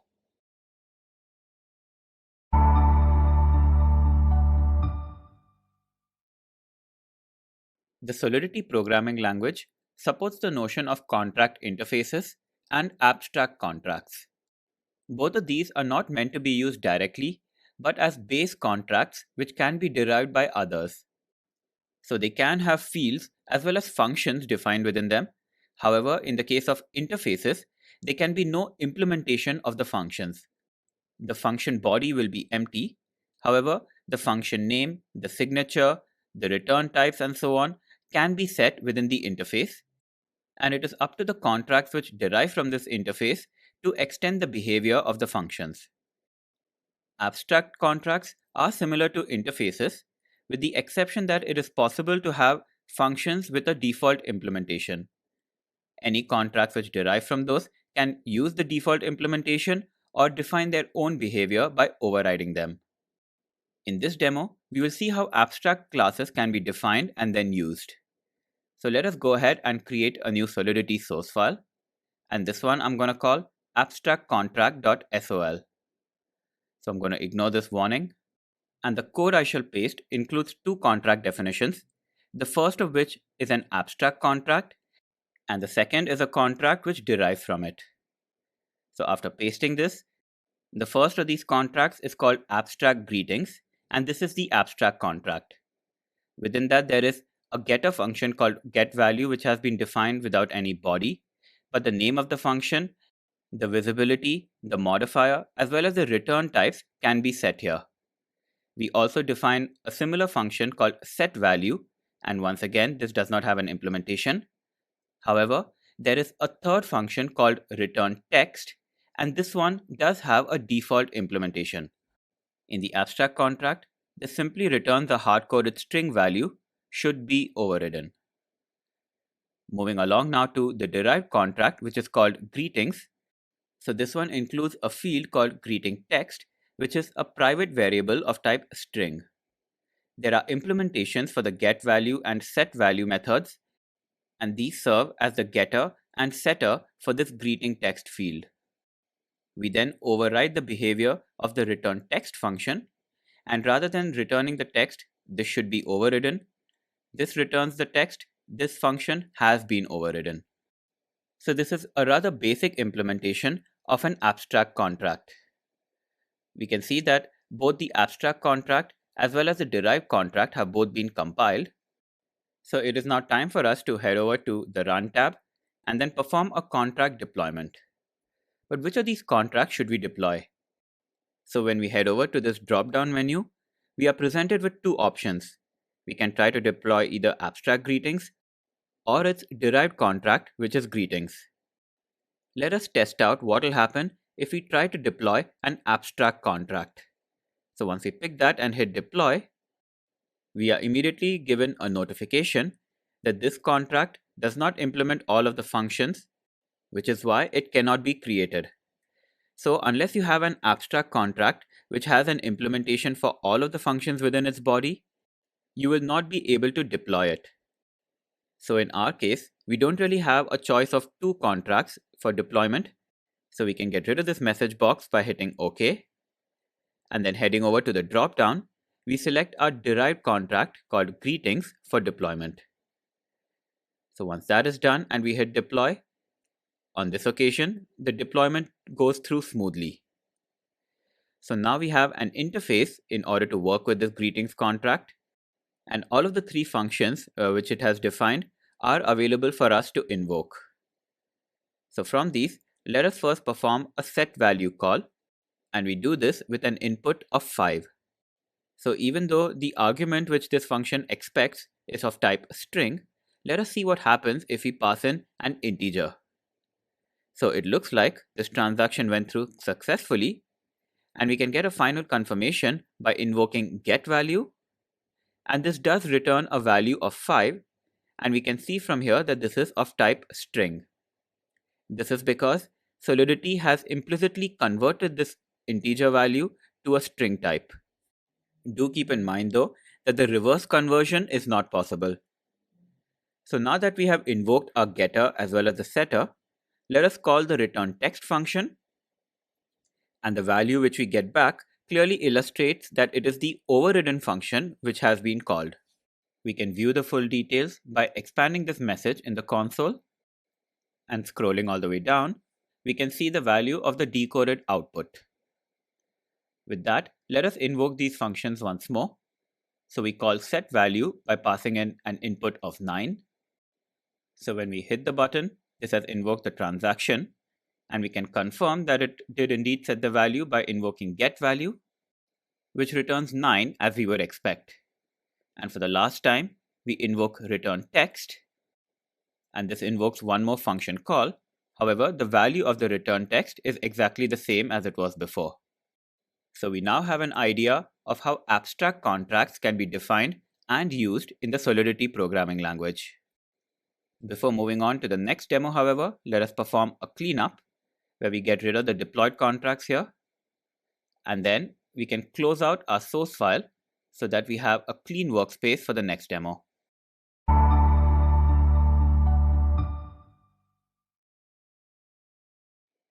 The Solidity programming language allows 4 different levels of visibility for functions as well as state variables. These are private, internal, external, and public, with public being the default visibility level. In this demo, we will illustrate the effect of each of those visibility levels. So we start off by defining a new source file, and this one is called Visibility Explained. So I'm just going to paste the code here, and this takes me to the bottom of the source file. So I'm now going to scroll over to the top, and you can see that there is a contract known as first contract defined here. This includes a private variable called data, which is of type uint, and then there are 4 functions defined within this contract, 3 of which are visible here. The first of these is called setPublicFunc with private variable, and this is a function with a public visibility, but it is a setter for the private variable within the contract. Similarly, there is a getter function, and this is also a public function which returns the value of the private variable data. And following that, there is a private pure function which accepts 2 integers as arguments, a and b, and then returns the sum of a and b. So this is a private function, which means that it is accessible only from within this contract itself and cannot even be accessed from a contract which derives from this. Moving along to the last function within this contract, and this is called compute internal sum. This is also a pure function, but its visibility has been set to internal. This means that this function can be accessed from within this contract and from any other contract which derives from it. This performs a similar operation as the compute private sum, except that the visibility of this function is a little more liberal, since it can at least be accessed from a derived contract. With that, we move along to the definition of the second contract in our source file. So within this, we have defined an instance of our first contract, which is initialized by the constructor of the second contract. Within this constructor, we also invoke the setter function of the first contract by calling the setPublicFunc with private variable, and we pass in a value of 3. Following that, we define a function called readData, and within its body, we have invoked each of the 3 other functions defined within our first contract. We make a call to the compute private sum method, as well as the getPublicFunc with private variable, and finally, we make a call to the compute internal sum. You can already see here that there is an error which has been generated, and we will get to that in just a little bit. And we'll now move along to the last contract in our source file, and this is called child of first and is a derivative of the first contract. This also includes a function called readData, and this makes a call to the compute internal sum function. So we expect that because this is a function which has been defined as internal, we should be able to invoke it from a derived contract. And finally, there is a function called setVariable within this, and this makes a call to the public function which was defined within the parent contract. So we now have a source file which has 3 different contracts defined within it. So let us go ahead and address the error which we saw previously in the second contract. Since we are making an attempt to invoke a private function from the first contract, this is not an operation which is permitted in Solidity. So in order to get rid of this error, we need to get rid of this line in some way, and I'm going to do that by simply commenting it out. So with that done, one error has disappeared, but now another has appeared. And this is because we cannot access an internal function of the first contract unless it is done from a contract which derives from that first contract.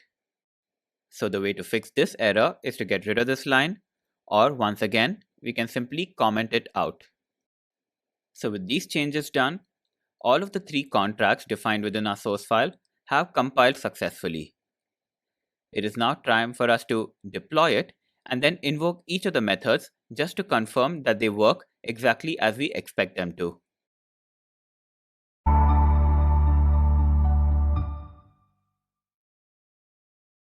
We saw in the previous clip that by setting the visibility level for functions within a smart contract does influence where they can be accessed from. Internal functions can only be accessed from derived contracts, whereas private functions can only be invoked from within the contracts where they are defined. We also learned that it is the Solidity compiler which will catch us in case we try to access a function from a contract which we don't have the permission to invoke. So now that we have fixed all of the errors which were raised by the Solidity compiler with regards to accessing functions, we now have 3 compiled contracts. So it is time for us to deploy them. For that, we head over to the Run tab. And then out of the 3 contracts which we have in our source file, we will first deploy the first contract. So once that has been selected from this drop-down, we can go ahead and hit deploy. So this deployment was successful. And we can expand this interface in order to see which function calls can be made from here. And what we observe is that it is only the public functions defined within first contract which can be invoked from here. So this includes the getter as well as the setter methods for the private variable. So let us test them out by first invoking the setter method, and to this we pass in the argument 2. So when we call this, a transaction has been invoked, and then we can confirm the value of the variable by invoking the getter. So we just hit that button in order to get the value of the data variable, and this returns us a value of 2. So the getter and setter, the 2 functions which are accessible, do indeed work as we expect it to. So now let us switch over and then deploy the second contract to the blockchain network. So after selecting that from the drop-down and then hitting deploy, this deployment also went through smoothly. And when we expand the interface, the read data function which we defined within it is accessible here. So just as a reminder, this second contract includes an instance of the first contract which we initialized in the constructor for the second contract. Within that constructor, we also invoked the setter method in that first contract, and we passed it an input of 3. The read data function within the second contract simply makes a call to the getter in the first contract. So when we run this, this returns a value of 3 just as we expect it to. Just to confirm that this is the behavior we expect, we can head over to the code and then examine the function definitions within the second contract. Now before we deploy the third contract, which is called child of first, let us take a look at its code. So within this we have a read data function as well, and this invokes a call to the compute internal sum method which was originally defined within the first contract but which has been inherited by this child of first. Given the input parameters to our call to compute internal sum, we expect that any invocation of this read data method will return us a value of 8. We can also confirm here that the set variable function defined within child of first is effectively just an alias to a call to the setter method. This setter method was once more defined within first contract but has been inherited by this derived contract. So with that, we can head over to this drop down and then select this child of first as a contract which we wish to deploy. We then hit the deploy button. And now with this third contract deployed, let us go ahead and interact with it. And when we do that, we see that there are 4 different calls which we can make. There is the set public func with variable, which has been inherited from the first contract. And then there is the set variable method, which we define within the child of first. And both of these are effectively the same function because set variable simply makes a call to the other function. The get public func with variable is the getter function which has been inherited from the first contract, and invoking the read data function should return us a value of 8 since it invokes the compute internal sum function. So let us now invoke the setter by passing in a value of 5. And with that done, let us invoke the getter in order to view the value of the data field. So this does return 5 just as we expected to. We can now call read data and see if this returns 8. And once more, this function behaves just as we want it to. We will now make a call to this set variable method and we pass it a value of 4. This of course will initiate a transaction given that it is changing the contract state. But we can confirm the contract state by invoking the getter, and this does indeed return a value of 4. And just to illustrate that all of these contracts are completely independent of each other, we can go ahead and invoke methods from each of them. So we invoke the getter from the first contract, and this still returns a value of 2. We then invoke read data from the second contract, and this still returns 3 just as it did previously. So now we have a fairly good idea of how the visibility of functions does affect where it can be invoked from. If there is a private variable defined within one smart contract, it can still be accessed from another contract as long as there is a getter function for that private variable, which is accessible either publicly or externally.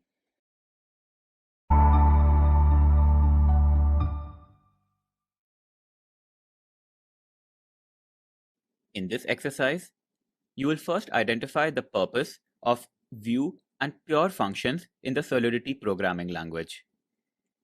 During this course, we saw the effect of both of these keywords when used to define a function, and you'll need to recollect the behavior of a function which needs to be met in order for them to be defined as either view or pure.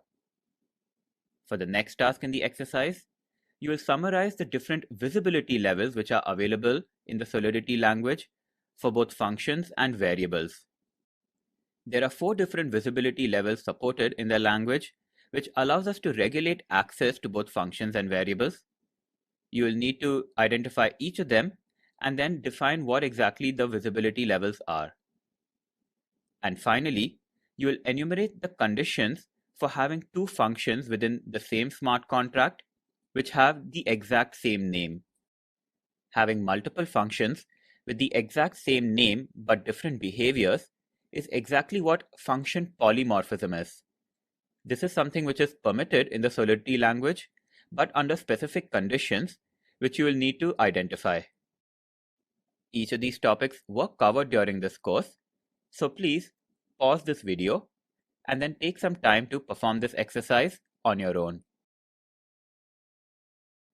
For the first task in the exercise, you needed to recall the purpose of view and pure functions in Solidity. So both of these are keywords which are used to declare the state mutability level of a function. So what exactly does that mean? Well, when we define a view function, we are effectively making a promise that our function will not modify the state of the smart contract it is defined in. This means that this function can read the state variables, however, it cannot perform any write operations on them. And pure functions are similar to views but a little more restrictive. So when we define a function to be pure, we are saying that this function will not only not modify the state of the contract, but in addition to that, it will not even read the state variables. So the execution of a pure function is completely independent of the state of the contract itself. By explicitly defining a function to be either view or pure, we are ensuring that it consumes far less gas than had we not made this definition. For the next task, you needed to list down the different visibility levels which are available for both variables as well as functions in the Solidity language. So a function or variable can be declared to be private, which means that they can only be accessed from within the same smart contract. So this is the most restrictive of the visibility levels available, and a slightly more liberal version is the internal visibility level. So in this case, a variable or function can be accessed from not only within the same contract, but also from any other contracts which are derived from it. So this once again is a little restrictive.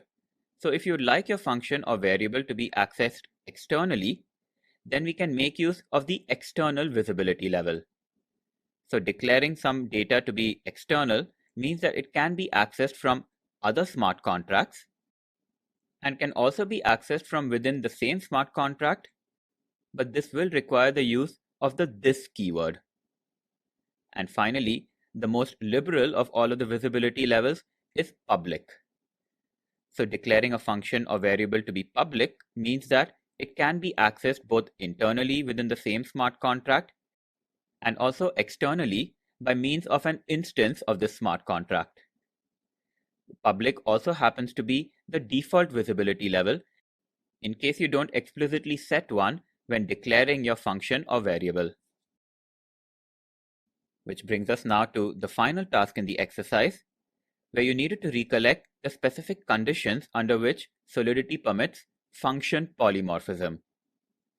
So function polymorphism is where we can have two or more functions with the same name in the same smart contract, and we can do this in Solidity as long as the functions differ in the data types used by the parameters. So this is in the case where the number of parameters for each of the functions with the same name happens to be exactly the same. However, we can have function polymorphism even if the functions happen to have a different number of parameters.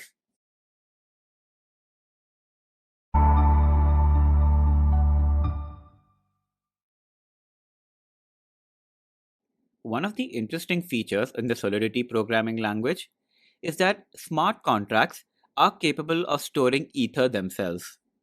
This allows us, for example, to have a smart contract which functions as an escrow, that is, a temporary holding place for finances before it is transferred over to another party. So consider a case where you're trying to raise money for some venture and you wish to crowdsource your funding. In such a case, you will have a funding target and you will not accept the funds unless there is enough to fund the entire venture. So while you may have a large number of investors or donors in your venture, you may want a place to hold their contributions until you have hit your funding target, in which case you can transfer over the funds to your own account. And the place to temporarily hold these funds can be a smart contract. We will demonstrate now how exactly a smart contract can be used in order to hold funds and then disperse them to an account at a later stage. So now I'm going to create a new source file, and this is called ethertransfer.sol. In this particular demo, what we will demonstrate is how we can transfer Ether over to a smart contract, and we will later build upon this contract in order to see the various ways in which Ether can be transferred to the contract and then disbursed from it. So once we have the new source file, I'll just go ahead and paste the code for it. And this you can see is rather small, and this is a contract called recipient, and within this there are just two functions. The first of these has no name and has no function body either, and this is the fallback function for this smart contract. A fallback function is one which has no name, and there is just one which can be defined within a smart contract. Such a function defines what exactly is to be done with any ether which is transferred over to the smart contract. By not defining anything in the body, we are saying that any ether which makes its way into this contract should just stay there. The other function defined within this contract simply returns the ether balance of the contract itself. So we reference the contract using the this keyword, and then we convert it to an address type, and the ether balance of the account corresponding to that address can be accessed using its balance field. So now that we have defined a smart contract which is capable of receiving ether, and this also includes a function to return the ether balance of that contract, we can go ahead and deploy it. So we switch over to run. And for this particular demo, do make sure that the environment which you're deploying the contract to happens to be the JavaScript VM option. As of this recording, there is a bug in the Ganache tool which prevents any ether from being transferred over to a smart contract. So once this VM option has been selected, it means that the smart contract will be deployed to an Ethereum network which is running on a VM provisioned by the Remix IDE itself. When we take a look at the accounts, we can see that this Ethereum network has a total of 5 accounts which are accessible to us. And if you just hold on for a few seconds, you will see that each of these accounts has a total of 100 ether loaded in them. For now, let us pick the first of these accounts in order to deploy the smart contract to the network. And then following that, we just hit deploy. So the deployment transaction went ahead rather smoothly, and we can take a look at the entire details of this deployment by expanding this message in the console. But now to interact with this contract, we head over to the deployed contract section, and there are two options available to us. For one, there is this fallback function which we can invoke, and there is also the get contract balance.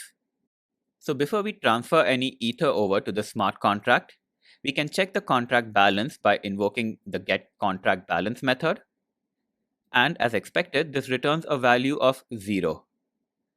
Now, let us keep an eye out on this account balance over here. So this has just a shade under 100 ether. So a fraction of 1 ether was used for the contract deployment.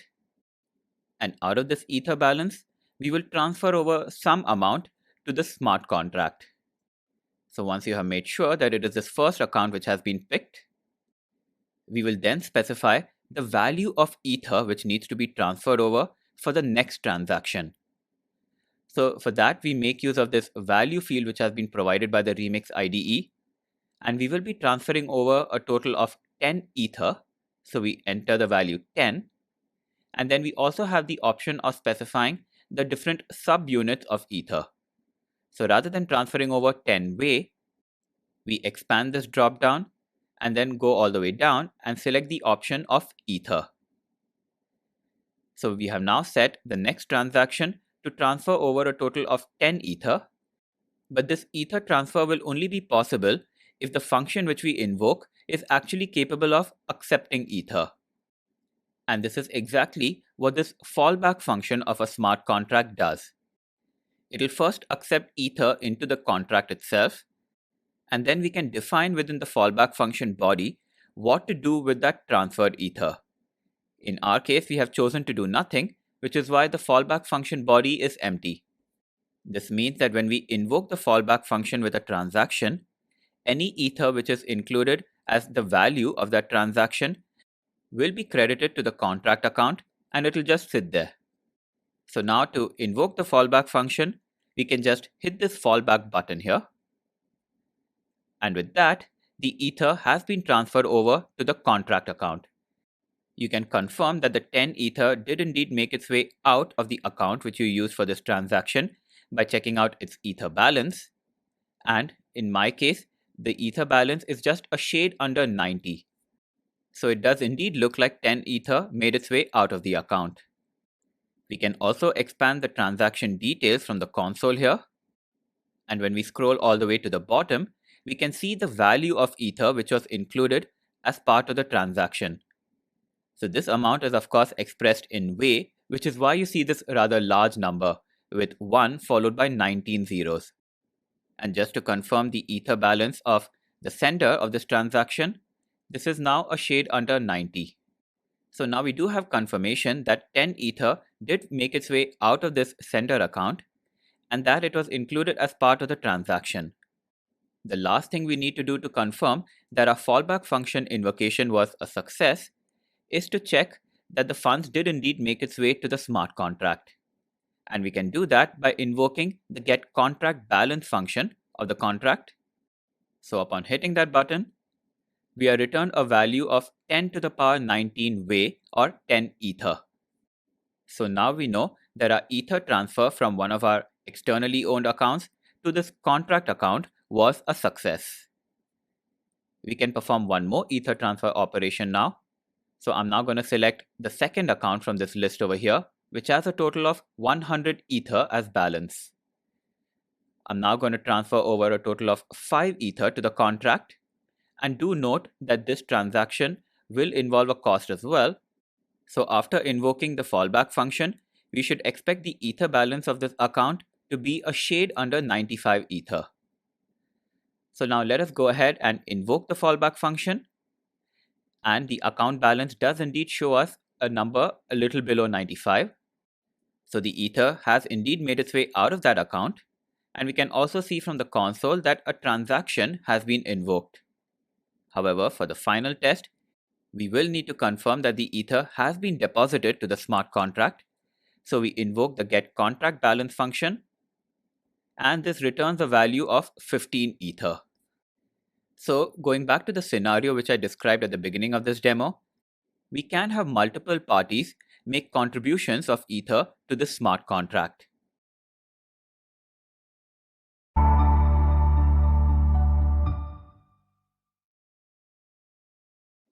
In the previous clip, we saw how we can define a smart contract to be a recipient of Ether. Anybody wishing to deposit Ether into that smart contract will need to access it first and then invoke its fallback function. Now let us consider an Ether transfer transaction from the point of view of the sender. It may be that the sender wishes to transfer Ether to multiple accounts, and while they have the addresses corresponding to each of those contract accounts, they don't really want to visit each and every contract in the blockchain network in order to make a deposit. In this demo, we will define a smart contract to represent the sender of Ether in a transaction, and we will be invoking the transfer function in order to transfer some Ether over to a contract account. So I'm now going to leave the definition of the recipient contract as is, and then paste some additional code to represent the contract of the sender. But first, let us revisit exactly what was defined within the recipient. First of all, there is the fallback function, which has no name and of which there can be only one in any smart contract. This is a payable function, which means that it is capable of receiving Ether. While it is possible for us to have multiple payable functions defined within one smart contract, there will just be one fallback. And this is used to define the default or fallback behavior when Ether makes its way into a contract account. The other function defined within this contract was the getContractBalance one, and this will return the Ether balance of the contract account. So now we create another smart contract within this source file, and this is called sender, and this represents the sender of Ether in a transaction. There are three functions defined within it. The first of this is called transfer, and this is meant to transfer Ether from the address invoking this function call over to a recipient which is passed as an argument. Since this function is meant to transfer Ether over to a recipient, it should also be capable of receiving Ether from the one initiating the function call, which is why this has been declared to be a payable function. There is one parameter which this function has, and this is of type address payable, and this represents the recipient of the Ether which needs to be transferred over. This recipient address needs to be address payable and not just address, because it needs to be capable of receiving Ether itself. So when calling this transfer function, we will need to initiate a transaction, and along with that transaction, we need to pass along some Ether. That Ether which is passed along with the transaction will be transferred over to the recipient, and to do that, we invoke the transfer function. The argument to this function is the value of Ether to be transferred over to the recipient, and this Ether value is accessible from the message body, specifically the msg.value field. So just to reiterate what is going on, if there is an account to which you would like to transfer over some Ether, you can access this transfer function defined within this sender contract. When you call this function, you will need to specify as an argument the recipient of your Ether, and along with that, you will also need to pass along some Ether in the transaction body. And then this call to recipient.transfer will ensure that the Ether which you included in your transaction makes its way to the recipient. Another function which is included in this smart contract is called getAccountBalance. This accepts as an argument any account address, and this will return the Ether balance of that account. So within the Ethereum network, it is possible for us to view the Ether balance of any account. And to get that account balance, we make use of the balance field defined within the address type. During this demo, we will be performing Ether transfers from many different accounts, and we will use this function in order to get the account balances for each of them. And finally, we also define a getContractBalance function, and this is similar to what we define in the recipient function. This will return the total Ether balance in this sender contract account. That completes the explanation of the code for the smart contract, and we can see on the right that both the recipient and the sender contracts have compiled successfully. So we can now go ahead and deploy the contracts and then play around with them. So heading over to the Run tab, and then we select from the drop-down the contract which we wish to deploy. We will first play around with the sender smart contract, so we will select that from this drop-down list, and following that, we can just go ahead and hit deploy. So with that, our sender contract has now been deployed to the blockchain. To interact with it, we head over to this deployed contract section, and on expanding our sender contract here, we can see that the three functions defined within our sender contract are available here. The transfer function, of course, is shaded in red because this will invoke a transaction, whereas the getAccountBalance and the getContractBalance methods are both shaded in blue because both of these are view functions. So we begin by invoking the transfer function. We will need to pass an argument to this, and this will be the recipient of any Ether we will be transferring. So for the recipient in our first Ether transfer, I'm now going to head over to this account section at the top here, and out of the 5 accounts available to us, I'm going to select number 3. So in my case, this is an account whose address ends in 2DB, and this currently has a balance of 100 Ether. So once this account has been selected, I'm going to hit this copy button at the right, and this will copy that address to the clipboard. So this account address ending in 2DB will be the recipient of Ether in the transaction which we will invoke. However, the initiator of the transaction is going to be this second account address, which ends in 60C and currently has about 95 Ether in balance. With that selection made, I'm going to head down to this transfer function and then paste the account address of the recipient.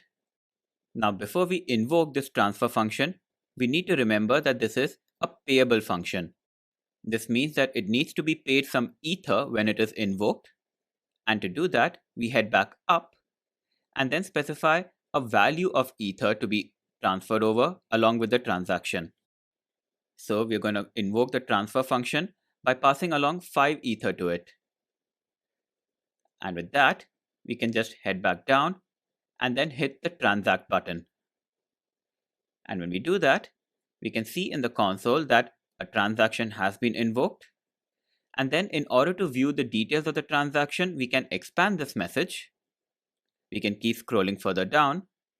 And then in the decoded input, we can see the recipient address which has been passed in. And then right at the bottom, we can see the value of Ether which has been transferred over. But to confirm this Ether transfer, we need to check 2 things.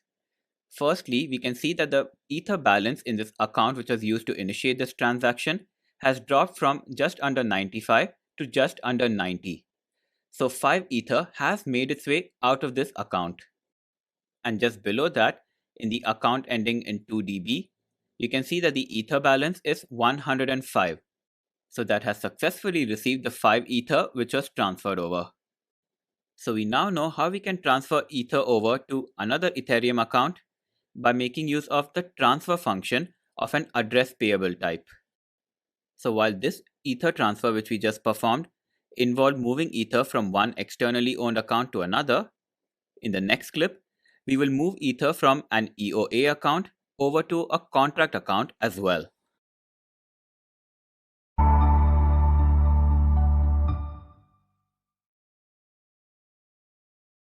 In the previous clip, we managed to transfer Ether from one externally owned account to another by making use of this transfer function which we defined within our sender smart contract. We will now test out the other functions which have been defined within that contract, starting with the getAccountBalance function. This function has one parameter, which is the address of the account whose Ether balance we wish to see. So to get an account address, we head over to this accounts drop-down at the top and then select the second account from the list. So in my case, this is an account with the address ending in 60C. So I'm now going to copy over that account address and then paste it in this field over here for get account balance, and then hit the get account balance button. So this returns a value of a shade under 90 Ether, which is the correct balance for this account. We can now head over to the third account from this list and then copy over that account address as well. And then checking the balance, we can see that this has a total of 105 Ether within it. So once again, this checks out. We can invoke the getContractBalance function now, and this returns a value of 0, and this makes sense because no Ether has been transferred over to this contract address.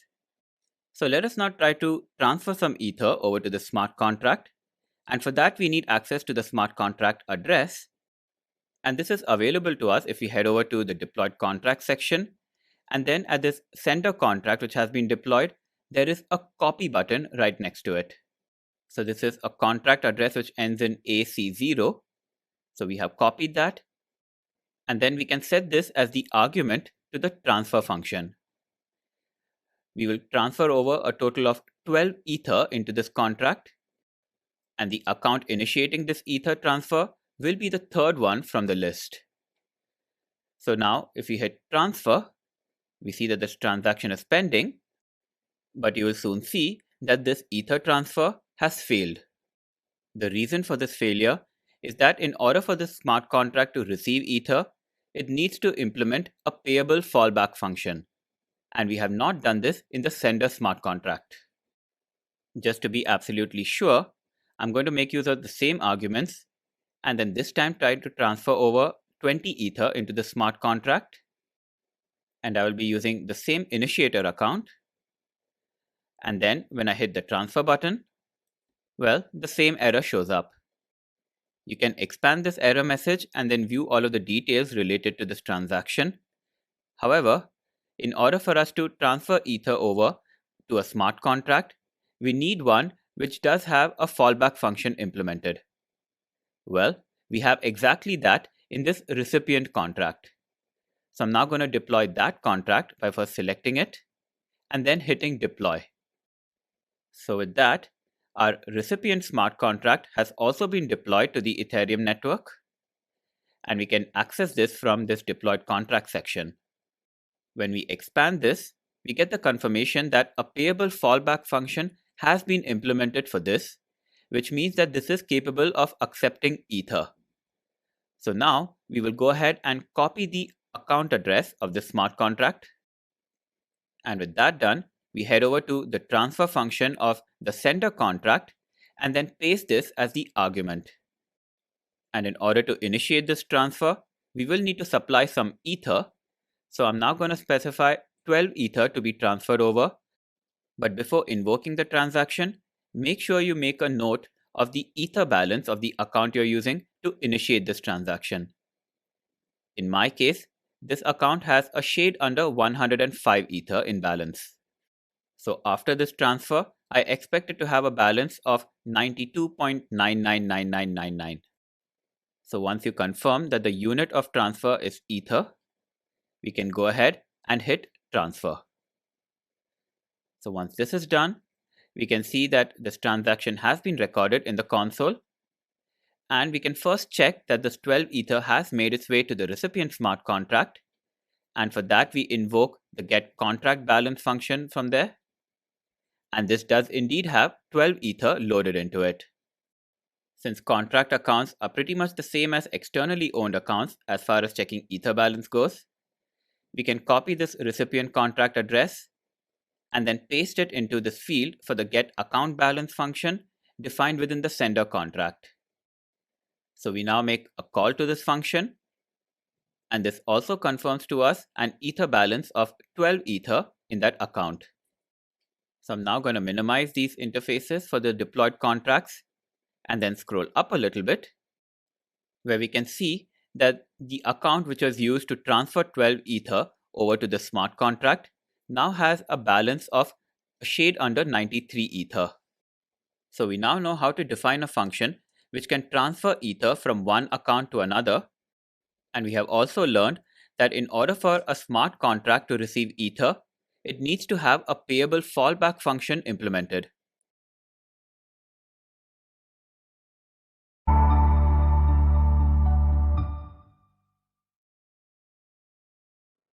In the previous clips, we saw how we can initiate transfers of Ether from externally owned accounts over to both contract accounts as well as other externally owned accounts. In order for a contract account to receive Ether, it must implement a payable fallback function. The fallback function we implemented had an empty body, which means that the smart contract simply holds on to the Ether which is transferred to it. This may not be your desired behavior in all instances, which is why you may want some activity to be performed once the Ether transfer has been made to the contract, and that is what we will explore in this demo. So we make use of the same recipient and sender contracts which we included previously, and this time a small addition will be made to the sender contract. Specifically, we will implement a payable fallback function, except that the body of this function here is not empty. We will revisit this in just a moment, but before we go ahead, we can quickly revise what we have in our code.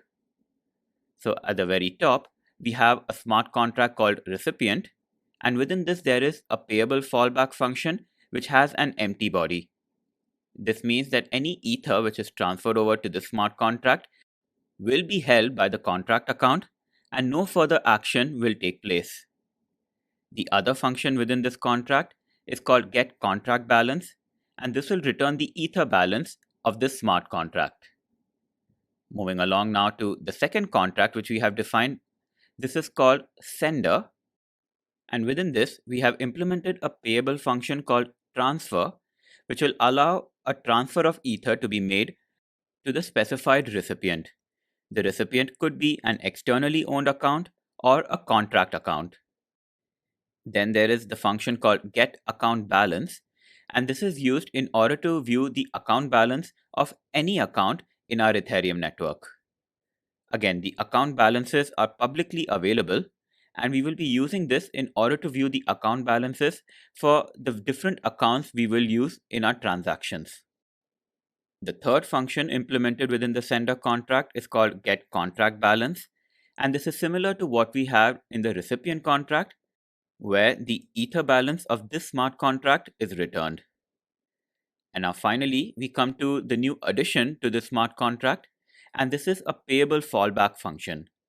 This means that it has no name, and there are no arguments which can be passed to it either. We can have only one such function in any smart contract, and this decides what happens to any Ether which is transferred over to the smart contract. While the fallback function we implemented at the recipient's end did not have any body at all, on this occasion we are doing something with the Ether which is transferred over to the contract. Specifically, all the Ether which makes its way to the contract is being transferred over to an externally owned account, and this account is being initialized on this line over here. You can see on the left of this line that there is an error which needs to be addressed, and this is because we need to specify an account address. We will be specifying this address in just a little bit, but you can see here that once our address payable type has been initialized with a valid account address, we will be transferring over the ether which makes its way into this contract over to that address. Also, by hovering over this label for a little bit, you will be able to see the full text of this error. This error can also be viewed by switching over to the Compile tab, and you can see at the bottom that the two errors have been raised by the compiler. Let us now fix this error by specifying a valid account address when initializing the address payable type. So we head over to the Run tab and then pick one of the accounts available from our list over here. So I'm picking the fourth one, which has an account address ending in 225 and currently has a balance of 100 ether. I'm hitting the copy button on the right, and once the address has been copied to the clipboard, we can paste it when initializing this address. So we can head back to the Compile tab to see if the two warnings have disappeared. And on this occasion, we see that there is a single warning instead. It's easier to view the full warning text if we hover over this icon here, and this tells us that the address literal which we used seems to be invalid. The reason for this is that the Remix IDE makes use of all lowercase letters for the hexadecimal digits A through F. In order to convert this to a type which is acceptable to this compiler, let us now open a new tab, and I'm going to head over to etherscan.io. Etherscan is essentially an Ethereum blockchain explorer. It allows us to view details of Ethereum transactions, blocks, tokens, and even accounts, but all of these are for the main Ethereum network. There are similar Etherscan sites available for some of the test networks as well.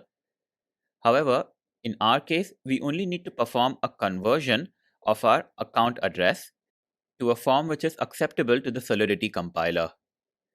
So from within this Etherscan site, we will paste our account address into this search bar, which allows us to search for Ethereum accounts. So do note that all of the characters A through F are lowercase here, but once we hit enter, Etherscan has converted some of these to uppercase.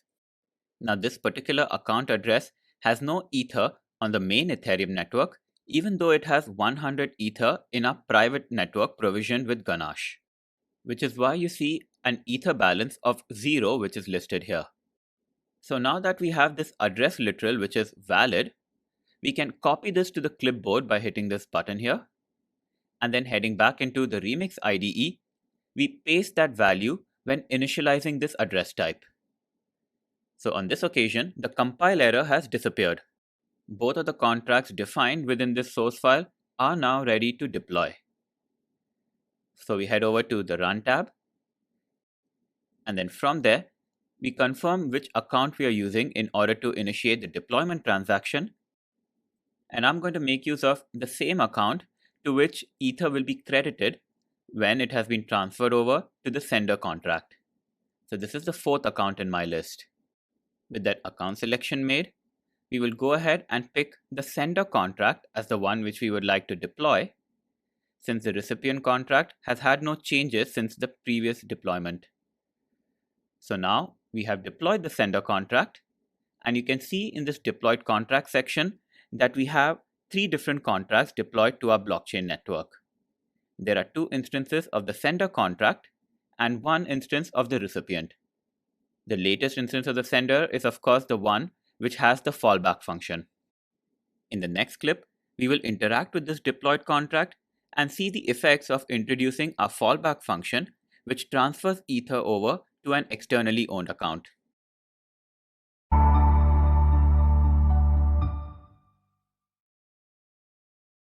In the previous clip, we implemented a code change in our sender smart contract in order for that contract to be able to receive ether, but as soon as it receives any ether, it will transfer the entire amount over to an externally owned account. Now, one issue with this ether transfer is that when this fallback function is invoked by any other smart contract, which means that when Ether is transferred over to this smart contract from some other contract, there will only be about 2300 gas which is allocated for the execution of this recipient fallback function. The reason for this is to prevent the original transaction invoked from the other contract from running out of gas in case this recipient fallback function introduces something like an infinite loop. But the consequence for the recipient is that their fallback function cannot perform anything more complicated than emitting an event. We will see how that works in this clip. So now we have 3 different contracts deployed to our blockchain network. There are 2 instances of the sender contract. One of them does not have the fallback function, whereas the latest one does. And then there is one version of the recipient contract deployed as well. The first thing we're going to try out is to invoke the fallback function of this new sender contract directly. So for that, let us pick an account from which to transfer over Ether to this new sender smart contract. And I'm going to pick the first one in my list, which has an account address ending in 33C. And I will be moving over about 11 Ether to this smart contract. As with any Ether transfer transaction such as this one, keep an eye on the balance of the account originating the transaction. So this has just about 90 Ether within it. And once 11 Ether has been transferred over by calling this fallback function, we can immediately see that the account balance has dropped to about 79. So the Ether transfer has taken place from the originating account, and from the console log, we can see that this transaction did include a value of 11 Ether. So for now, let us check what the balance of this sender contract is. That is, whether any Ether has remained within the contract itself and did not get transferred over to the recipient account. And the balance of 0 confirms that all of the Ether has made its way out of the contract, or potentially did not make its way into the contract at all. Now for a final test, we need to check the Ether balance of the externally owned account to which we transferred over Ether in this sender fallback function. So we head over to this accounts list, and in my case, it was the account ending with the address 225, which was the recipient, and this now has a shade under 111 Ether. So this account did indeed receive the 11 Ether which we transferred over. So calling the fallback function directly from here did indeed work. Even though we defined an operation within our fallback function which uses more than 2300 gas, this Ether transfer did take place since it wasn't invoked from another smart contract. It is now time for us to trigger this fallback function from another smart contract. And for that, I'm going to make use of one more account from this list here. And you can choose any account as long as you keep an eye out on the Ether balance. Now to transfer Ether over into this second sender contract which has been deployed, we will need to make use of its contract account address, which we can obtain by simply copying over this address by hitting this copy button here. So do note that this account address ends in C91. To transfer Ether to the smart contract, we can trigger the transfer function defined within the sender contract. And to do that, we will be making use of the previously deployed version of this sender smart contract. So I'm now going to expand that over here. And then we will be invoking this transfer method. And since this accepts the recipient's account address as an argument, the value which we will paste here is the address ending in C91, representing the new version of the sender smart contract.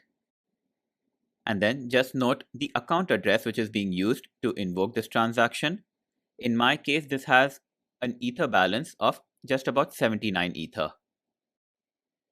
I'll then ensure that there is a total of 3 million gas available for the transaction.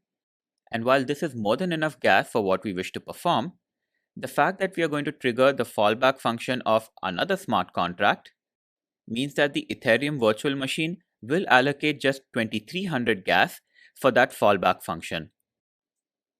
So we now move ahead and define the amount of Ether which needs to be transferred over. So I'm now going to move over 15 Ether in all.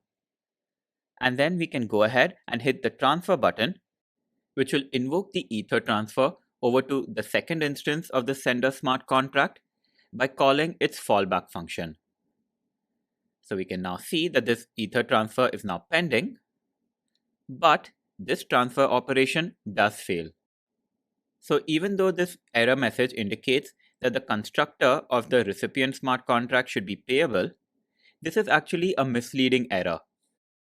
What is, however, indisputable is the fact that this transaction has been reverted, and the reason for this is that it simply ran out of gas. There was only a total of 2300 gas allocated to the recipient's fallback function, and that fallback tried to perform an Ether transfer operation which uses much more than 2300 gas. As a result, the transaction was reverted since there wasn't enough gas for it to complete. With that done, we can minimize this particular sender contracts interface since we won't be using this anymore, and we will confirm that this transfer operation does indeed work if we try to copy Ether over into an externally owned account. So to select the externally owned account to be the recipient, I'm now going to head over to the accounts list and select the last one available for me, which currently has an Ether balance of 100. Since this address will need to be used, after the selection, I'm going to hit the copy button right next to it. So that has copied the address to the clipboard, and then switch back to the first account in my list in order to initiate the next transaction. And that transaction is going to be a transfer of Ether to this particular account whose address we've copied over to the clipboard. And the amount of Ether being transferred will be 7. So I expect the Ether balance of the sender of this transaction to drop from about 79 to just under 72, and the recipient of the Ether should have a balance of 107, up from the current 100. So we can now go ahead and hit transfer, and this transaction has gone through smoothly.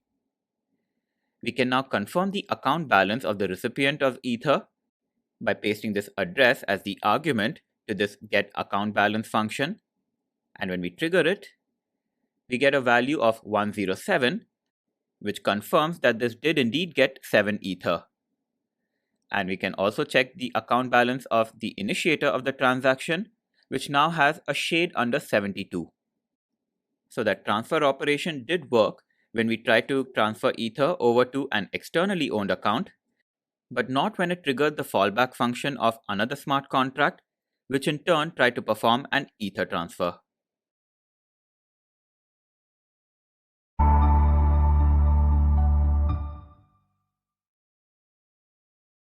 We have seen in the previous clips that smart contracts are capable of receiving and storing Ether.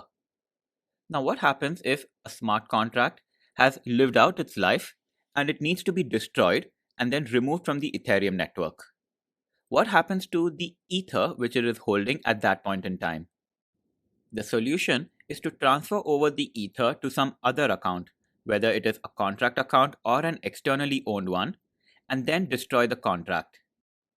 To do both of these tasks in one go, Solidity has supplied to us a function called Self-Destruct.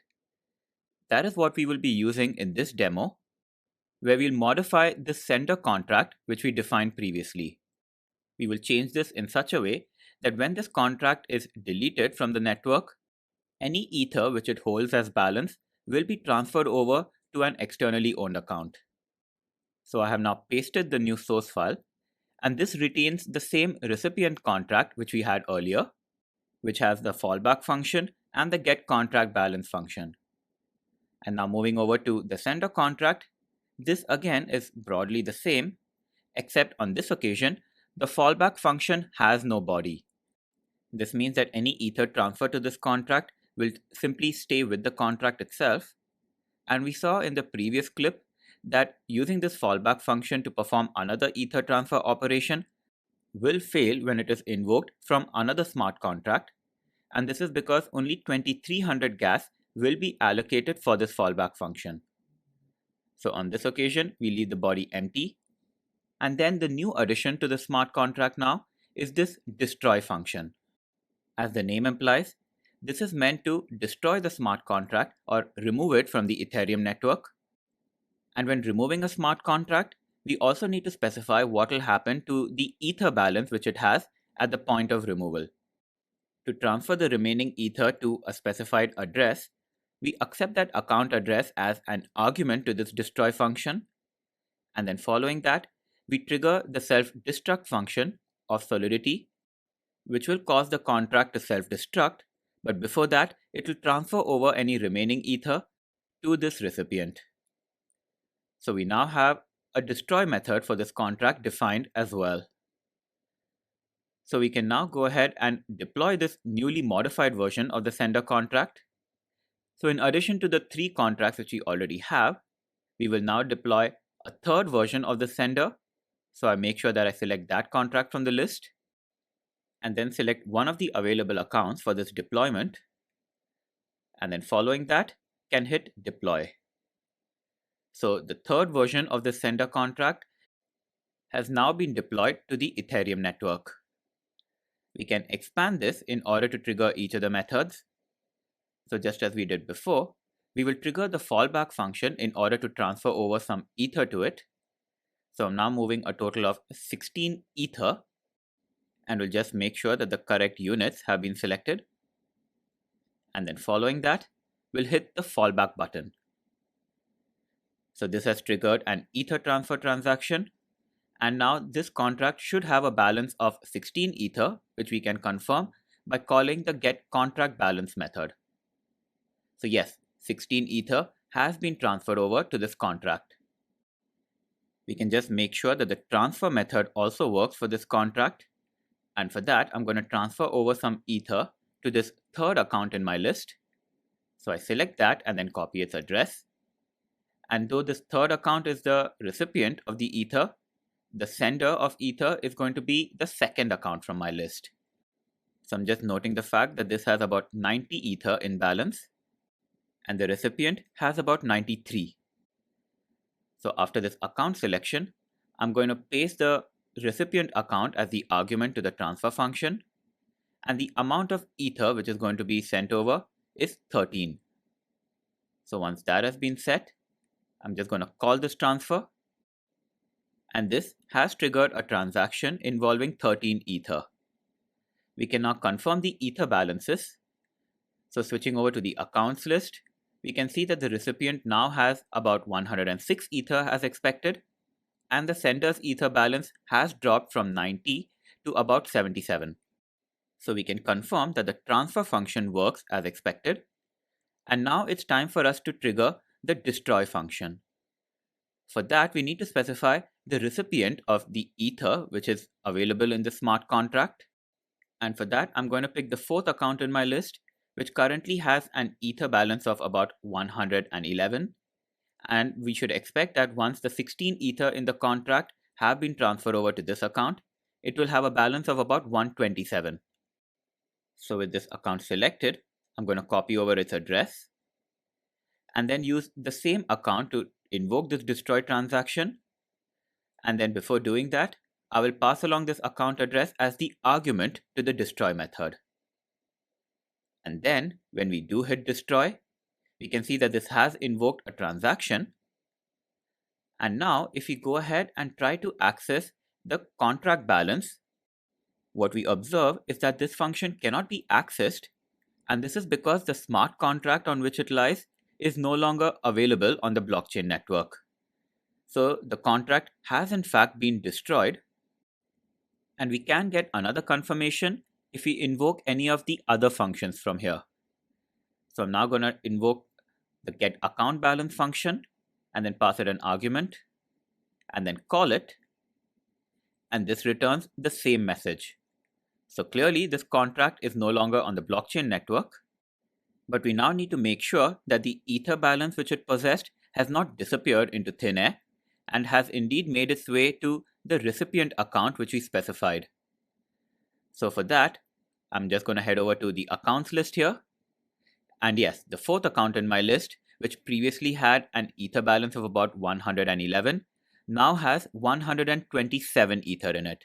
So the 16 Ether from the contract has made its way to this externally owned account. So the self-destruct method is very useful when your smart contract is meant to be temporary. So consider a case where your smart contract serves as a temporary escrow, where it holds some ether until specific conditions are met, and once those conditions do apply, then it will transfer the ether to a specified recipient and then destroy itself. Well, this is where a self-destruct method will be very useful. And with that, we have come to the end of the ether transfer demos, where we have seen the use of fallback functions, transfer functions, as well as the self-destruct function. We can just go ahead and clean up the workspace by deleting all of the deployed contracts and closing down the source files as well.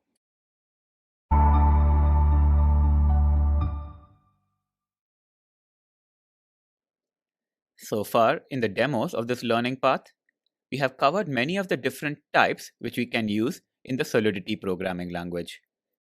These include primitive types such as integers and strings, and also composite types such as mappings and structs. One data structure which we haven't covered so far is an array. And just like with any programming language, Solidity supports the concept of arrays to store a collection of data where all are of the same type. While arrays of integers and booleans can be used without any specific precautions, in the case of arrays of strings, this is still an experimental feature in the Solidity language as of this recording in March 2019. So let us make use of this experimental feature by first creating a new source file, and this is called workingwitharrays.sol. And I'm now going to go ahead and paste the code for this. And once this is done, let us walk through each of the steps. Just like with all of our other contracts so far, the first line includes a Pragma directive, but on this occasion is a Pragma experimental directive, where we are saying that we wish to use the experimental ABI encoder v2 for this particular source file.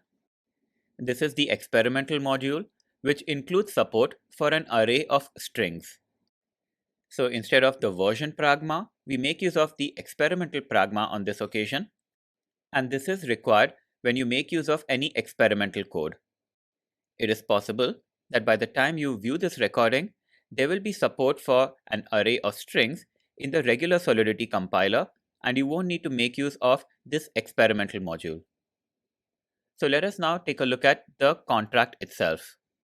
So we have this function called f, which takes in as argument a string called value. This string needs to be allocated in memory and not in the storage of the smart contract. And since this does not perform any write operation, nor does it read from the smart contract, we can declare this to be a pure function. This does return a value, however, and the return value is an array of strings. It is due to this that we need to make use of this experimental ABI encoder v2. And then within the function body, we are initializing an array of strings called ARR, and we do this by making use of the new keyword.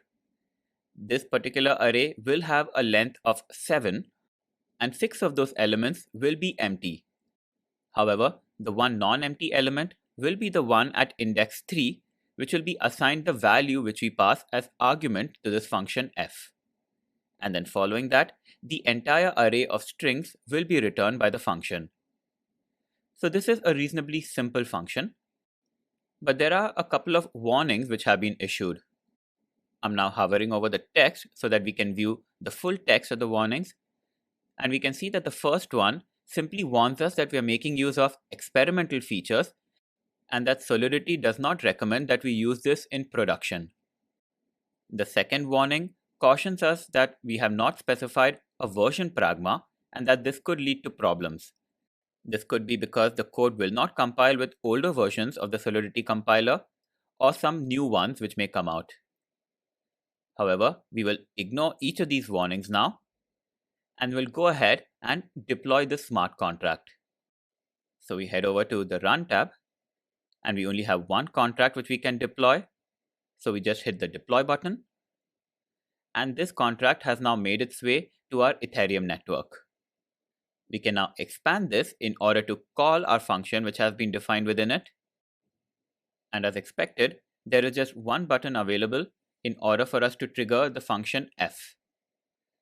So this accepts a string argument. So we will pass this the string third. So this function creates an array of strings of 7 elements, and of those, the element at index 3 will be set to this value third. So we now trigger this function by hitting this button, and this does return an array of 7 elements. We can confirm this by counting the number of commas, which should total 6. However, since all of the elements except the one at index 3 are blank strings, all we see are 6 commas with the string third in the middle.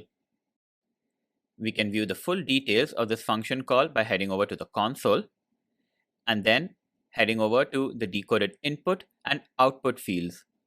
Here we can confirm that the input was a string called third and the output was a string of arrays with 6 blank strings.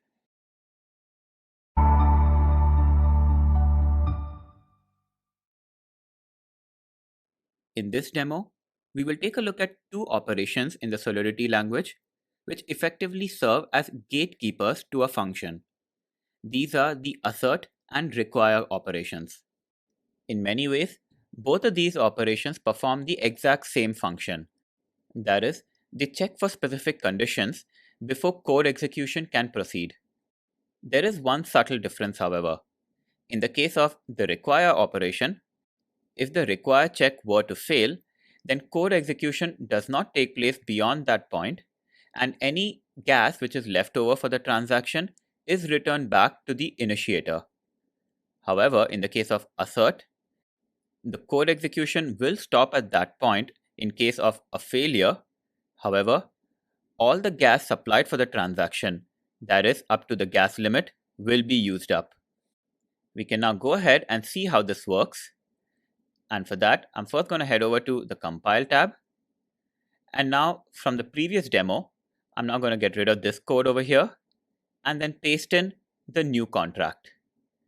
So this is also going to be called working with arrays, but I have removed the return value of an array of strings to just be a string, which is why we no longer need the experimental ABI encoder v2 and can make use of a regular version Pragma at the top.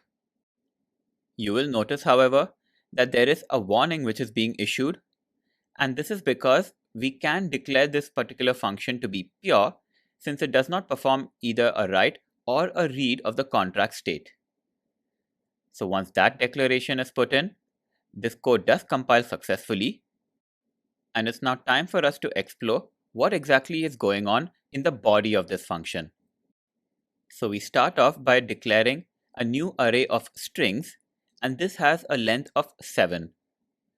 So this is a variable called a, and further below, we include an assert statement to check that the length of this particular array is 6.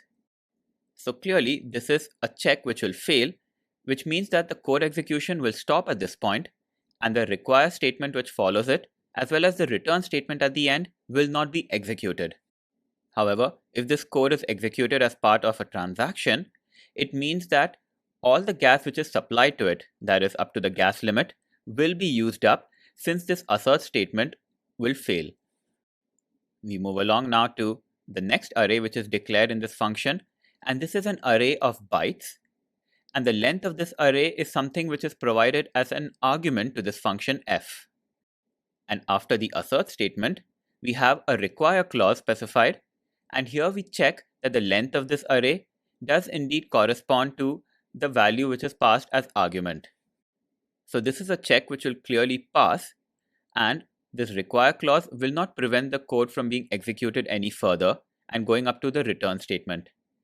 However, if the require check were to fail, then only the gas consumed up to that point will be used up, and then the remaining gas will be refunded to the transaction originator.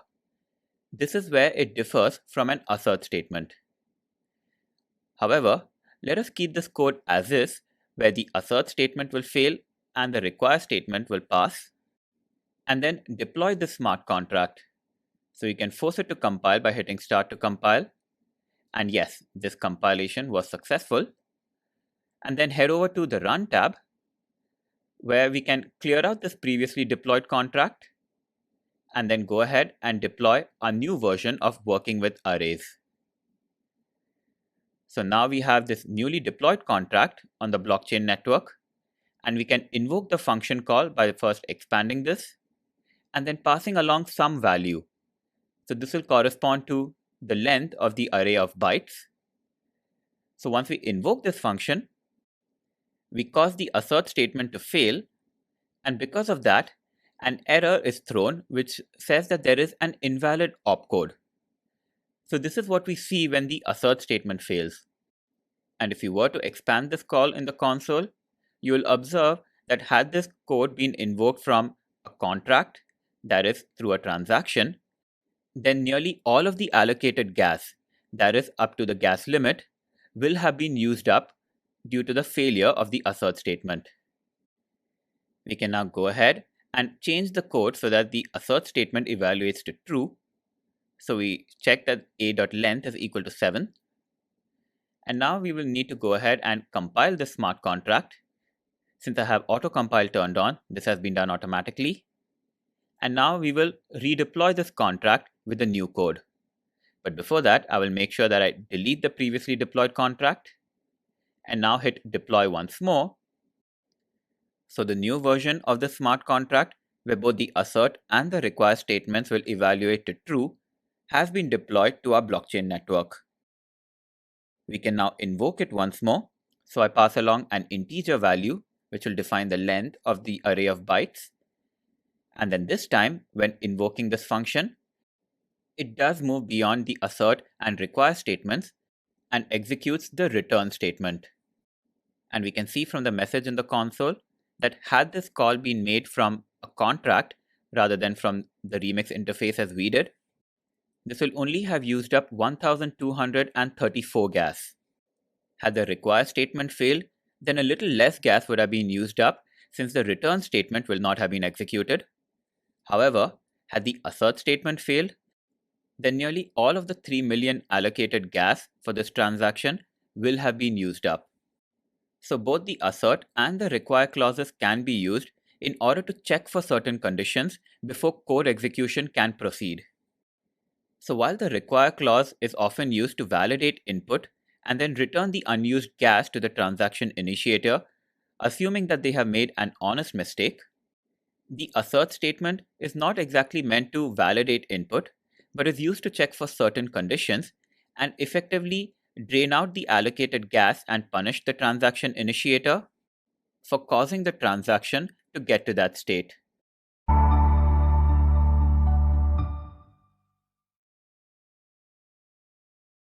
So far in this learning path, any string variables which we have created have been allocated space in memory and not storage. With variables created in memory, when one of them is assigned to the other, it means that each of them retains their own memory allocation, except that their values will become exactly the same. If you go on to change the value of one, then the value of the other is not affected.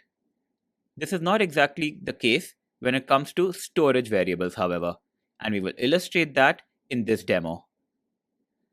To begin, let us get rid of this code which we used previously and now paste in the code for this new demo.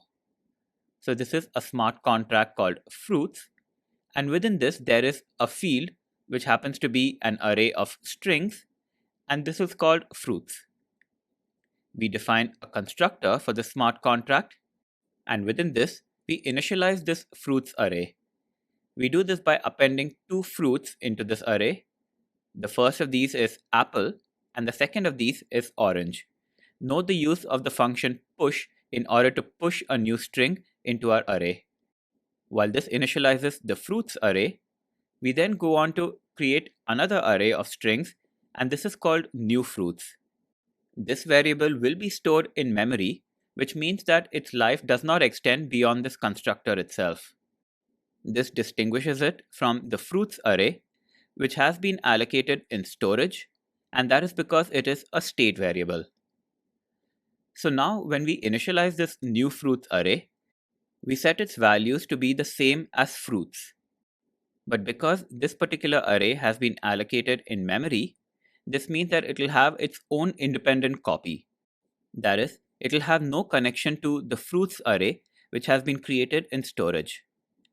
So following this, we set the value of the element at index 1 in the new fruits array to mango, and we will illustrate that this does not overwrite the element orange, which is at index 1 in the fruits array. And just to reiterate, the reason for this is that this new fruits array has been allocated in memory in a space which is entirely different from that of the fruits array, which has been created in storage.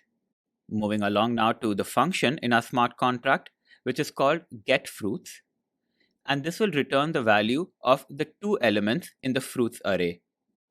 If the new fruits array has indeed been allocated in a separate space than the fruits array, this should return the values apple and orange when we call them. Do note, however, that the return variables have been allocated space in memory.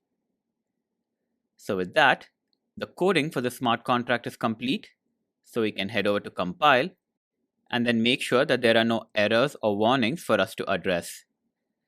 And given we have the all clear, we can head back to the Run tab. And then from here, we will just deploy the smart contract to this JavaScript VM where there is an Ethereum network. So now that our contract has been deployed, let us invoke the getFruits function within it. And we can see that this returns both apple and orange. So clearly, this initialization of the new fruits array and setting its second element to mango has had no influence on the fruits array. So clearly, these two arrays are entirely independent of each other. We can expand this call from the console and then scroll down to view that the return types do indeed correspond to apple and orange. Now what will happen if we were to change the space allocation for this new fruits array from memory to storage? Well, once this change has been made, we head back to compile and then ensure that this has been built without any errors. And then we head back to run and then deploy this slightly modified version of this fruit smart contract. Okay, so we have this second version of the contract deployed now, and we can now test it out by running getFruits. And now this has invoked the function call, and we expand the message from the console just to see what the entire decoded output is. And this gives us the strings apple and mango. So on this occasion, the fruits array was clearly not independent of the new fruits array. Since new fruits was allocated in storage, when we perform the assignment operation of setting new fruits to be equal to fruits, because both of these variables were set to be stored in storage, these two variables were not independent copies, but were essentially pointing to the same space in storage. This is exactly why when we set the value of the element at index 1 to mango, even though this was done with the new fruits array, because new fruits and fruits are pointing to the same space in storage, this ended up modifying the fruits array as well. So this is something to keep in mind when using the Solidity language, is when you perform an assignment from one type to another, such as memory to storage or vice versa, then independent copies are created. On the other hand, memory to memory assignments or storage to storage assignments end up creating references, where the variables end up pointing to the same data. So with that, we can now get rid of the two deployed contracts and then clear up the workspace for the next demo.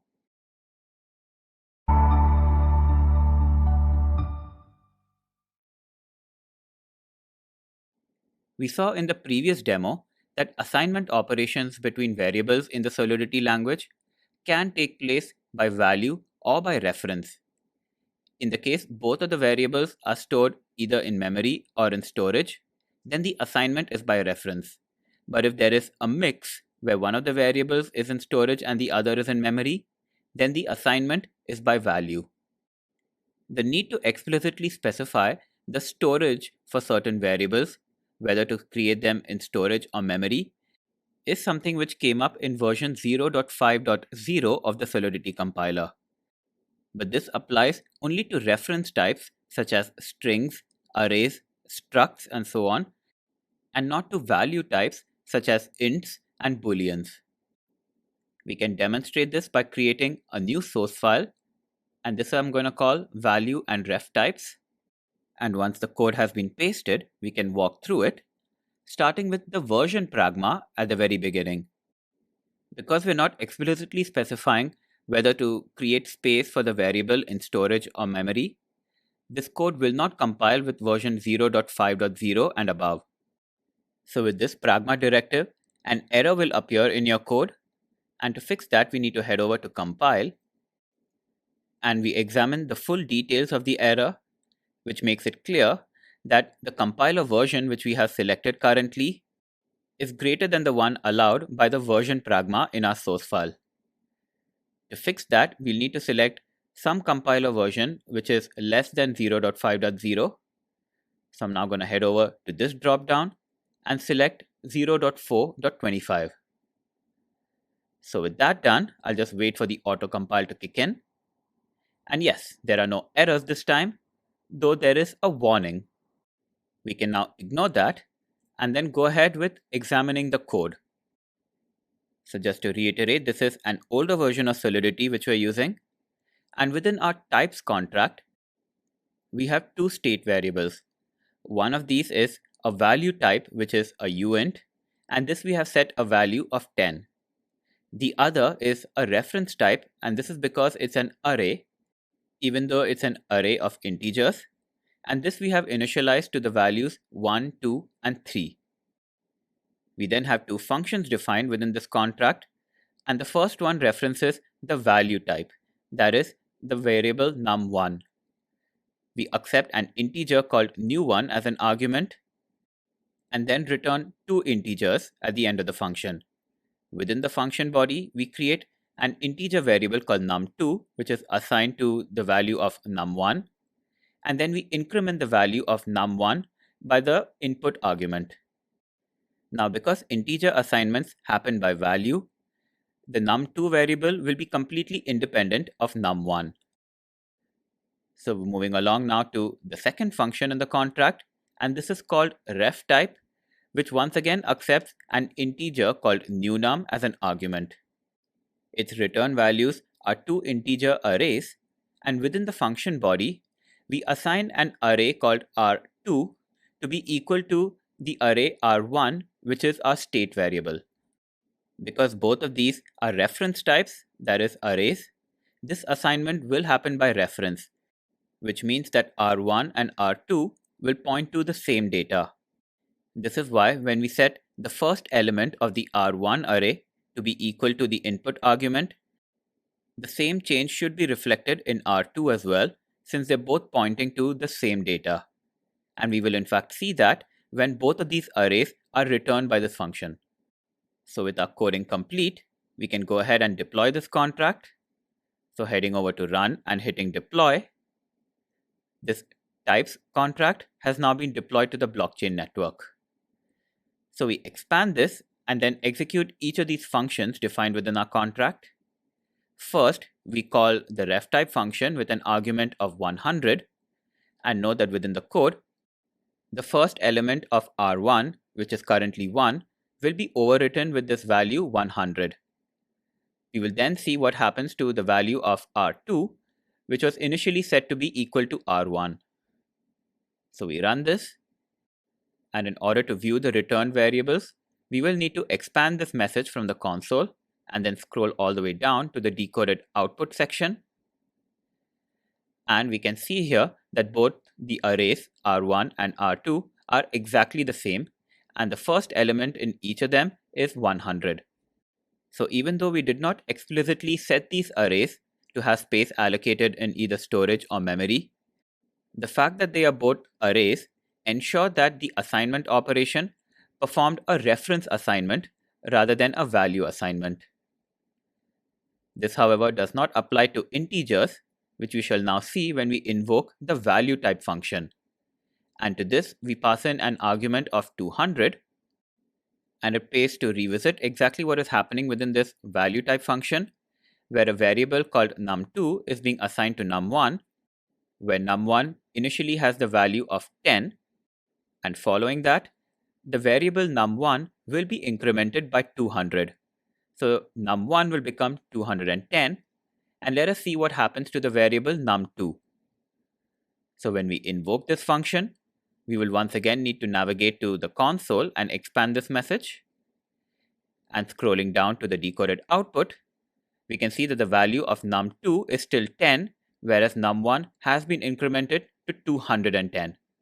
So clearly, this assignment of int to int was performed by value and not by reference.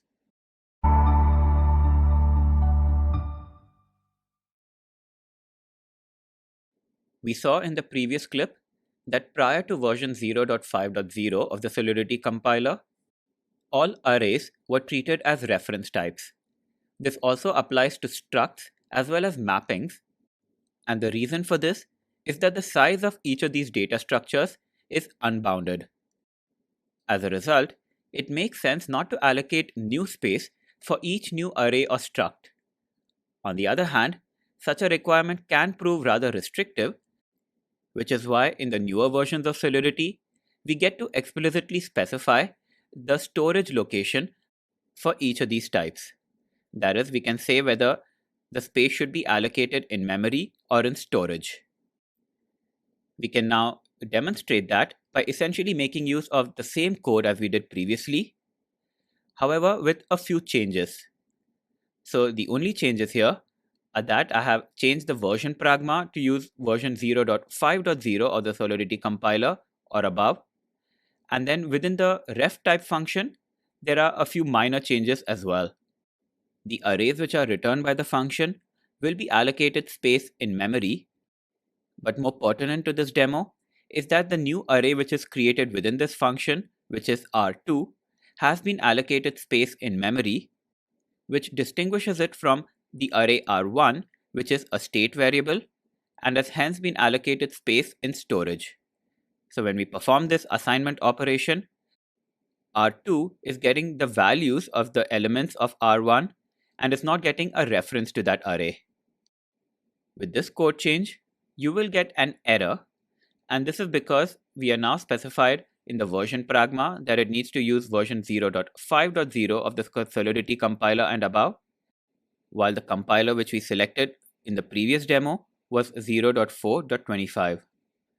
So we head over to this drop-down and select one of the newer versions of the compiler, which is going to be 0.5.6. So with this selection done, the code compiles successfully. We can now deploy this contract by heading over to Run and then hitting Deploy. And with the newer version of our types contract deployed to the network, we can now invoke each of the functions. So we will go ahead and invoke the ref type function to see whether the two arrays which are returned are indeed different. So when we invoke this function with an argument of 300, we expect that the first element of R1 will be 300, and we will now see what happens to R2. So with this function call, we will need to go over to the console and expand the message. And in the decoded output, we get the confirmation that the assignment of R1 to R2 did indeed take place by value and not reference. This is because once we made the change to the first of the arrays, the second array was not affected at all and retained the elements 1, 2, and 3. Just as a confirmation, we will go ahead and execute the value type function as well, to which we pass in the argument 400. So we can expect that the num1 variable will be incremented by 400 to a value of 410, and that the num2 variable will have a value of 10. And this is exactly what we see in the decoded output section. So with that, you should now have a fairly good understanding of how assignment operations work, depending on whether the variables on either side have been created in storage or memory. In older versions of the Solidity compiler, this assignment depended on the types on either side of the operation. However, in the case of version 0.5.0 onwards, we get to specify where arrays, structs, mappings, and other similar structures need to be allocated.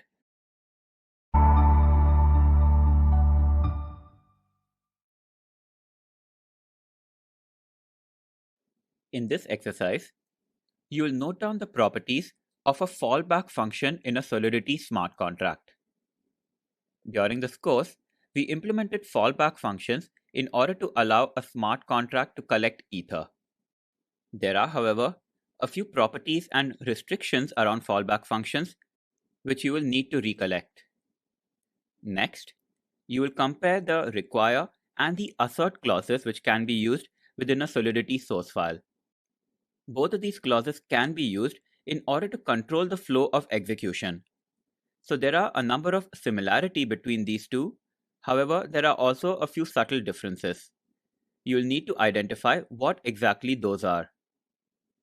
And finally, you will enumerate the differing semantics of variable assignments based on where they are saved. So just to clarify, when you assign one variable to another in the Solidity language, the assignment works differently depending on where exactly the variables have been allocated space, whether in storage or memory. You will recall exactly what the differences are.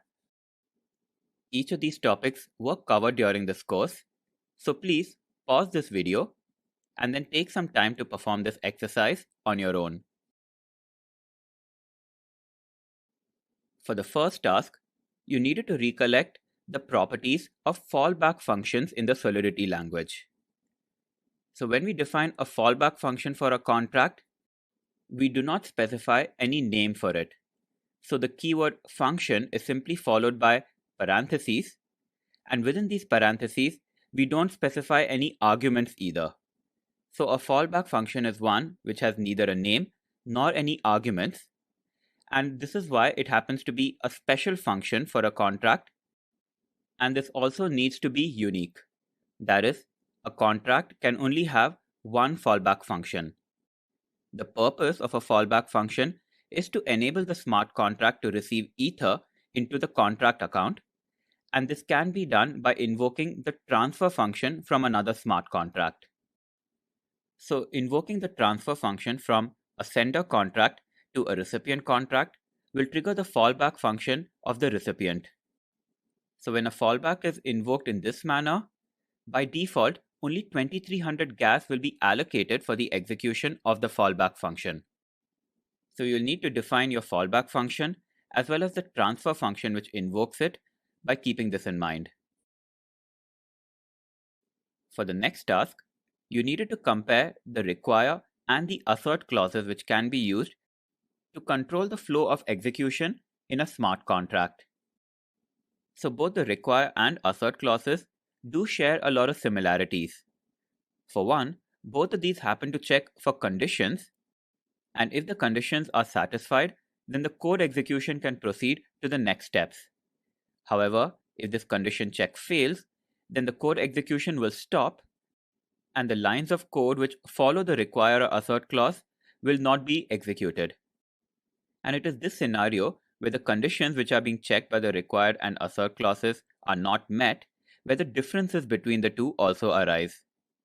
So in the case of the require clause, the code execution will halt, and any Ether which is not used by the transaction and has been allocated for it will be returned to the initiator of the transaction. On the other hand, the assert clause will use up all of the unused Ether. That is, all the Ether which is specified in the gas limit will be consumed.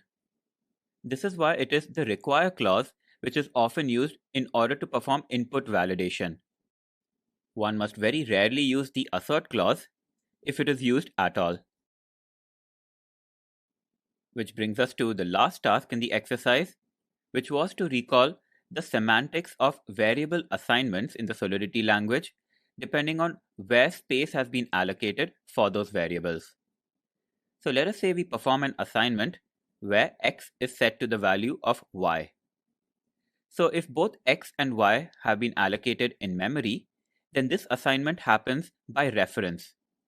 This means that changing the value of x after the assignment will also end up changing the value of y, and vice versa.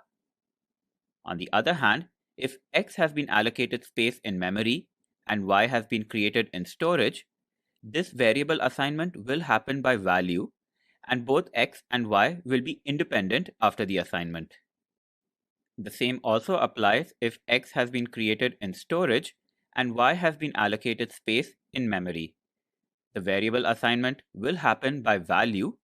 So if you change the value of X after the assignment, then the value of Y is not affected at all because it is pointing to an entirely different space. However, if X and Y have both been defined to have space in storage, such a variable assignment will happen by reference. So both X and Y will be pointing to the same space in storage. However, they will just be different references to the same space.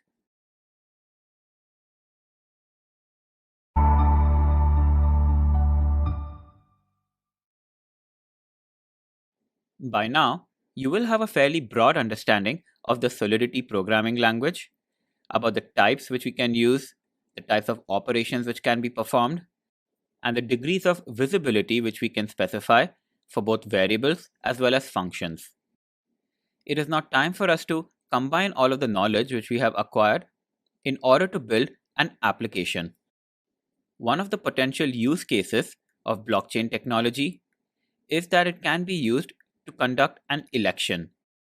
This does make sense because the use of Ethereum account addresses and smart contracts does offer a lot of the conditions which we need for an election. The voting process can be clearly defined and held publicly accountable by means of a smart contract, while the voters themselves can conceal their identities behind Ethereum account addresses. We can now go ahead and see how this might work by creating a new source file, and this one is called voter. So this first version of the voting application which we will now implement in this demo will be somewhat naive and will have a few flaws. We will address a lot of those flaws in the subsequent demos in the learning path. So let us now paste all the code and then walk through it one by one. At the top, you can see both the version Pragma as well as the use of the experimental Pragma, and we need to use the ABI encoder v2 since this allows us to have a function which returns an array of strings. We have a smart contract called voter, and this contains two fields within it. One of these is an array of integers, and this is called votes. This array records the number of votes for each option, and each index in this array represents an option. The options themselves are stored in the second field of the smart contract, and this is called options. With that, we now move along to the constructor for the contract, and this initializes both the options and the votes arrays. The contents of the options array is something which is passed as an argument to the constructor. So when we deploy the contract, we will need to specify what are the options which the voters will need to vote on. Since the votes array will keep a track of the votes for each option, the length of this array needs to match that of the options array. And with the Solidity language, each element of this array will be initialized to 0. So with our arrays initialized, we will now move ahead and define the vote function. And when someone is casting their vote, they will need to specify the index of the option for which they are casting their ballot. So this index becomes the argument to this function. And then within that, we first perform a check using the require clause. We need to check that the option index which is passed is not invalid. So it needs to be greater than or equal to 0 and less than the length of the options array. And once that clause is satisfied, then the code execution can go ahead, where the element in the votes array corresponding to the option which has been voted for is incremented by 1. So that defines our voting operation. But in order for us to keep track of the voting options as well as the state of the vote, we have two other functions defined. The first of these returns all of the options which are on the ballot. That is, it will return the contents of the options array. And then we have the getVotes function, and this returns the contents of the votes array which shows us the current status of this election. So now that we have defined what exactly our election looks like, we can build and deploy our smart contract.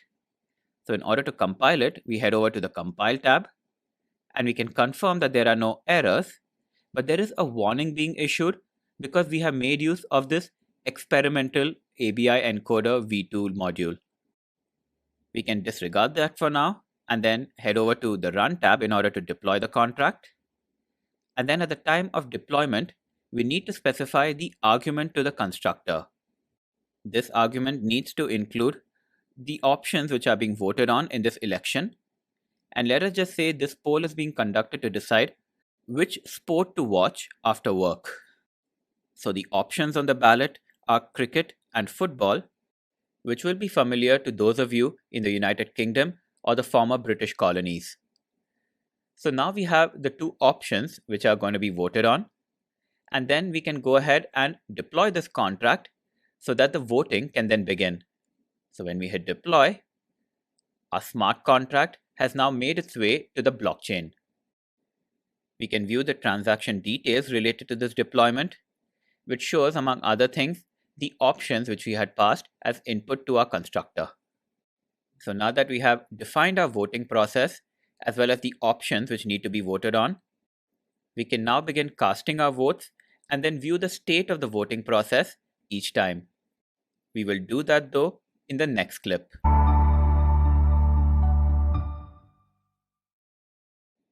We have now defined our voting process in a very transparent manner within a smart contract, and then initialize the voting options once we deployed it. So this is a vote to decide among a bunch of co-workers what sport to watch once work is done. The options on the ballot are cricket and football, or soccer as it's also known. So let us now begin the voting process, and for that we expand this contract interface here, and we observe that there are a number of different functions which we can invoke. And let us first call the getOptions function to see the options available for us on the ballot. So this confirms that the choice is between cricket and football. We can view the status of the election at this point by triggering the getVotes function, and this shows us that at the moment 0 votes have been cast for both the options. Now the Remix IDE has also provided us with an interface to view the values of our state variables. Since both the options and the votes variables are arrays, we can view the contents at each index by specifying the index as an argument. So in the options array, the element at index 0 is cricket, and then at index 1, the option is football. Moving along now to the votes array, we can check out the number of votes cast for cricket, and this of course is 0. And we should see the same value when we check the votes cast for football as well. Alright, so we currently have no votes registered. We can now change that by casting a vote for one of the options here. So we now try to vote for cricket by entering a value of 0 as an argument to the vote function. And we then trigger a vote by hitting this button. And this does indeed invoke a transaction. So let us now check whether this vote has indeed been cast by going over to the votes array and checking the number of votes which have been cast for the option of cricket, which is at index 0. And this confirms to us that the single vote has been registered. So now we have cast a vote for one of the valid options. What will happen though if we select an invalid one? So we will now cast a vote for the option at index 3, and this of course doesn't exist since the valid options in the vote are 0 and 1. So we will now trigger a vote, and we can immediately see that there is an error which has been thrown, and this error indicates that this was an invalid option, and this is because the require clause which we specified within our vote function was defined to perform a check on the option being voted on. That check has failed, which is why we see the output which we specified in the require clause being printed out over here, which is invalid option. And the require clause will also ensure that the code execution will stop at that point, which means that the next line of code, where the vote is recorded in the votes array, will never be executed, and the transaction will be reverted and unused gas will be handed back over to the initiator of the transaction. So the voting which has been performed so far has made use of just one account.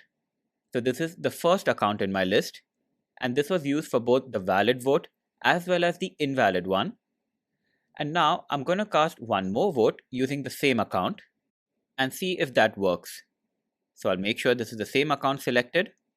And now I'm going to cast one more vote for cricket. And this transaction seems to have gone through successfully. And we can now check whether this vote has registered by invoking getVotes. And this does show that 2 votes have been cast for cricket and none for football. We can go ahead and explore the contents of the votes array. So for cricket, 2 votes have been cast, and for football, which is at index 1, there are no votes. So clearly, this app which we have built does nothing to prevent double voting. And this is something we will fix a little later in this learning path. We will now cast one more vote from a different account, but before that we can view the contents of the options array. And now head over to the accounts list, where we select one of the other accounts which have not been used for this particular vote. So the second account selected for me, I'm now going to cast a vote for football. So this is at index 1. And this vote has also been recorded. Let us view the contents in the votes array. So yes, for football, 1 vote has been recorded, and we can view the entire state of the voting process by calling the getVotes function, which shows that 2 votes have been recorded for cricket and 1 for football. So with that, we have seen how we can build an application to conduct an election. So clearly there were some flaws in this election since it allowed for double voting. However, this is something which can be fixed, and we will be doing that a little later in this learning path. The important takeaway from this demo though is that smart contracts allow us to define a process in a transparent and accountable manner. The election process is entirely transparent since it's defined in a smart contract which everyone can view, and the state of the election can also be recorded here. The votes themselves can be stored as transactions on the blockchain, which again lends to transparency. However, the identity of the voters need not be made public. They can choose to hide behind their account addresses.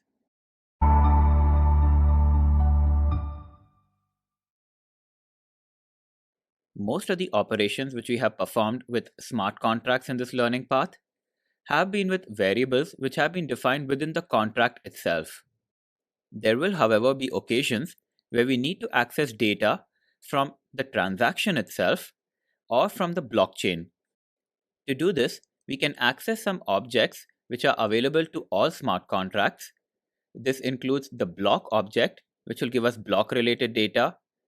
There is another object called TX, which will give us transaction-related data, and another object which also gives us information related to the transaction which has been invoked is called MSG, which is short for message, and we have used that previously in order to access the value of Ether which is being transferred in a transaction. So we will use all of these in this demo now, for which we will go ahead and create a new source file. And this one I'm going to name Getting Block and Transaction Properties. As usual, I'll go ahead and paste the code. And since I have autocompile turned on, it is good to see that this code has compiled successfully without even raising a warning. So now we can walk through each section of this code one by one. To start off with, we take a look at the function called getBlockProperties, and this accesses various properties related to the next block which will be added to the Ethereum blockchain. So we can see here that this returns 4 different values, and those values are assigned to variables within the function body. The first 3 variables are assigned values from the block object. Block.number returns the number of the next block to be added to the Ethereum blockchain. The difficulty field of a block represents how difficult it is to find the proof of work nonce for a particular block. The timestamp field will of course return the current timestamp. And then finally, we access the ether balance of the contract address on which this smart contract is deployed. And for that, we initialize an address type with the contract address, which is accessible using the this keyword. And the address type has a balance field, which will return the ether balance for the account corresponding to that address. So with those 4 fields returned in the getBlockProperties function, we move along to the getTransactionProperties function, and this once again returns 4 values, and this accesses the universal objects MSG and TX, as well as a universal function called gasLeft. So in order to get the address of the initiator of the transaction, we can access the field message.sender. All the call data which is passed as input to the transaction is available in the message.data field. And in order to view the amount of gas which is remaining for the transaction, which is the gas limit minus the gas consumed until that point, we can call the gasLeft function. So this is a universal function. And finally, in order to view the gas price value which was set when invoking the transaction, we access the property tx.gasPrice. So that is it as far as coding of a smart contract goes. So we can test it out by first heading over to run. And before deployment, let us quickly ensure that we are passing in the correct inputs. So we can specify that the environment to which this contract will be deployed will be to a JavaScript VM. And then we can pick the account which will be used for this. So I'm just going to pick the first account. And then we can leave the gas limit field as is, which by default is 3 million. We then confirm that it is the block and transaction properties contract which will be deployed. And then we go ahead and hit deploy. So now that our contract is on the blockchain, we can go ahead and invoke each of the functions which we have defined. So by expanding this, we first invoke the getBlockProperties function. So this returns all of the values which we had specified. So the block number for this Ethereum network, which is on this JavaScript VM, is over 1.1 million. The block difficulty is an indication of how difficult it should be for the miners to find the proof of work nonce for the next block. And this is a number which is frequently adjusted by the Ethereum network in order to ensure that a new block gets added to the Ethereum blockchain once every 15 seconds or so. So ideally, a new block will be mined between 10 and 19 seconds. The higher the value of this difficulty number, the more difficult it is for miners to find the proof of work nonce. And finally, we can see the timestamp which has been returned from the block object, and the ether balance corresponding to the smart contract account is unsurprisingly 0. We move over now and invoke the getTransactionProperties function, and this gives us a bunch of the transaction related data. We can view the address of the account which initiated the transaction at the very top, which ends in 33C. The hash of the call data for the transaction is also available here. We can see the total amount of gas, which is a shade under the 3 million which was allocated in the gas limit. Also, the gas price which was set for this transaction is 1. We can now tally this with the transaction data from this particular call, which we can expand in the console. So the from field in this transaction corresponds to the value which was accessed from message.sender. We can see what happens if we invoke this function from another account. So we can head over to this accounts dropdown and select one of the other options over here. So I'm picking the second one, which has an address ending in 60C. And when invoking the getTransactionProperties function, the sender address does indeed match the account which we initiated the transaction from. And this is something which is also available in the console. So the objects block, MSG, and TX are some of the universally accessible variables, and we can use these in order to access details related to the block which is going to be added to the blockchain, as well as the transaction which has initiated a call.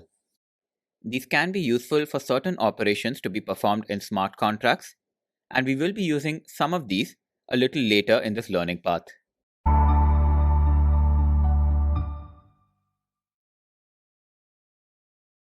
A very useful, and at this point, pretty much a necessary data structure in any programming language is one which can store key and value pairs. In the case of Java, we have hash maps, and there are dictionaries in Python. And when it comes to the Solidity language, it is the mapping structure which fulfills this requirement. We will now see how exactly this data structure works. So for that, we will create a new source file, and this is called mapping explained. And as usual, I'm going to paste the code. And now let us go over this source file. So within a contract, which is called mapping, we have one field, and this is a mapping data structure. So you can see that the key type for this particular structure is a string, and the value is an integer, specifically an unsigned integer. Note the use of the arrow symbol to separate the key and value types, and this is formed by using an equal to followed by a greater than symbol. One thing to keep in mind with mapping types is that the key type is restricted. The key can only be one of the elementary types such as string, int, or byte. On the other hand, there is no such restriction on the value type, which could be any of the composite types such as structs or arrays, or even a mapping type itself. So the mapping data structure within a smart contract is called myMapping, and we initialize it in the constructor for the contract. So this constructor accepts two arguments, both of which are integers, and then we create two key and value pairs within our myMapping data structure. The first one has a key of Alice, and the corresponding value is the first integer passed as argument to the constructor. The second key value pair has a key of Bob, and the value is the second argument to the constructor. So note that we are using the correct types here. Both the keys are of type string, and both values are of type uint. So the individuals Alice and Bob have some amount associated with each of them by means of this mapping data structure. We now move along to the first of the three functions defined within our contract. So this one is called return first option, and this will return the amount corresponding to Alice. Do note the syntax which is used in order to access as well as set the value corresponding to a particular key. This is similar to how dictionary items are accessed in Python, and is also similar to accessing array elements by means of their index, the index in this case being a string. The second function in our smart contract will return the amount corresponding to Bob. So the keys Alice and Bob do exist within our mapping data structure. So both the first and the second functions which we have defined here will return correct values. However, in the case of our third function, we try to access the value corresponding to a key which does not exist in our mapping data structure. Specifically, we're trying to access the value corresponding to the key non-existent option, which, as the name implies, clearly does not exist in our mapping structure. So with that, we have defined our smart contract, and it has also compiled successfully. So we can now go ahead to the Run tab, and then before deploying it, let us make sure that we have a clean workspace. And once that is done, we can go ahead and deploy. But this particular contract does require arguments for the constructor. So these will be the amounts which correspond to the keys Alice and Bob in the myMapping structure. So once we have entered these values of 230 and 4000 separated by a comma, we can hit deploy. All right, so our contract is now on the blockchain network.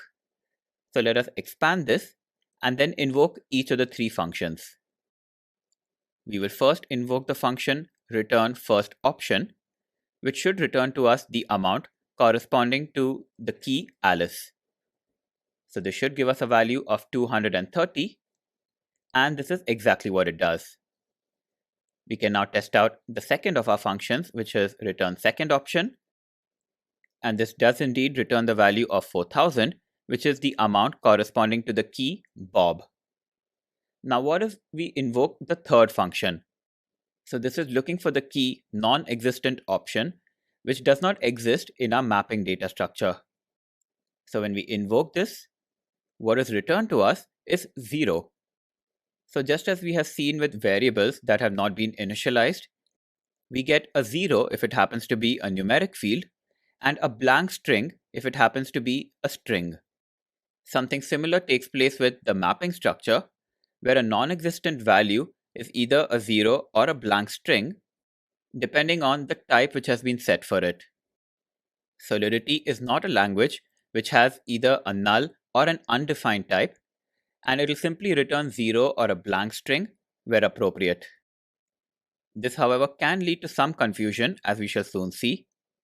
So we will now minimize this particular deployed contract and then redeploy another version of the smart contract. Only this time, we will initialize it with the values 230 and 0. So the value corresponding to the key Bob will be 0. So now with this contract deployed, let us expand this interface here. And just as we did before, we invoke each of the three functions, starting with the return first option. And as expected, this returns 230. We will then go ahead and invoke the return second option function. And this returns a value of 0 as expected. However, when we invoke the return non-existent option, this also returns a value of 0. So there is no clear way for us to distinguish whether this 0 value which was returned was legitimate because the value was actually 0, or whether it was simply because the key did not exist. This is something we need to be very careful about when working with the Solidity programming language, where we cannot really catch any null values because null values simply don't exist. So now that we understand how the mapping data structure works in Solidity, we can make use of that in order to fix one of the flaws in our voting application. Specifically, that a voter could cast multiple votes.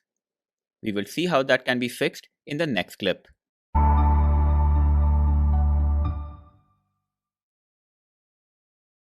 The voting application, which we implemented just a little earlier in this learning path, did allow us to register options which need to be voted on, and then allowed us to cast votes for those options. The issue with that app was that it allowed us to cast multiple votes, and this is something which we will now fix in this version of the voting app.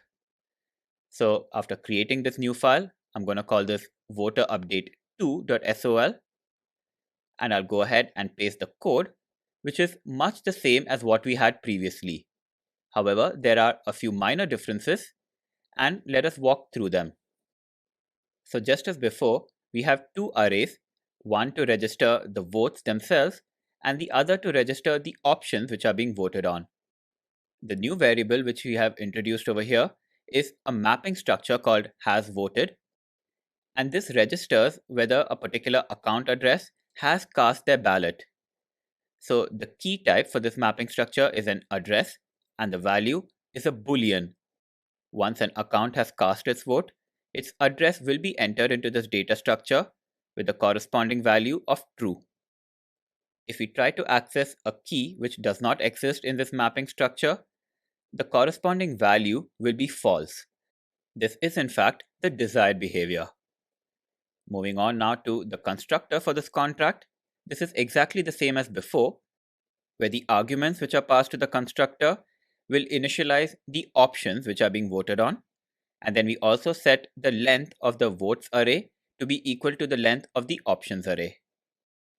This now takes us to the three functions which we have defined within our contract, and the vote function has a few modifications to account for the fact that we're now keeping track of whether a particular account has cast their vote. So one change we have implemented in order to do that is to add a new require clause. So in addition to checking whether a valid option has been entered as argument to the vote function, we also check whether the account which has originated the transaction to vote has cast the ballot earlier on. We do that by accessing our hasVoted mapping data structure and we check whether the value corresponding to the account of the transaction initiator happens to be false. The use of the not operator will ensure that this require clause will evaluate to true only if this particular user has not cast their vote previously. So the code execution will proceed to these next lines only once for each transaction initiator. So what exactly happens here? Well, in addition to increasing the vote count for the selected option by 1, we also make an entry in our has voted mapping structure. So the key and value pair which we add to it has a key which equals the account address of the sender, and this we can access from the message.sender property, and the corresponding value is true. So not only do we register the vote for a particular option, we also register the fact that an account has voted. The other two functions in our contract remain exactly the same as before. The getOptions function will return the options which are being voted on, and the getVotes function will return the votes which have been cast for the options. So now that our coding has been complete, we can deploy the contract by heading over to Run. And then when performing the deployment, we will specify the options which are going to be voted on. And once again, this will be for the sports, cricket, and football. So with that, we deploy the smart contract. And by expanding the console message, we can confirm that the input to the constructor was an array containing the strings cricket and football. And it's now time for us to interact with our smart contract, where we once again have 3 different functions which we can invoke and also 2 different fields whose values we can check. Now before we cast our vote, we need to keep an eye on the accounts which we are using in order to trigger the vote function. So for the first vote which we will cast, we can pick the first of the accounts in this list here. And with that selection made, I'm now going to cast a vote for cricket using this account. Okay, so it looks like this vote has been cast. And we can now confirm that we are able to trigger the getOptions function. And this does indeed return the sports, cricket, and football. And we can now check the status of the vote. So when we call getVotes, this does show us that 1 vote has been registered for cricket and no votes have been cast yet for football. We now quickly confirm access to each of the arrays in our contract. So in the options array, we access the element at index 0, which is cricket. And at element 1 in this particular array, we have the option of football. Moving over now to the votes array, and at element 0 is the option for cricket, and the number of votes which have been cast for cricket is 1. And the number of votes which have been cast for football is 0. So those are all the sanity checks which we needed to perform. But now we will go ahead and cast one more vote. And this time I will make sure that I'm trying to cast a double vote. And the same account is selected. And I'm now going to vote for cricket once more. And on this occasion, the contract has triggered an error. The reason for this is that the condition which we stipulated in the require clause was not met, which is why the code execution had to cease and no vote was cast. We will now cast one more legitimate vote by switching over the account to the second one in this list. And then I'm going to cast one more vote for cricket. So this time the transaction did go through successfully. And we can now confirm whether this particular vote has registered by running getVotes. And the output does confirm to us that cricket now has 2 votes and there are no votes yet for football. For an additional confirmation, we can head over to the votes array and then try to access the number of votes for cricket, which shows us that 2 votes have indeed been registered. So let us say this particular voter has changed their mind. So we stick with this particular account again. And on this occasion, rather than vote for cricket, we try to cast a vote for football. So what happens on this occasion? Well, the transaction has failed because we have registered the fact that a user has cast their vote. It doesn't matter if they are voting for another option for a second time. As long as they have cast a vote previously, they will not be allowed to vote once more. So this one does seem to be a more legitimate voting app. We will now continue to test it out by casting one more vote, for which we switch over to the third account in the list. And this voter will cast a vote for football. And when we hit vote, we can see that the transaction has sailed through successfully. And then when we check the status of the polls at this point in time, we can see 2 votes for cricket and 1 for football. So we have been able to prevent users from casting multiple votes by making use of a mapping structure which keeps track of whether a particular account has cast their ballot or not. And in order to capture the account address of the person initiating the vote transaction, we have accessed the message.sender property.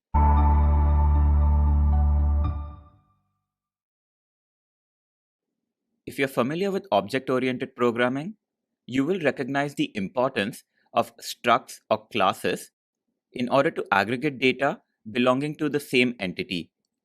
Those structs or classes will then effectively work as a template in order for us to create new instances of the entity based off those templates. In this demo, we will take a look at structs in the Solidity programming language, which in many ways are similar to structs in C. Solidity structs can have many different member variables, and these could be either primitive types or even composite types or structs themselves. We will now create a simple struct in this demo, which only contains an integer and a string member. So let us begin by creating a new source file and then naming this struct explained. And once the code has been pasted, I can walk you through the blocks one by one. So this is a contract called understanding structs. And we start off by defining the struct, which is a member of the contract. As mentioned, this contains one string member and one integer member. And this is meant to represent an individual who is a funder for a particular venture. All the details we need about the funder can be stored in this structure. And in our case, this is limited to the name of the funder and their contribution to the venture. So these are stored in the variables name and amount. Do keep in mind that the members of a struct can be pretty much anything except an instance of the same struct. Moving along in the smart contract, we have 2 instances of the funder struct, and these represent a primary funder and a secondary funder. Those of you familiar with object-oriented programming will recognize that we now use funder as a type. So while we have declared these funder instances as members of our contract here, they have not yet been initialized, and we do that within the constructor of the smart contract. So there are 2 arguments which are accepted as input by the constructor, which represent the name and the amount corresponding to an instance of a funder. And while we hardcode the primary funder of our smart contract, and this is Alice, whose contribution to the venture is 100, the secondary funder is initialized by the details passed as argument to the constructor. Solidity supports 2 ways to initialize an instance of a struct, and one of these is covered here. So we say, for example, funder underscore secondary is equal to funder, and then following that, we specify in parentheses the values of each of the members of the funder type in the order in which they are defined within the struct definition. Another way to do this is by creating a JSON type object, but that is not covered in this demo.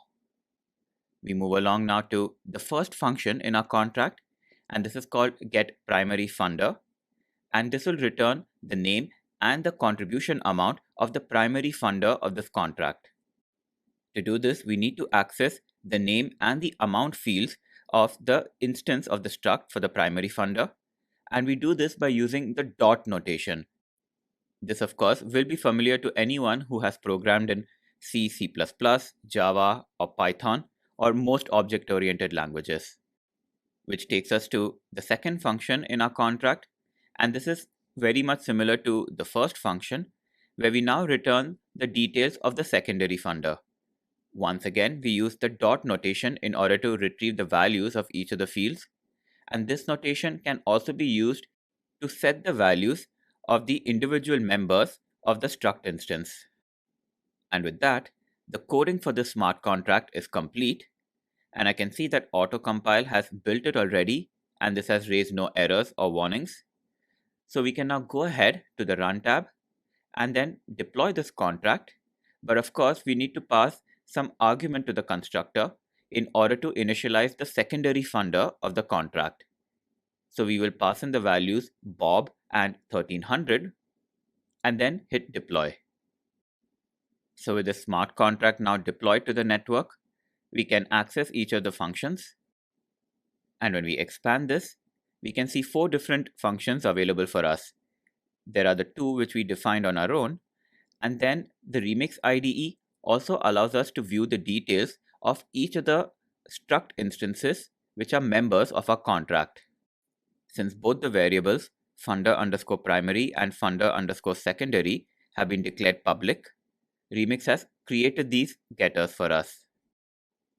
We can view the details of the primary funder of the contract by hitting this button, and this does give us the value corresponding to Alice. We now invoke the funder_secondary button here, and this of course will return the details for Bob. And I'm now going to expand the call which was made in order to get the details of the primary funder. And then scrolling all the way down, we can see that what is returned is in fact an array of the members of the struct instance in the order in which they have been defined within the struct definition.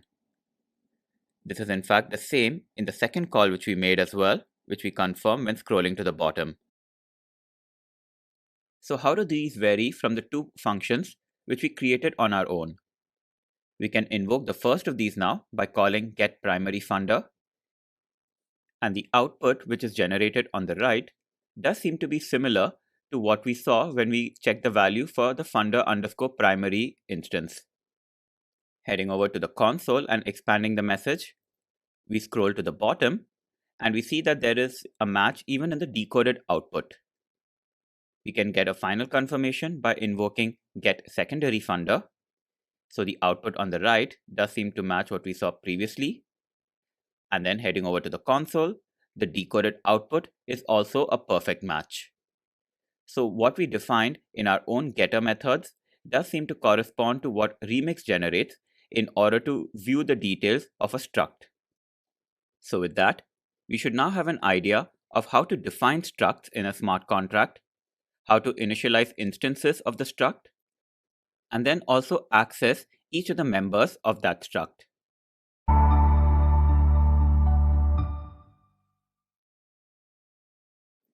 You have already been introduced to the mapping data structure previously in this learning path.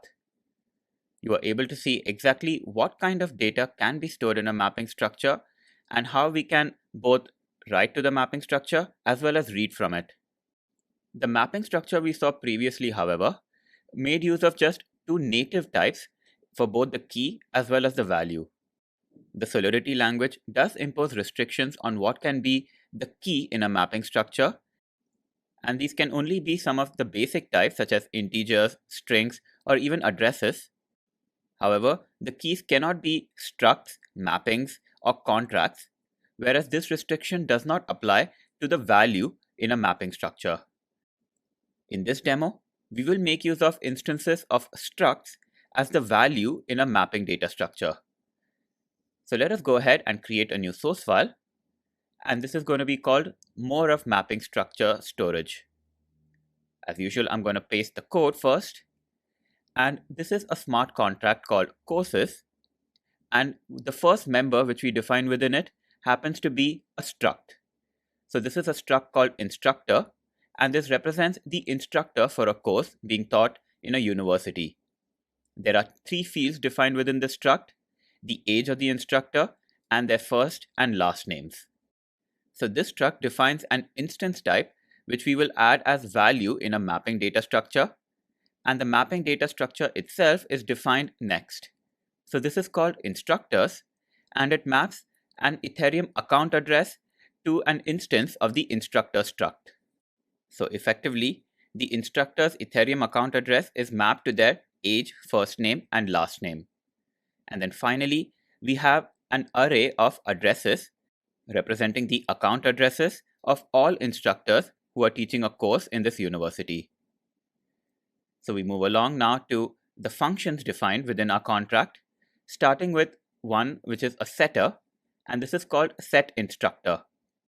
The arguments to this function include the 4 values which we require in order to store data for an instructor, starting with their Ethereum account address, followed by the 3 values which we need for an instance of the instructor struct, which include the age, first name, and last name. The first thing we do is to retrieve any existing struct corresponding to that instructor's address, which is available in the instructor's mapping data structure.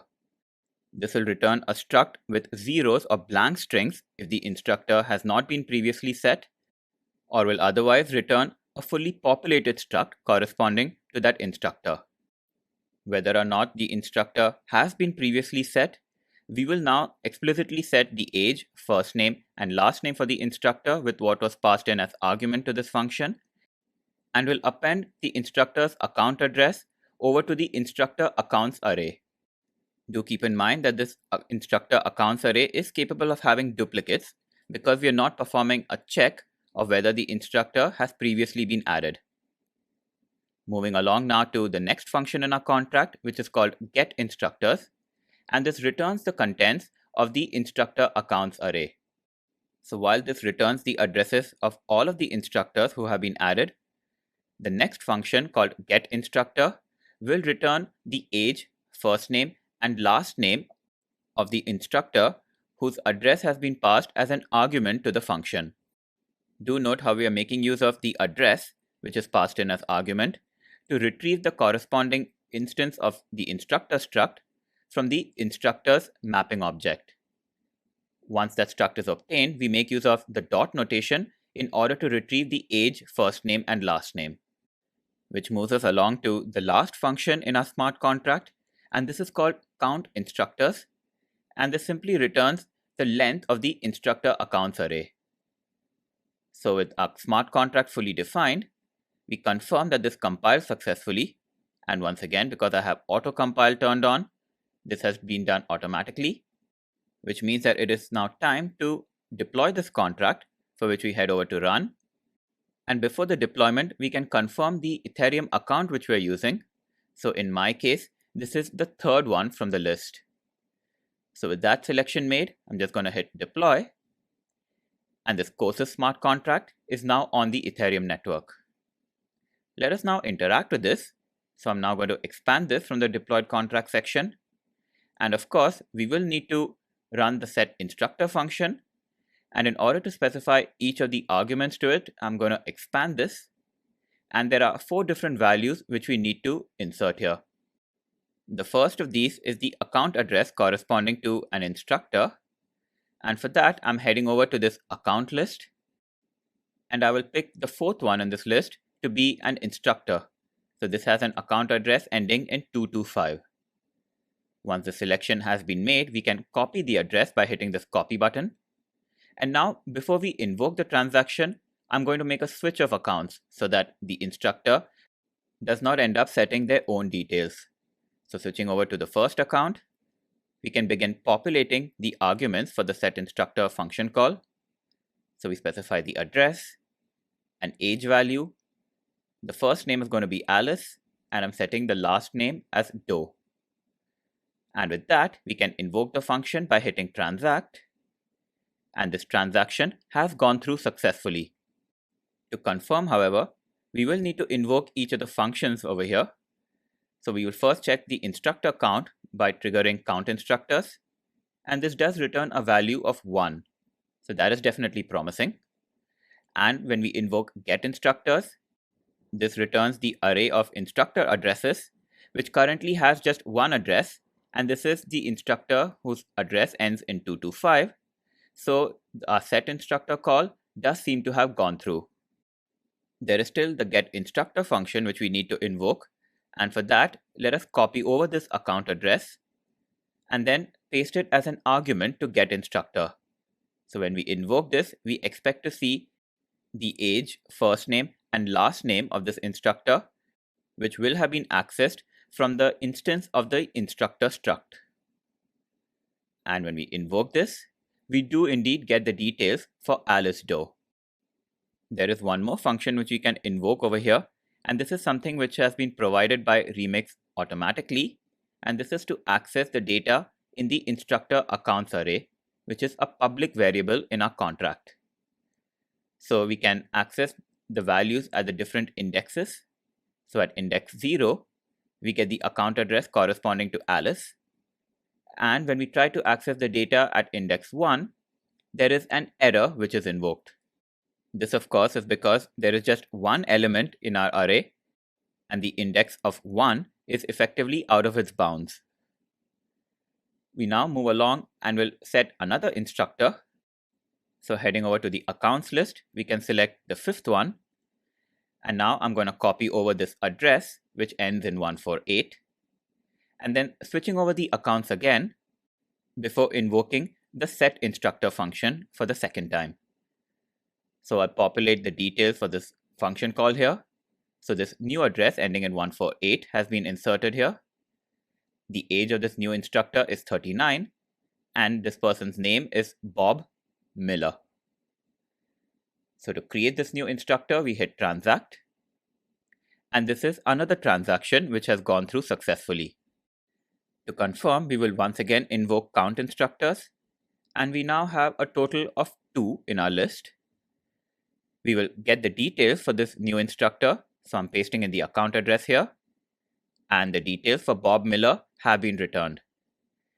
And then invoking get instructors now returns the 2 addresses for the 2 instructors we have added in. So we have now seen how we can use the instance of a struct as the value in a mapping data structure. This is a very useful feature when we can have a lot of data to be stored for a particular instance, and just one identifier for that instance, such as an Ethereum account address. This will allow us to create a mapping structure which has the address as the key, and all of their other data will be available in the corresponding value.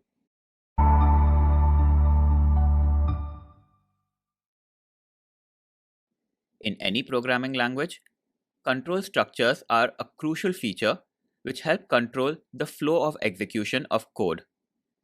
In this demo, we will take a look at how for loops and if statements can be used in the Solidity programming language. And the syntax here will be very familiar to most programmers. But just to introduce you to how exactly they work, we will perform a simple factorial calculation using for loops, and then we'll also include an if conditional check. So to begin coding, we will go ahead and create a new source file, which I'm going to call if else and for loop. Once this has been created, I'll go ahead and paste the entire code. And this is a smart contract called control structures. And right at the beginning, there is a function called for loop. This accepts an integer as an argument, and within the function body, the factorial of that argument is calculated and then returned. So let us examine the function body. We initialize a variable called num with 1, and we then set up a for loop to calculate the factorial, and we do this by initializing a variable called I within it, and then this will first be set to the value of the input, and then at each iteration, this value of I will be decremented by 1. And this for loop will continue executing until the value of I is greater than or equal to 1. So this syntax is almost exactly the same as the Java language, for instance. So within the for loop body, we are updating the value of num by first multiplying it with I. This will have the effect of multiplying the input argument with each positive integer which is less than it. So it will calculate the factorial of the input argument and then return that value. Which takes us along now to the next function, which is called if else loop. And this also takes in an argument and then returns the factorial of that argument. In fact, it also makes use of the same for loop in the else section of the if else statement. So you'll see that the keyword if is followed by the condition specified in parentheses. So we check whether the input argument is equal to 1 or 0, and if so, this returns the value of num which has been initialized to 1. so the factorial of 1 or 0 will be returned as 1. You will notice that we haven't used curly braces for the body of the if clause, and this can be done when there is just one line of code to be executed under the if clause. So this is once again similar to the Java programming language. The same thing applies for the else clause, where there is effectively just a single for loop, and even though the return statement here is aligned with the for loop, this is in fact outside the else clause. So that concludes the coding for the smart contract, and since this has compiled successfully, we can deploy it by heading over to Run. I will then go ahead and select one of the accounts from this list here, and with that selection done, we can now deploy this smart contract. So our control structures contract is now on the network. We can invoke each of the functions here. So we will first call the for loop function, and we will ask it to return the factorial of 4.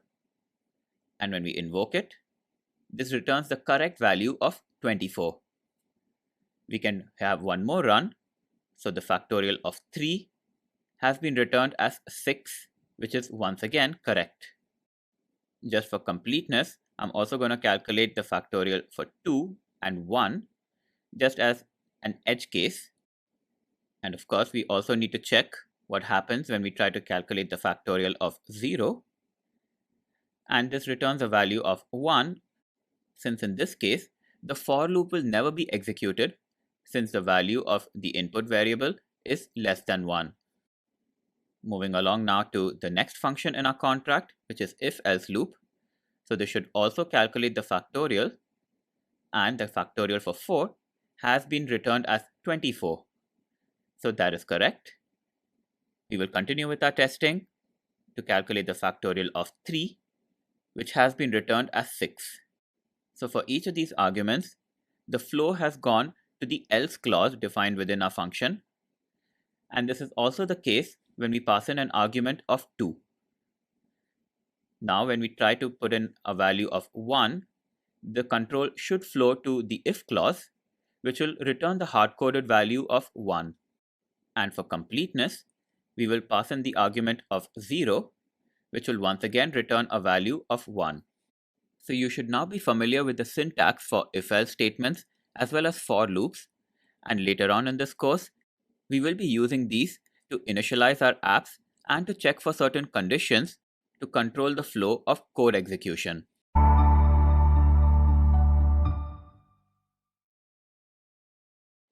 Now that you are familiar with if-else statements as well as for loops, it is now time for us to explore while and do-while loops in the Solidity programming language. Since it is expected that you have some prior programming experience, you will be familiar with how while and do-while loops work. However, this demo is simply to get you familiar with the syntax.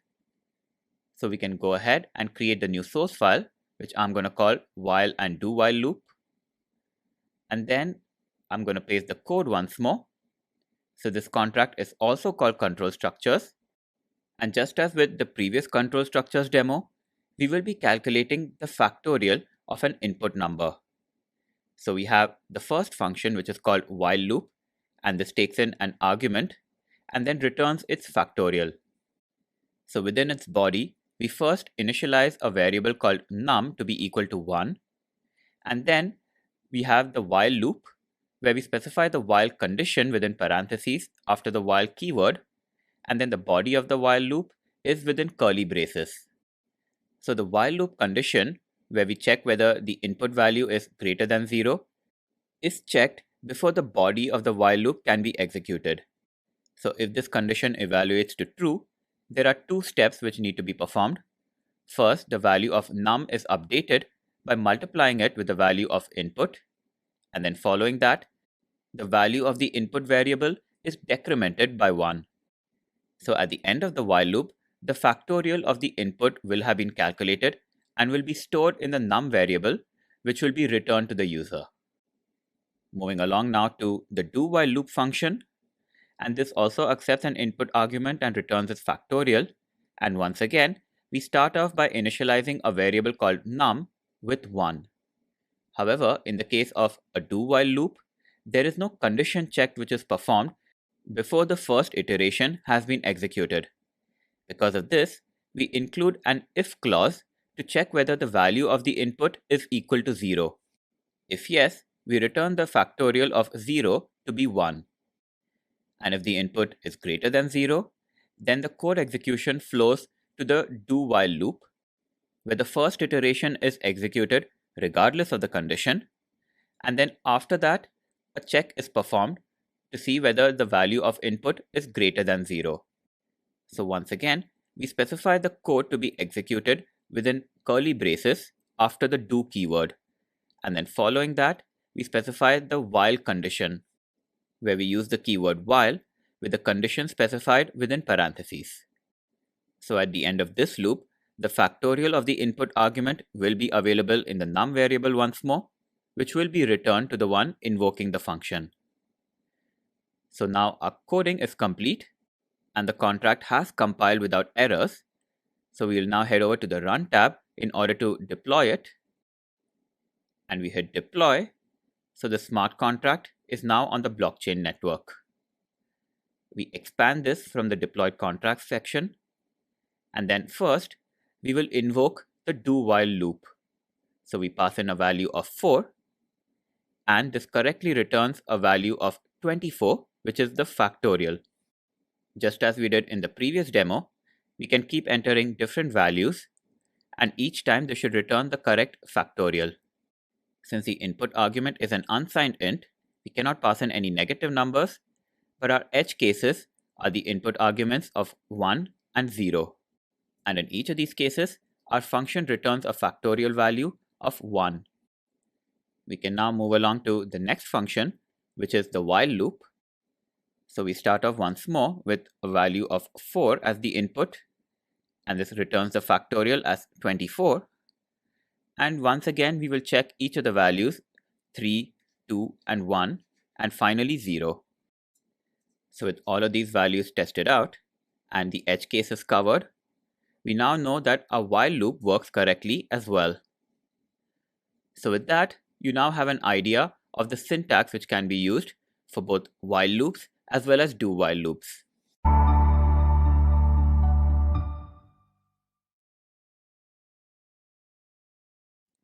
In this exercise, you will note down the restrictions on both key and value types in a mapping data structure. So mapping structures in the Solidity language allow us to store a collection of key and value pairs, but there are certain rules regarding what can be used as a key and the types which can be set as a value. You will need to identify what exactly those are. Next, you will access transaction data from a smart contract using some of the globally available objects and functions. We saw during this course that it is often useful to be able to access data regarding blocks and transactions from within the smart contract itself. And to enable this, Solidity supplies a few objects and functions which are globally accessible. You will need to recollect which of these objects and the fields within them will allow us to view transaction-specific data. And finally, you will initialize a new instance of a struct which is called sample struct. And during the initialization, you will set values for the two unsigned integer members of the struct, x and y. So when we are initializing an instance of a struct in Solidity, there are two different methods which are supported, one of which was covered in the course. So how exactly does this initialization work? Each of these topics were covered during this course, so please pause this video and spend a few minutes doing this exercise on your own. For the first task, you needed to note down some of the restrictions around the key and value types in a mapping data structure. So the requirement when specifying the keys in a mapping structure is that they must be of an elementary type.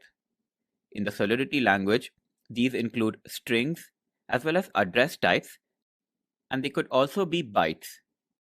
The key could also be one of the integer types, but it cannot be one of the complex types such as arrays or structs.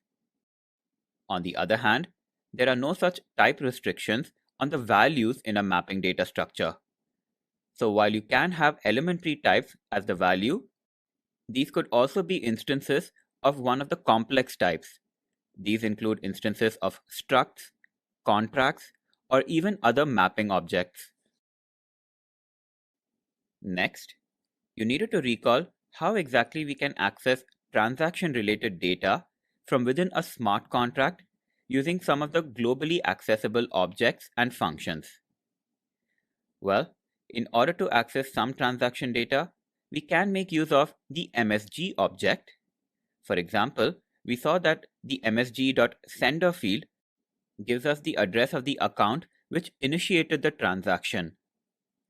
If the transaction involved a transfer of Ether, the amount of that Ether can be accessed from the msg.value property.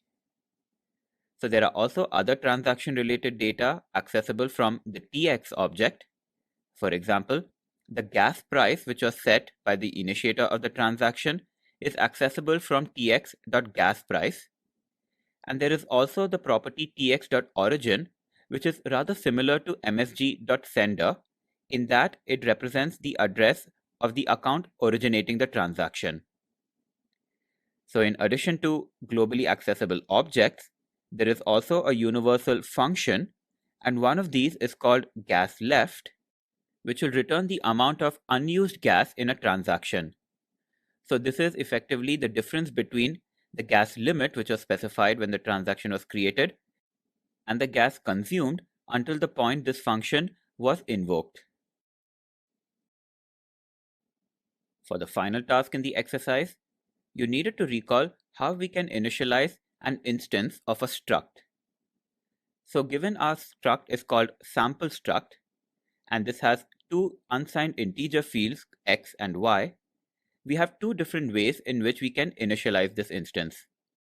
One of the ways which was covered during this course is represented in the first line which you see in front of you, where we initialize a new instance by calling sample struct, and then within parentheses, we specify the values for each of the fields in the order in which they have been defined within the structure definition. The second line represents one more way to do the exact same initialization. So we once again call sample struct, but within parentheses, we have a JSON-like object which represents the names of the fields followed by the values themselves. So here, the order is not important, but we do need to know the names of the fields.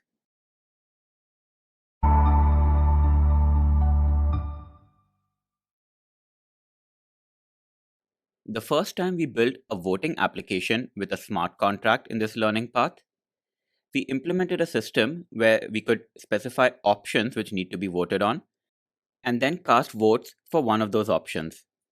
The issue with that version of the app, however, was that a single account could cast multiple votes. And then later on, when we learned about mapping data structures in the Solidity language, we improved the voting application by implementing a mapping structure in order to keep track of whether a particular account has already cast their vote previously. One little issue with that version of the voting application, however, was that when casting their votes, the voter needed to specify the index of the option for which they're casting their ballot. Now that can be a little cumbersome. So in this demo, we will create a newer version of the voting applications where voters will be able to cast their vote by specifying a string for the option they're voting on rather than a numerical index. So let us begin once more by creating a new source file, and this one is called voter update 3. And I will once again paste the code for this particular source file and then walk you through the individual blocks. To enable voters to cast their ballot for a valid option, and to do that with a string, we will need to map the string which the users are voting on to the corresponding index in the options array. The way we do that is by using a struct which represents the position of the option in the options array, and also a Boolean value which represents whether this option does indeed exist. The reason we do this is because there are no null values which can be defined in the Solidity language, and we need to explicitly set whether a particular option exists in the vote. We will see exactly how this works in just a little bit. So we move along now to the members of this voter contract. And just as before, there are two arrays, one for the votes, which keeps track of the number of votes cast for each option. And then there is another array of strings representing the options themselves. In the previous version of this app, we introduced this mapping structure called hasVoted, and this keeps track of whether a particular address has cast their ballot or not. And for this specific demo, we introduce a new mapping instance, and this is called pause of option. This maps one of the strings in the options array to an instance of the struct which we just created. And this struct instance will contain the position of that string in the options array, as well as the fact that it exists. So with these state variables defined, we can head over to the constructor for the contract. And just as before, this accepts the voting options as an argument in the form of an array of strings. And then we initialize the options array as well as the votes array at first. But then we go along to the new addition to this particular constructor, where we make use of a for loop in order to initialize this pause of option mapping structure, which we have introduced as the new member of our contract. So we are effectively making use of the options array in order to do this initialization, where we iterate through each key value pair within it. So the key of this particular structure will represent the string version of the option being voted on, while the value represents the position of that option in the options array, as well as the fact that this particular option exists, and both of these are encapsulated in an instance of our option pause struct. So this helps us keep track of all of the valid voting options, as well as mapping a string to an index so that we can vote with a string rather than with a numerical index if that is what we prefer. Which takes us along to the exact mechanics of the vote. So most of this is similar to what we saw previously. We make use of the fact that Solidity allows polymorphism of functions by having two functions called vote, and the difference between these two is that the first of the vote functions allows vote to be cast using an integer index for the voting option, while the second vote function allows vote to be cast for a particular string.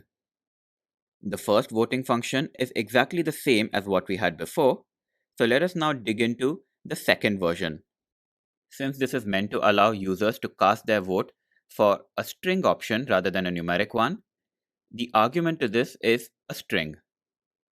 And then the first thing we do within the function is to check whether the voter has cast their ballot already. So this is similar to what we have in the integer version of the vote function. And if this require clause has been satisfied, then the code execution will move ahead to this point. So here, we retrieve the option pause structure corresponding to the voting option which has been passed along as the argument to this function.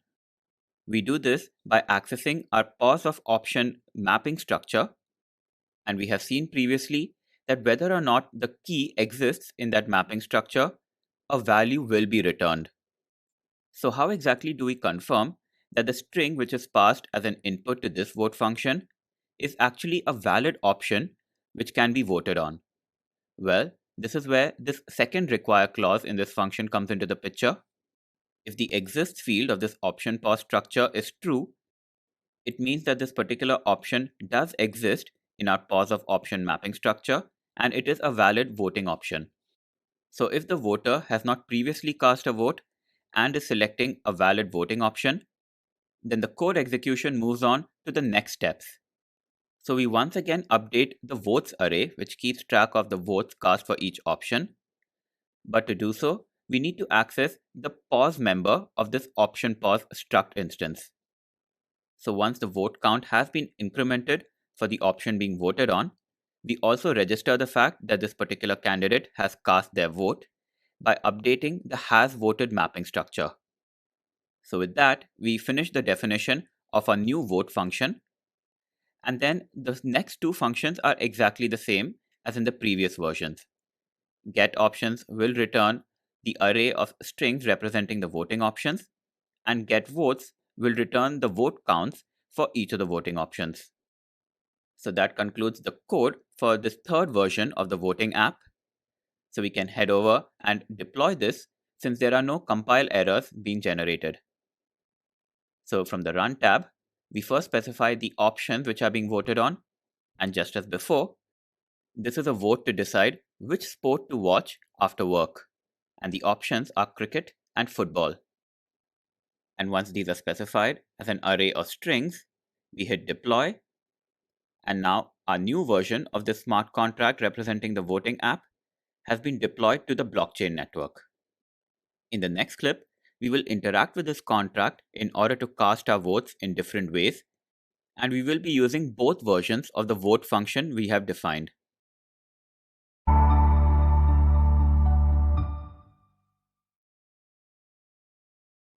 In the previous clip, we defined a third version of our voting application, which allows voters to cast their votes for an option using a string rather than just an integer representing the index of that option in the options array. Now that this application has been deployed to the blockchain network, it is time for us to work with it and then cast our votes to check that it functions just as we expect it to. So let us expand this view from the deployed contract section, and immediately we see that there are the two vote functions which we have defined. As we can see from the fields for the arguments, the first of these allows a vote to be cast using an integer, while the second one allows a string to be specified as the argument. But before we cast any votes, let us invoke the getOptions function to see what our voting options are. And these are the sports, cricket, and football. So let us go ahead and cast a vote. So I'm now going to cast one vote for cricket. And to do this, I'm using the older version of the vote function, where I can specify the integer index of the option I'm casting the vote for. So with that, it looks like this vote has been registered, and we can quickly check that this app does not allow us to cast multiple votes. So I'll make sure that I'm using the same account as I did previously to cast the vote for cricket, and now cast one more vote. And now the console message tells us that this account has already voted.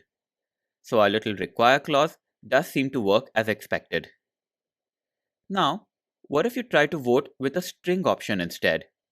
So you've already previously voted using the integer version of the vote function. So is it possible to get around the policy of one account, one vote if we make use of the other version of our vote function? So now let us try to cast a vote for cricket using a string. And when we cast the ballot, well, we get the exact same message. So the first require clause which we specified in the second version of vote has caught the fact that this particular account has cast a ballot already. So now let us try to cast a legitimate vote using the string version of our vote function. So I'm now going to switch over accounts and then head back down to the deployed contract section and then cast a vote for cricket. Well, looks like on this occasion the vote went through successfully. Now I'm going to try to cast another vote, and this time it is for an option which does not exist. So when this vote has been cast, the transaction does fail, but not because we selected an invalid voting option, but because this account has already cast a vote previously. So at this point, even if we cast a vote for a valid option, so I'm now trying to cast a vote for football, we still end up with the exact same error message. Okay, so let us now switch over accounts once more.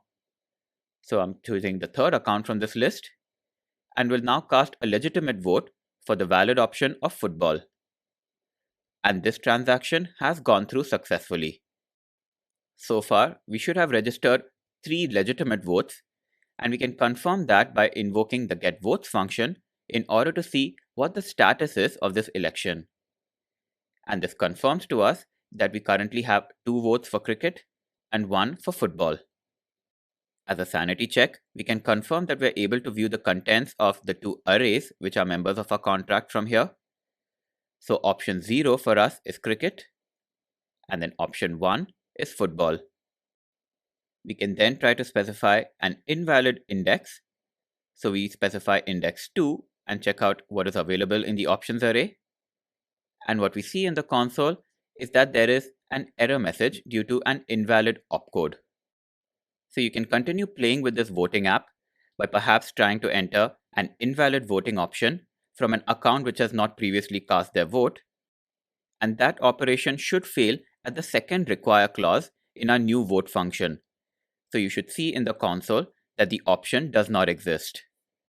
But in this version of the voting app, we have successfully incorporated some of the new skills which we acquired since the previous version. We made use of a struct to map the string version of a voting option to its array index, and to also keep track of the fact that it is a valid voting option. We also made use of a for loop in order to initialize instances of our struct and then load them into a mapping structure.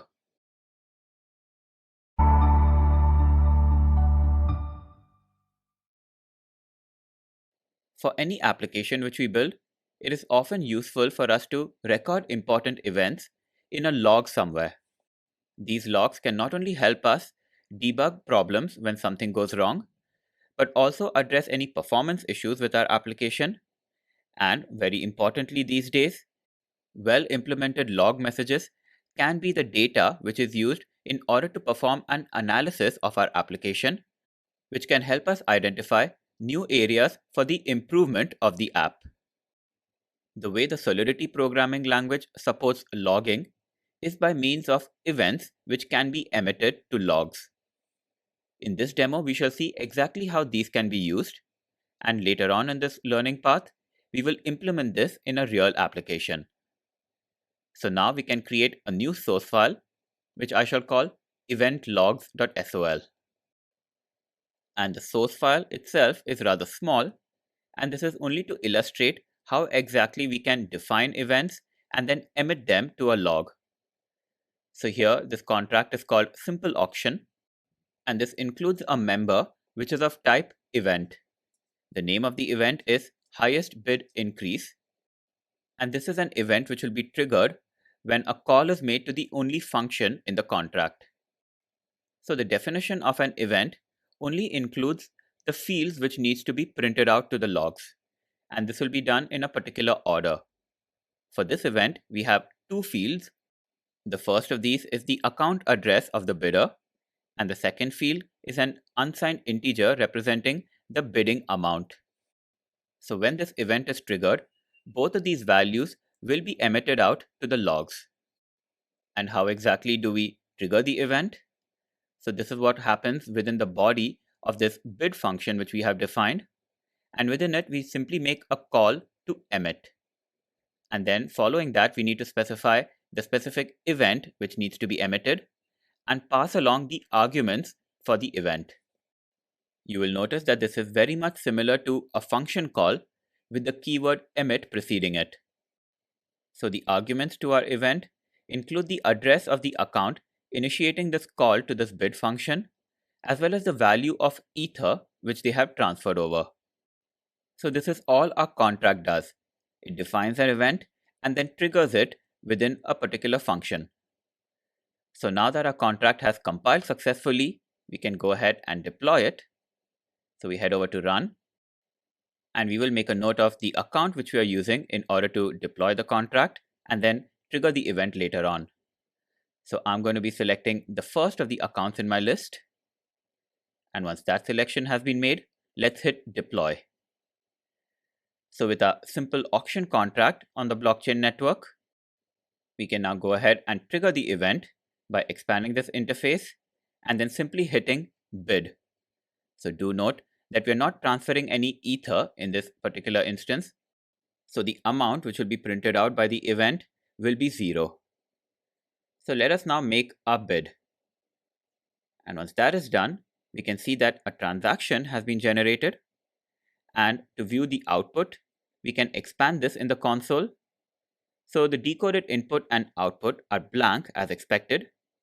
But within the logs, we can see that there is a lot of content. Now the text over here is rather small and it's difficult for me to highlight anything. So I'm now going to copy all of these log data using this copy button here and then paste it into a text editor. So this is in fact a JSON data structure, and we can see various details about the event which has been recorded.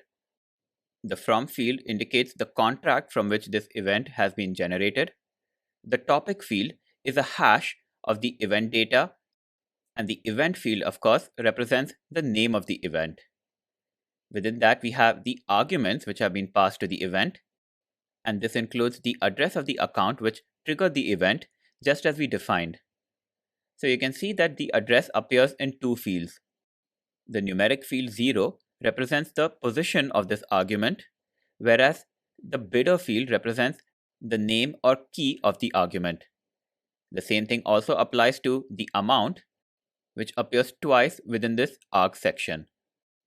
So once such logs have been generated, it is possible to build an app which will monitor as well as analyze the data in the logs. For example, the app can keep track of any events which have been emitted from this particular smart contract. It can keep track of the timings for each of the events and potentially understand what time of the day certain events are most likely to be triggered. This, of course, is just one example, and there are potentially infinite ways in order to analyze event data. As of this recording, Solidity provides no way to access event data or log data from within a smart contract itself, but clearly this is not a requirement for smart contracts. Since this log output is in the form of a JSON data structure, there are various tools available which can be used to analyze it.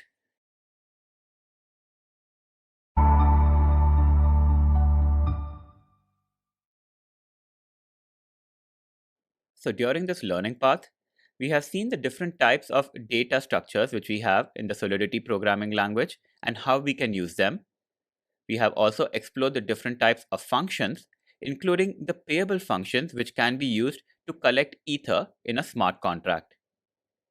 We will now bring a lot of the skills which we acquired together in order to build a smart contract application which mimics a bank. This bank will have customers who are represented by their Ethereum account addresses, and each of these accounts in the bank can have an Ether balance within the bank. The customers will be able to deposit more Ether into their accounts or even withdraw some of their existing Ether. And this bank will be created by an owner who will first deposit 30 Ether into the bank, which will be dispersed out to the first 3 customers to enroll. So let us begin coding it up. So we create a new source file, and this is called simplebank.sol.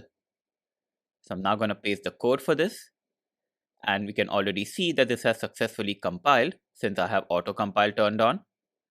But now to go over each of the blocks of code within our bank contract. We start off with the member variables of this simple bank, and this includes an integer to keep count of the number of clients who have been enrolled, and this is called client count. We then have two mapping structures. The first of these is called balances, and this will maintain the Ether balances of each account which has enrolled in the bank. We have another mapping structure called enrollments, and this keeps track of all of the accounts which are currently enrolled in the bank. So we have two mapping instances to keep track of who is enrolled in the bank and what their balances are. And the final field over here keeps track of the bank owner, who is represented by an account address. We also define a generic event called log event, and this will be used by the different functions within our contract to record any deposits made, any withdrawals, any enrollments, and so on. So the first argument to this represents the type of event as a string. The second one represents the address which has recorded the event. And the third argument represents the transaction amount involved in the event. Moving along now to the constructor for our simple bank. And this is a payable function because when this contract is deployed to the blockchain network, we will require the one deploying it to deposit 30 Ether as part of the bank creation. We confirm this by making use of the require clause, which checks that the Ether being transferred in the deployment transaction is greater than 30. The account deploying the smart contract to the network and loading it with 30 Ether is also set as the owner of the bank, And we also initialize the client count to 0 when the bank is created. So once the bank has been created with a total of 30 Ether in funds by the owner, it can start accepting customers, for which we need to define an enroll function. The first 3 customers to enroll in this bank will be given 10 Ether each as a bonus payment, and this Ether will be made available from the 30 Ether which has been deposited at the time of the bank creation. So there are no real requirements for enrolling as a customer in this bank, except for one. Specifically, one can enroll as a customer of the bank only if they're not already a customer. And we will keep track of all of the enrolled customers by means of this enrollments mapping structure. So if an account has not already enrolled as a customer, then the require clause will be met, and then the code execution can proceed to the next steps. So this is where we perform a check to see whether the enrolled customer happens to be among the first 3 customers to enroll in the bank. So if the client count is less than 3, then they satisfy this condition, and as a bonus, they will get 10 Ether, which will be recorded as their Ether balance in the balances mapping structure. Note the use of the keyword Ether when specifying a literal defining an Ether amount. So whether this particular account happens to be among the first 3 enrollees or not, an event will be triggered to record whether this enrollment happened with a bonus of 10 Ether or was a regular enrollment with no Ether bonus. While that takes care of the enrollment, we need to update the state variables in order to reflect this, and for that we will first increment the client count by 1 and will also register the enrollment in the enrollments mapping instance. Finally, the enrollments function will return the Ether balance of the customer who has just enrolled in the bank. So with that, we can now move along to the withdraw function, whose parameter is the amount which a customer wishes to withdraw from their account, and it finally returns the remaining Ether balance of that customer after their withdrawal. So when a customer invokes this withdrawal function by passing in a withdrawal amount, we will first perform a check to ensure that the amount which they are withdrawing happens to be less than or equal to the Ether balance which they have in their bank account. If this is the case, we first reduce their balance in their bank account by the withdraw amount specified, and we will then invoke the transfer function in order to transfer the withdrawal amount from the smart contract to the account which is being used to invoke this withdraw transaction. Do note that this transfer function needs to be invoked by making use of the recipient's address, and the amount of Ether being transferred will be deducted from the balance of the contract account. And finally, we will emit the log event to record the fact that the client has withdrawn a certain amount of money from their bank. If the customer tries to withdraw an amount from their account which happens to exceed their existing balance, then this will not invoke any action other than the emitting of an event. So this event will record the fact that a client tried to withdraw an invalid amount from their bank account. And no matter what amount the client tried to withdraw, this withdraw function will return the remaining balance of Ether which the account has in this particular bank. So that defines the withdraw function for this bank. And if clients can withdraw amounts from their bank accounts, they should also be able to make deposits, which is what this deposit function does. So this needs to be a payable function, since a deposit can only be made by transferring Ether over to the contract account which represents the bank. This function need not have any argument, since the deposit amount will be available in the msg.value field of the transaction. However, at the end, the function will return the Ether balance which the customer has in the bank account after the deposit has been made. And before any customer makes a deposit, we first perform a check that they are indeed enrolled as customers in the bank. And if this clause is satisfied, the code execution can proceed, where we check that the value of Ether being deposited is in fact greater than 0. If this is the case, then the balances mapping structure is updated by incrementing the depositor's Ether balance by the value of Ether being passed in the transaction. And whether or not the deposit amount happens to be a valid one, we do record the event in the log by emitting the log event. And whatever the deposit amount, we do return the Ether balance which this customer has in their bank account. So invoking the deposit function will load the contract account with the Ether which is being transferred over, since this is a payable function. And the account invoking this function will have their balances updated in the bank through the balances mapping instance. So we have now defined our simple bank, and we have also defined various methods to initialize the bank in the constructor, to enroll customers in the enroll function, and there are also functions which customers can use to deposit Ether into their bank accounts or withdraw Ether from them. In the next clip, we will take a look at some of the other helper functions we have in the contract, as well as the destroy function, and then we will deploy the smart contract and then play around with it.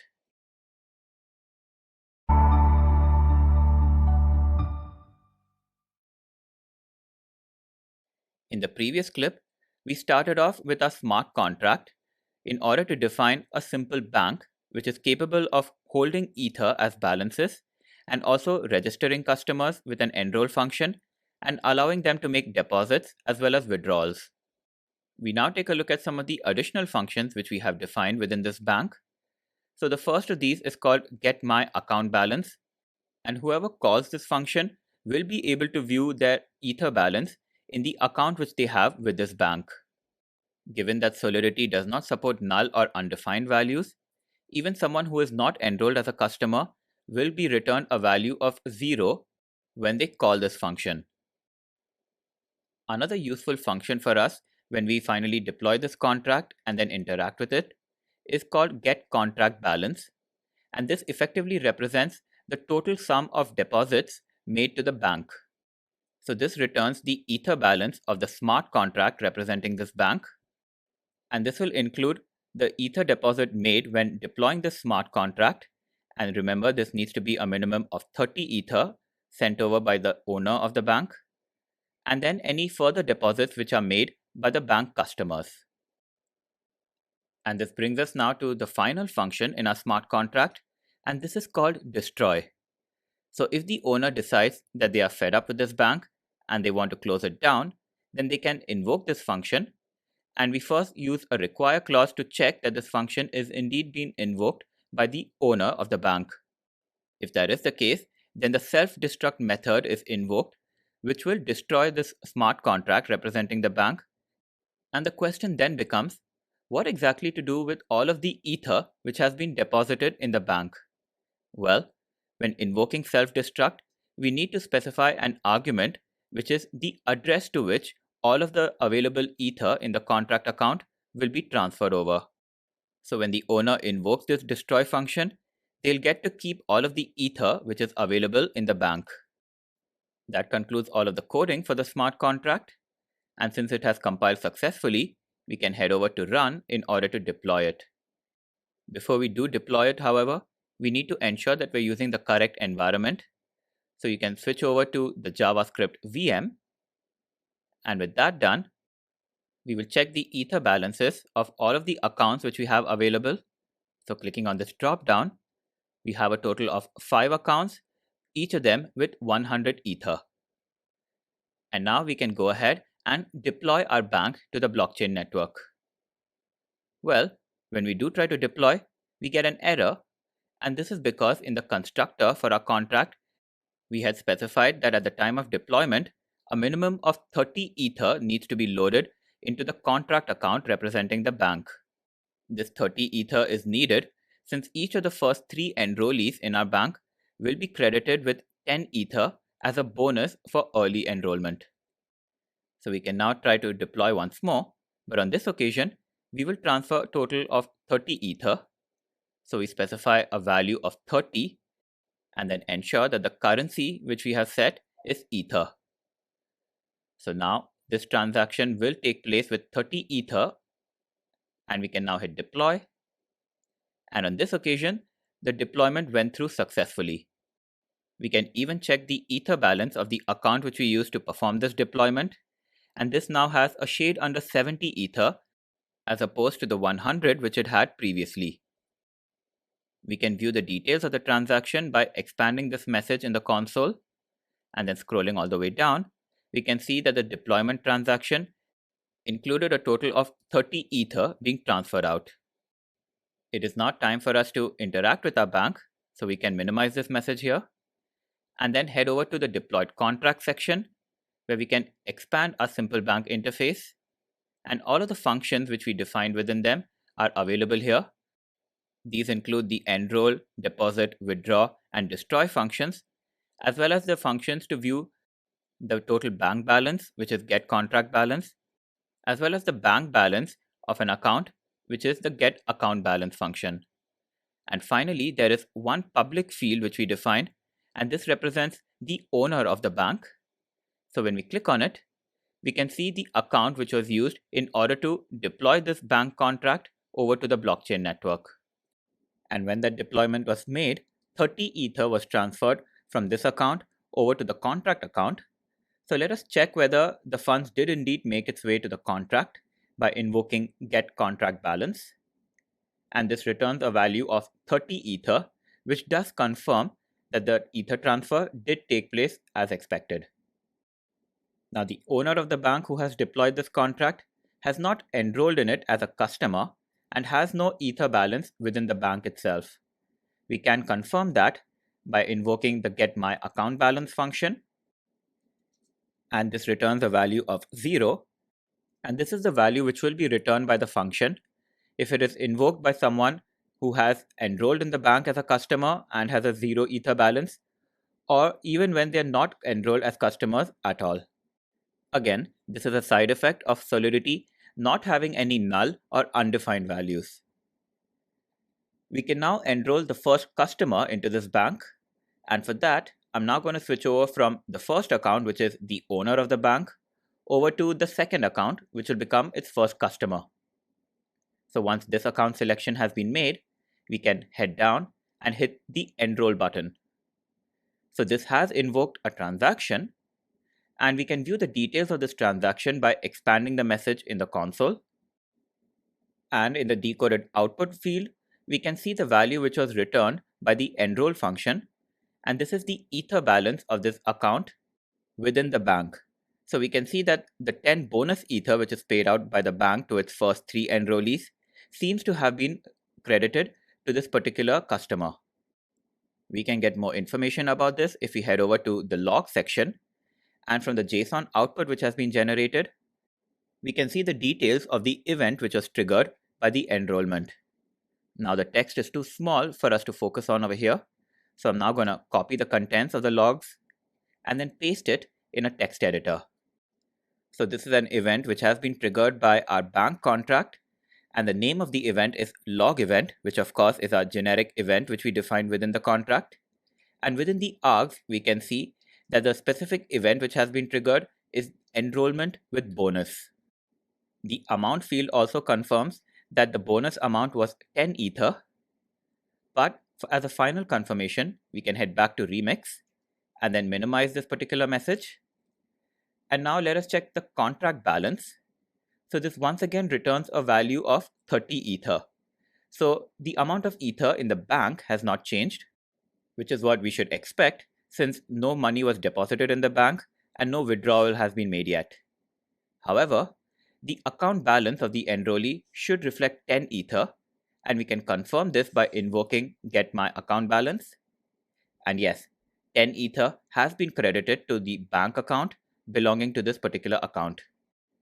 So we have now successfully deployed our banking contract over to the blockchain network and then enrolled our first customer. In the next clip, we will see how we can make deposits as well as withdrawals from our bank account.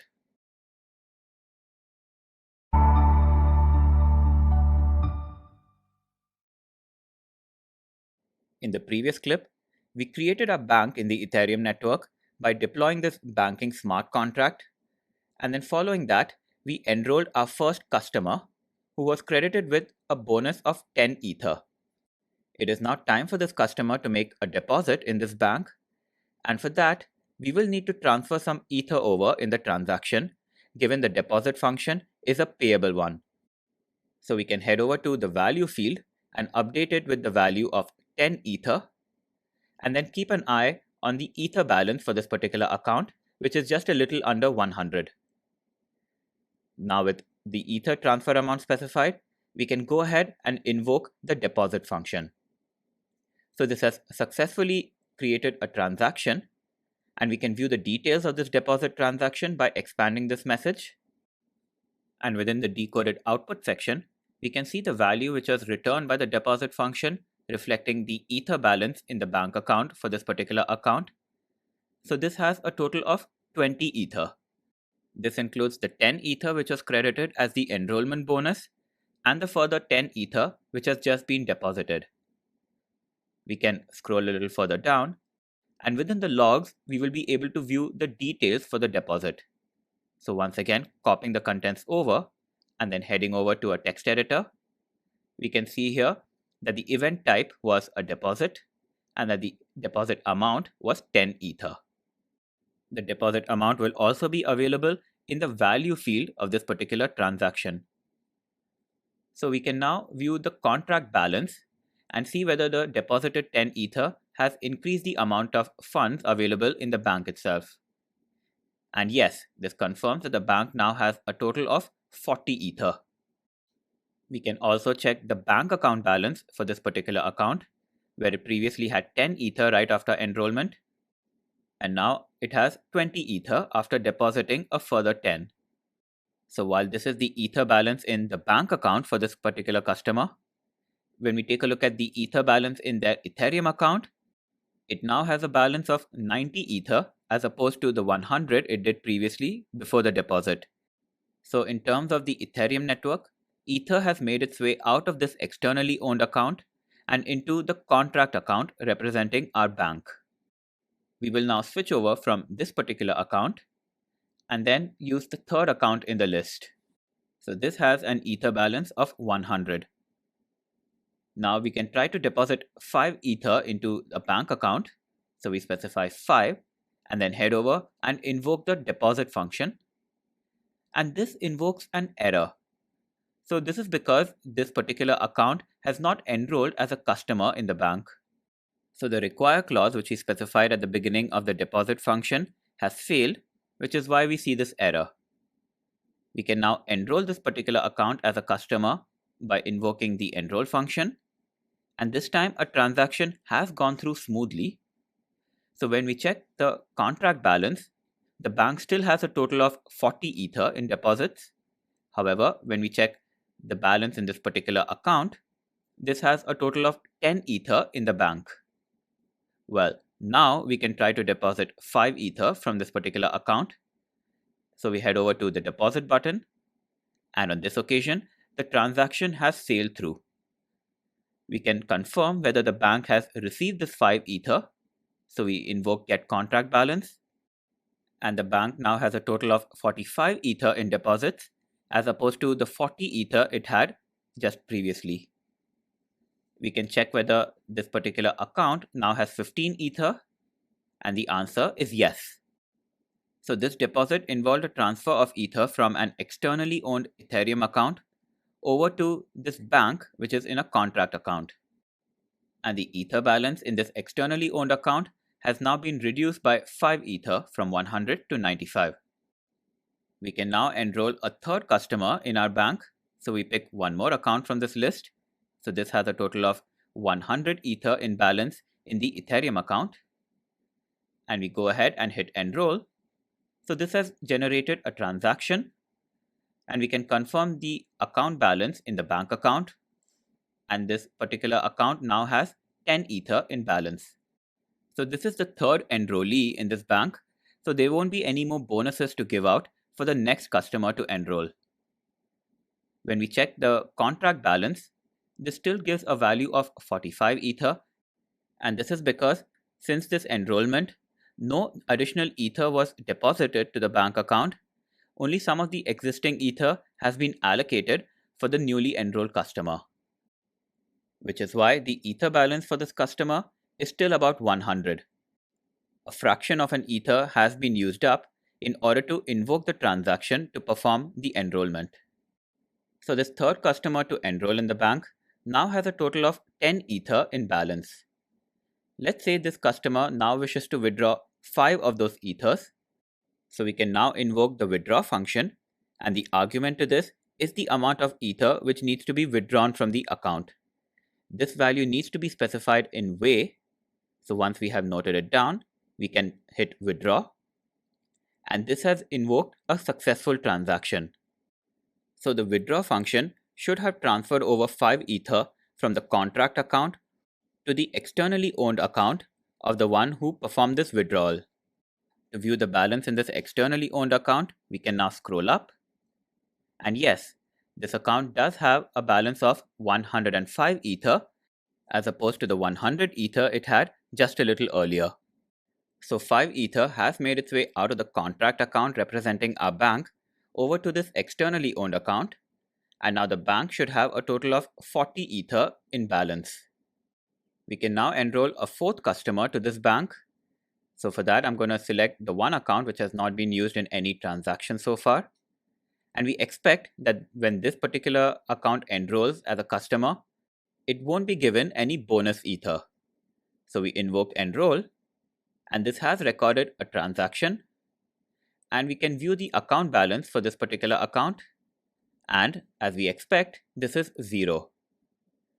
We can now try to withdraw 5 Ether from this account and see what happens.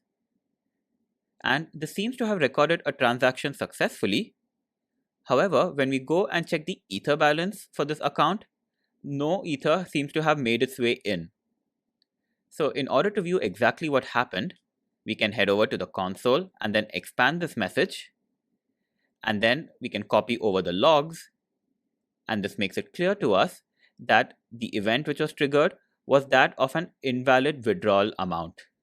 Since we did not check the withdrawal amount in a require clause, it did not invoke an error when the withdrawal amount was invalid. All we did was emit an event. And it was in the event text where we specified that the withdrawal amount is not a valid one.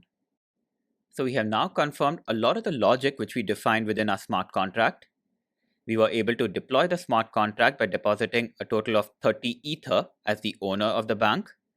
And then we enrolled a total of 4 customers, the first 3 of whom received 10 Ether as enrollment bonuses, and the fourth one, of course, did not receive this. We then tested out all of the functions, including the enroll, deposit, and withdraw. So the only function which we really need to test out now is the destroy function. That we will do in the next clip.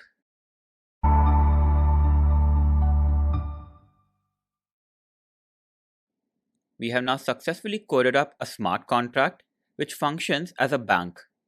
We have seen how we can deposit and withdraw Ether to and from this bank.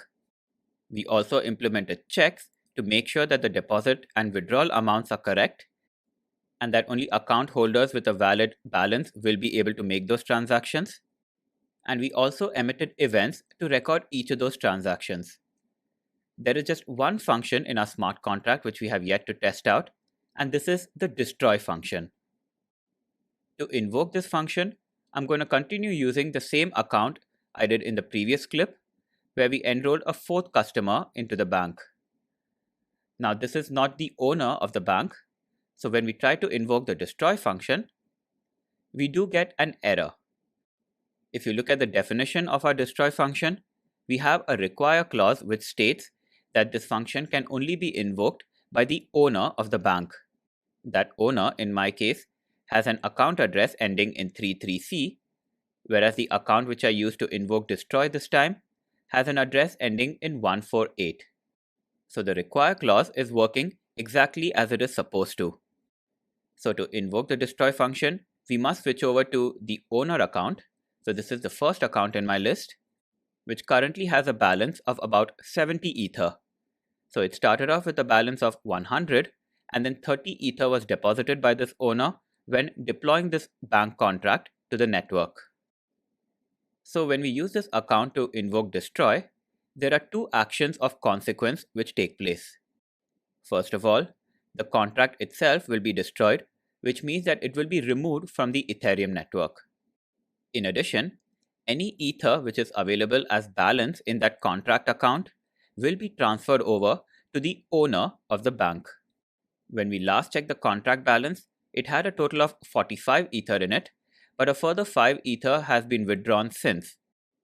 So the bank now has a total of 40 Ether in deposits, 30 of which had been contributed by the owner itself. So when the owner invokes the destroy function, it will effectively come out ahead. It deposited 30 Ether and will now be able to collect 40 Ether once this contract has been destroyed. So we can go ahead and invoke the destroy function by hitting this button. And this has invoked a transaction this time, and this seems to have gone through successfully. We can view the details of this transaction when we expand this. And now, let us try to invoke some of the functions in our contract. So when we try to check the owner, we can see that this operation fails, and this is because the contract no longer exists on the network. When we try to check my account balance, this also returns an error. And the same thing is seen when we try to view the contract balance. So what has happened to the 40 Ether which was deposited in the contract account? Well, they have now made its way to this externally owned account belonging to the owner. So at the beginning of this demo, this account started off with 100 Ether and then deposited 30 in order to create the bank. Once other accounts deposited Ether into it, this owner closed down the bank by destroying the smart contract and in effect made a profit of 10 Ether in the process. So when we expand the accounts list, we can see that the winners of this interaction were the bank owner as well as account number 4, which did not deposit any Ether but collected part of the enrollment bonus. The losers, of course, were accounts 2 and 3 in this list, which deposited Ether but did not have time to make any withdrawals before the owner ran off with their deposits. So with that, we had now managed to implement a bank by making use of a smart contract. We did this by making use of many of the different kinds of data structures which we have studied during this learning path, and we have also implemented functions to perform Ether transfers to and from contract accounts as well as externally owned accounts.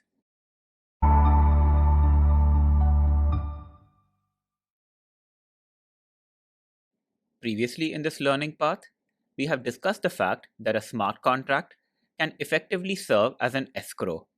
That is, it can be a temporary place to park funds until a specific set of conditions are met, and once those are, the funds can be sent over to a particular beneficiary. That is exactly what we will implement in this demo, where we will create a smart contract, and at the time we deploy it to the Ethereum network, we will load it with some Ether. That Ether will be transferred over to a beneficiary, which once again we define at the time of deployment. But this transfer to the beneficiary will only occur once 2 individuals have approved the transfer. We will now code up the new source file for this contract. So we create this one, and this is going to be called wallet.sol. And this is because this contract serves as a temporary wallet for Ether. I'll go ahead and paste the code. And this is a contract called multisig wallet.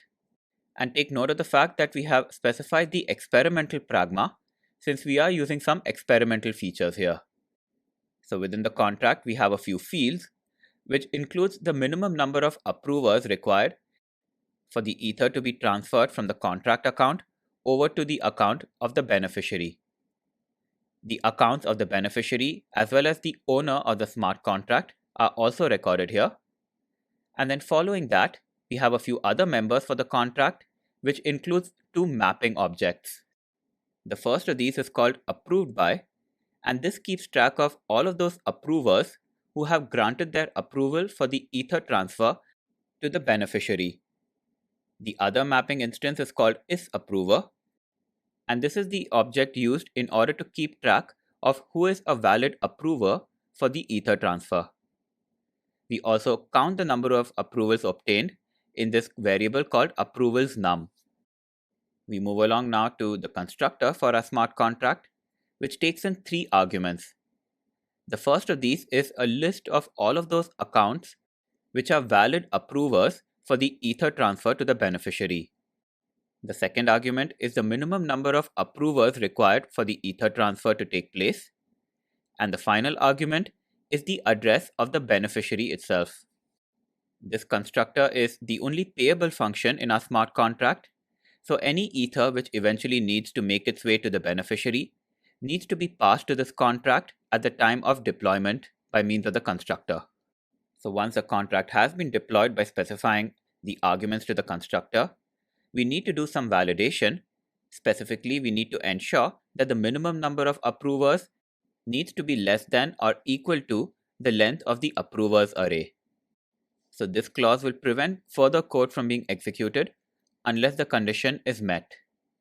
However, if the minimum number of approvers passes this check, then we move along to the next step, where we initialize the min approvers and the beneficiary fields of our smart contract with what has been passed as arguments to the constructor, and we also specify that the one deploying the smart contract is the owner of the contract. So when the owner deploys the contract by specifying who the valid approvers are, we need to populate the isApprover mapping instance. So here we iterate through the array of approvers passed in by the contract owner who deploys it, and in each iteration, we add the key which corresponds to the approver's account address, and the corresponding value is true. Since the Solidity language does not allow us to check whether a particular address belongs in an array without having to iterate through it each time, we need to make use of this mapping structure in order to check whether a particular account is a valid approver. So we move along now to the functions in our smart contract, starting with the approve function. So this is something which needs to be invoked by a valid approver to say that they approve the transfer of ether over to the beneficiary. This is why the first check which we perform here is to ensure that the one triggering this function happens to be a valid approver, and we do this with a lookup in the isApprover mapping instance. We can access the account address of the one invoking this transaction from the msg.sender property. So once the require clause has been satisfied, the code execution can move ahead, and the first thing we check is whether this approver has already granted their approval for this ether transfer previously. We do this with a lookup in the approved by mapping instance, and if they have not granted their approval before, then we add a new entry in the approved by mapping instance, where the key is this approver's account address and the corresponding value is true. We also increment the approvals num, which keeps track of the number of approvals which have been granted for the ether transfer. Now, if the number of approvals for the ether transfer happens to match the minimum number of approvals required for it, then we need to invoke the ether transfer itself. For that, we access the send function of the beneficiary, and the argument to this is the amount of ether which needs to be transferred over to that beneficiary, and this is going to be the entire balance of ether in this smart contract. Since the sole purpose for the existence of this contract is to transfer the funds over to the beneficiary if they get the required approval, then we can call the Self-Destruct method in order to destroy the smart contract. The argument of Self-Destruct will be the account to which the ether balance of the smart contract needs to be credited. So the owner of this contract will be credited with any remaining ether. This operation, however, is moot since all of the ether balance has been transferred over to the beneficiary at this point. However, when it comes to the next function in our contract, the ether transfer to the owner is more significant, and this will occur when even one of the valid approvers will reject the ether transfer. So when someone invokes the reject function, we first perform a check in the require clause to see whether they are a valid approver for the ether transfer. Only if they are, will we allow this reject function to be executed, and what takes place is the destruction of the smart contract and the transfer of any ether within the contract itself over to the owner who loaded it with the ether in the first place. With that, the coding for this contract is now complete, and now we can go ahead and deploy it since there are no errors preventing us from doing so. However, a couple of warnings have been raised. One of them is simply warning us that we are using the experimental ABI encoder v2 and that this should not be used in production. The other warning tells us that the Ether transfer which we initiate in the approve method should be using the transfer function rather than send. This is because transfer is a newer function which is a little safer. So feel free to use transfer instead of send, or we can simply ignore this warning and then head over to the Run tab for deployment.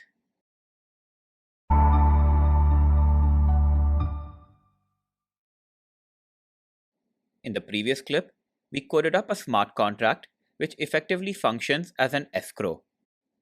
The person deploying the smart contract will be considered its owner, and this owner will also load it with some Ether at the time of deployment, and they will also specify at that time the beneficiary of that Ether. But as with any escrow, for the beneficiary to actually receive the funds, specific conditions need to be met. In our contract, they need to receive a minimum number of approvals from a list of approvers which will be provided by the owner when the contract is deployed. So let us now go ahead and deploy the smart contract. So we head over to the Run tab. And remember that we need to provide the account addresses for all of those who are the approvers for the Ether transfer defined in our smart contract. I plan to use a total of 3 approvers, but there are only 5 accounts available by default. This may be too few because it is better to have a separate owner who is not one of the approvers, a beneficiary, and also some accounts which are neither owners nor beneficiaries nor approvers. So we can make use of this plus button over here in order to create new accounts. So I have now hit it twice in order to create these 2 new accounts. So with 7 accounts to play with, we can now go ahead and deploy this contract. However, let us expand this view.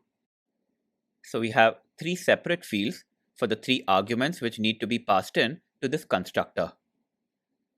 With that done, we will first begin populating the approvers list.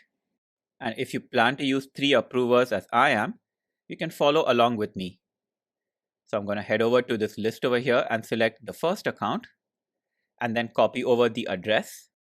And since the approvers need to be specified in a list, I'll need to open up a square bracket, and then the address needs to be specified within quotes. So once this address has been pasted within quotes, I also insert a comma at the end before pasting in the next address.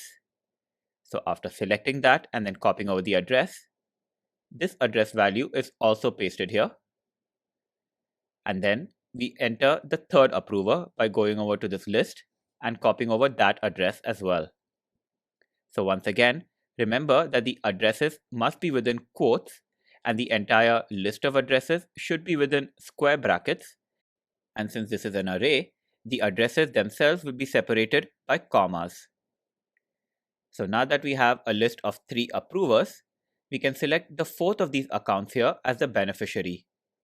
So this is the account with the address ending in 225. And once this has been copied over, we can pass this along to the constructor of our contract.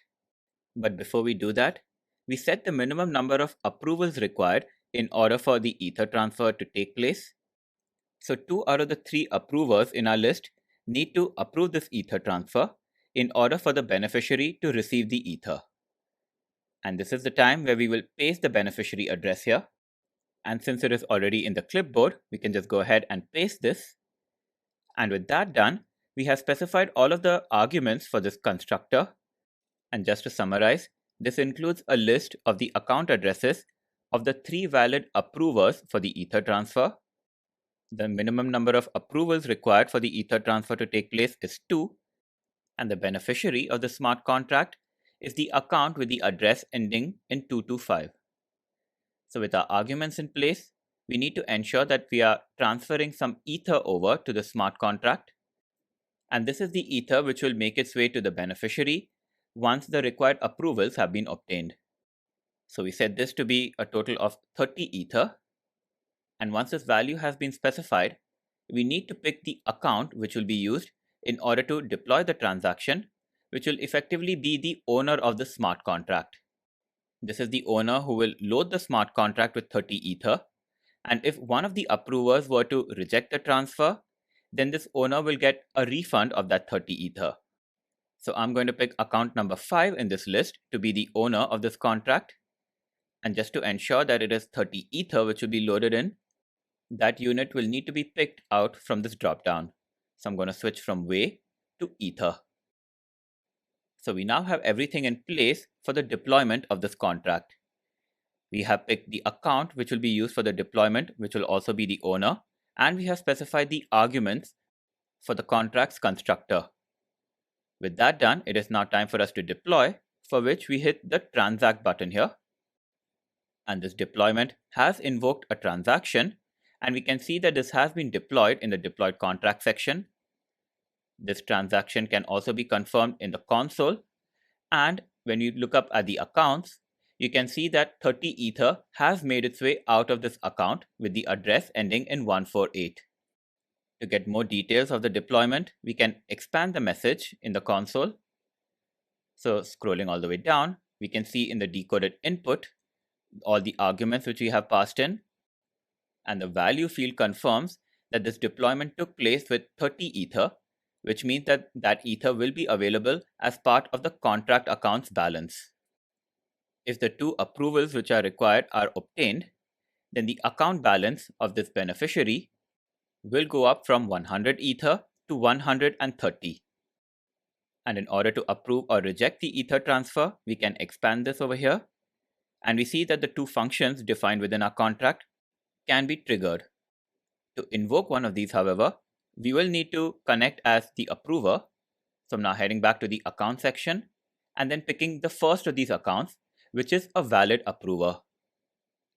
Now we can go ahead and hit the approve button, and this has invoked a transaction which has gone through successfully. So now one of the two required approvals have been obtained. We will, however, need to put our logic to the test, so we will try to invoke the approve function with an invalid account. We will do that, however, in the next clip.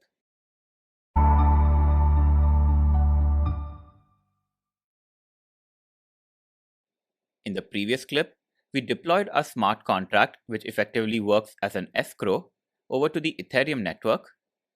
And now we have one of the two approvals which are required in order for the Ether held by the contract to be transferred over to the beneficiary.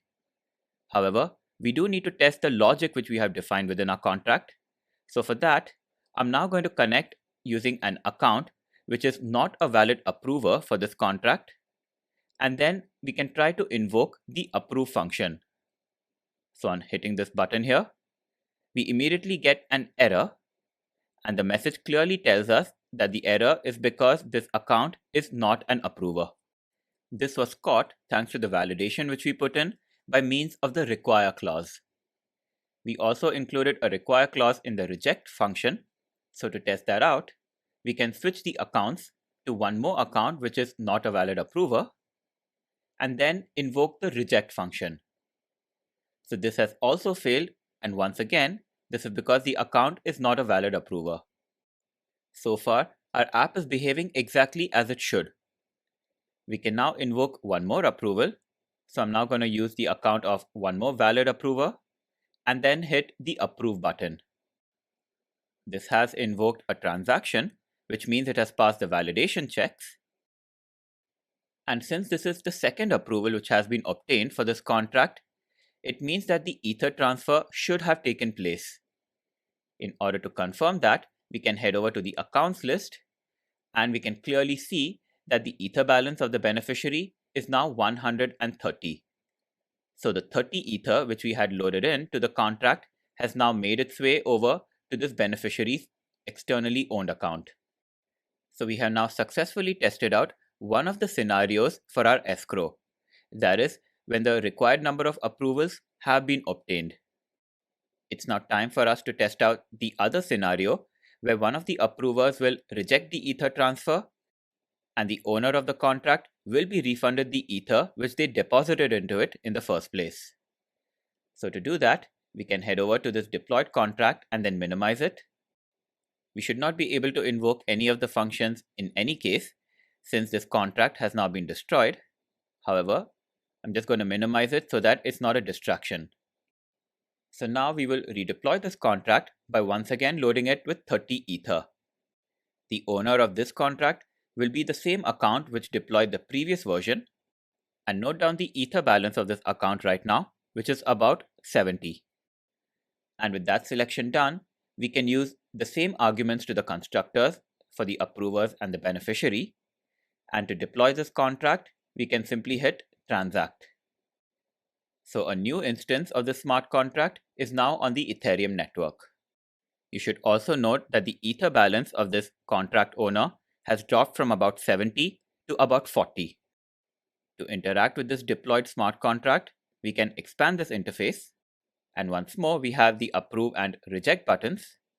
And in order to invoke these, we need to be using one of the valid approver accounts. So I'm going to select the third one from my list, which is a valid approver. And first, let us approve this Ether transfer. So this has registered a transaction. So one of the two required approvals have been obtained. But now switching over the accounts to another approver, we can invoke the reject function. So the way we have defined the logic for our smart contract, even if one of the valid approvers were to reject this Ether transfer, then the smart contract will be destroyed, and any Ether which is loaded into the contract address will be refunded to the owner of the contract. So when we hit reject this time, we can see that a transaction has been invoked, and the details of this can be available if we expand this message. However, for the true test, we need to expand the accounts list, and the Ether balance of the owner is now back up to about 70. So all of the 30 Ether which had been transferred from this account over to the smart contract has now been refunded to the owner. So with that, we have now successfully implemented an escrow using smart contracts on Ethereum written in the Solidity programming language.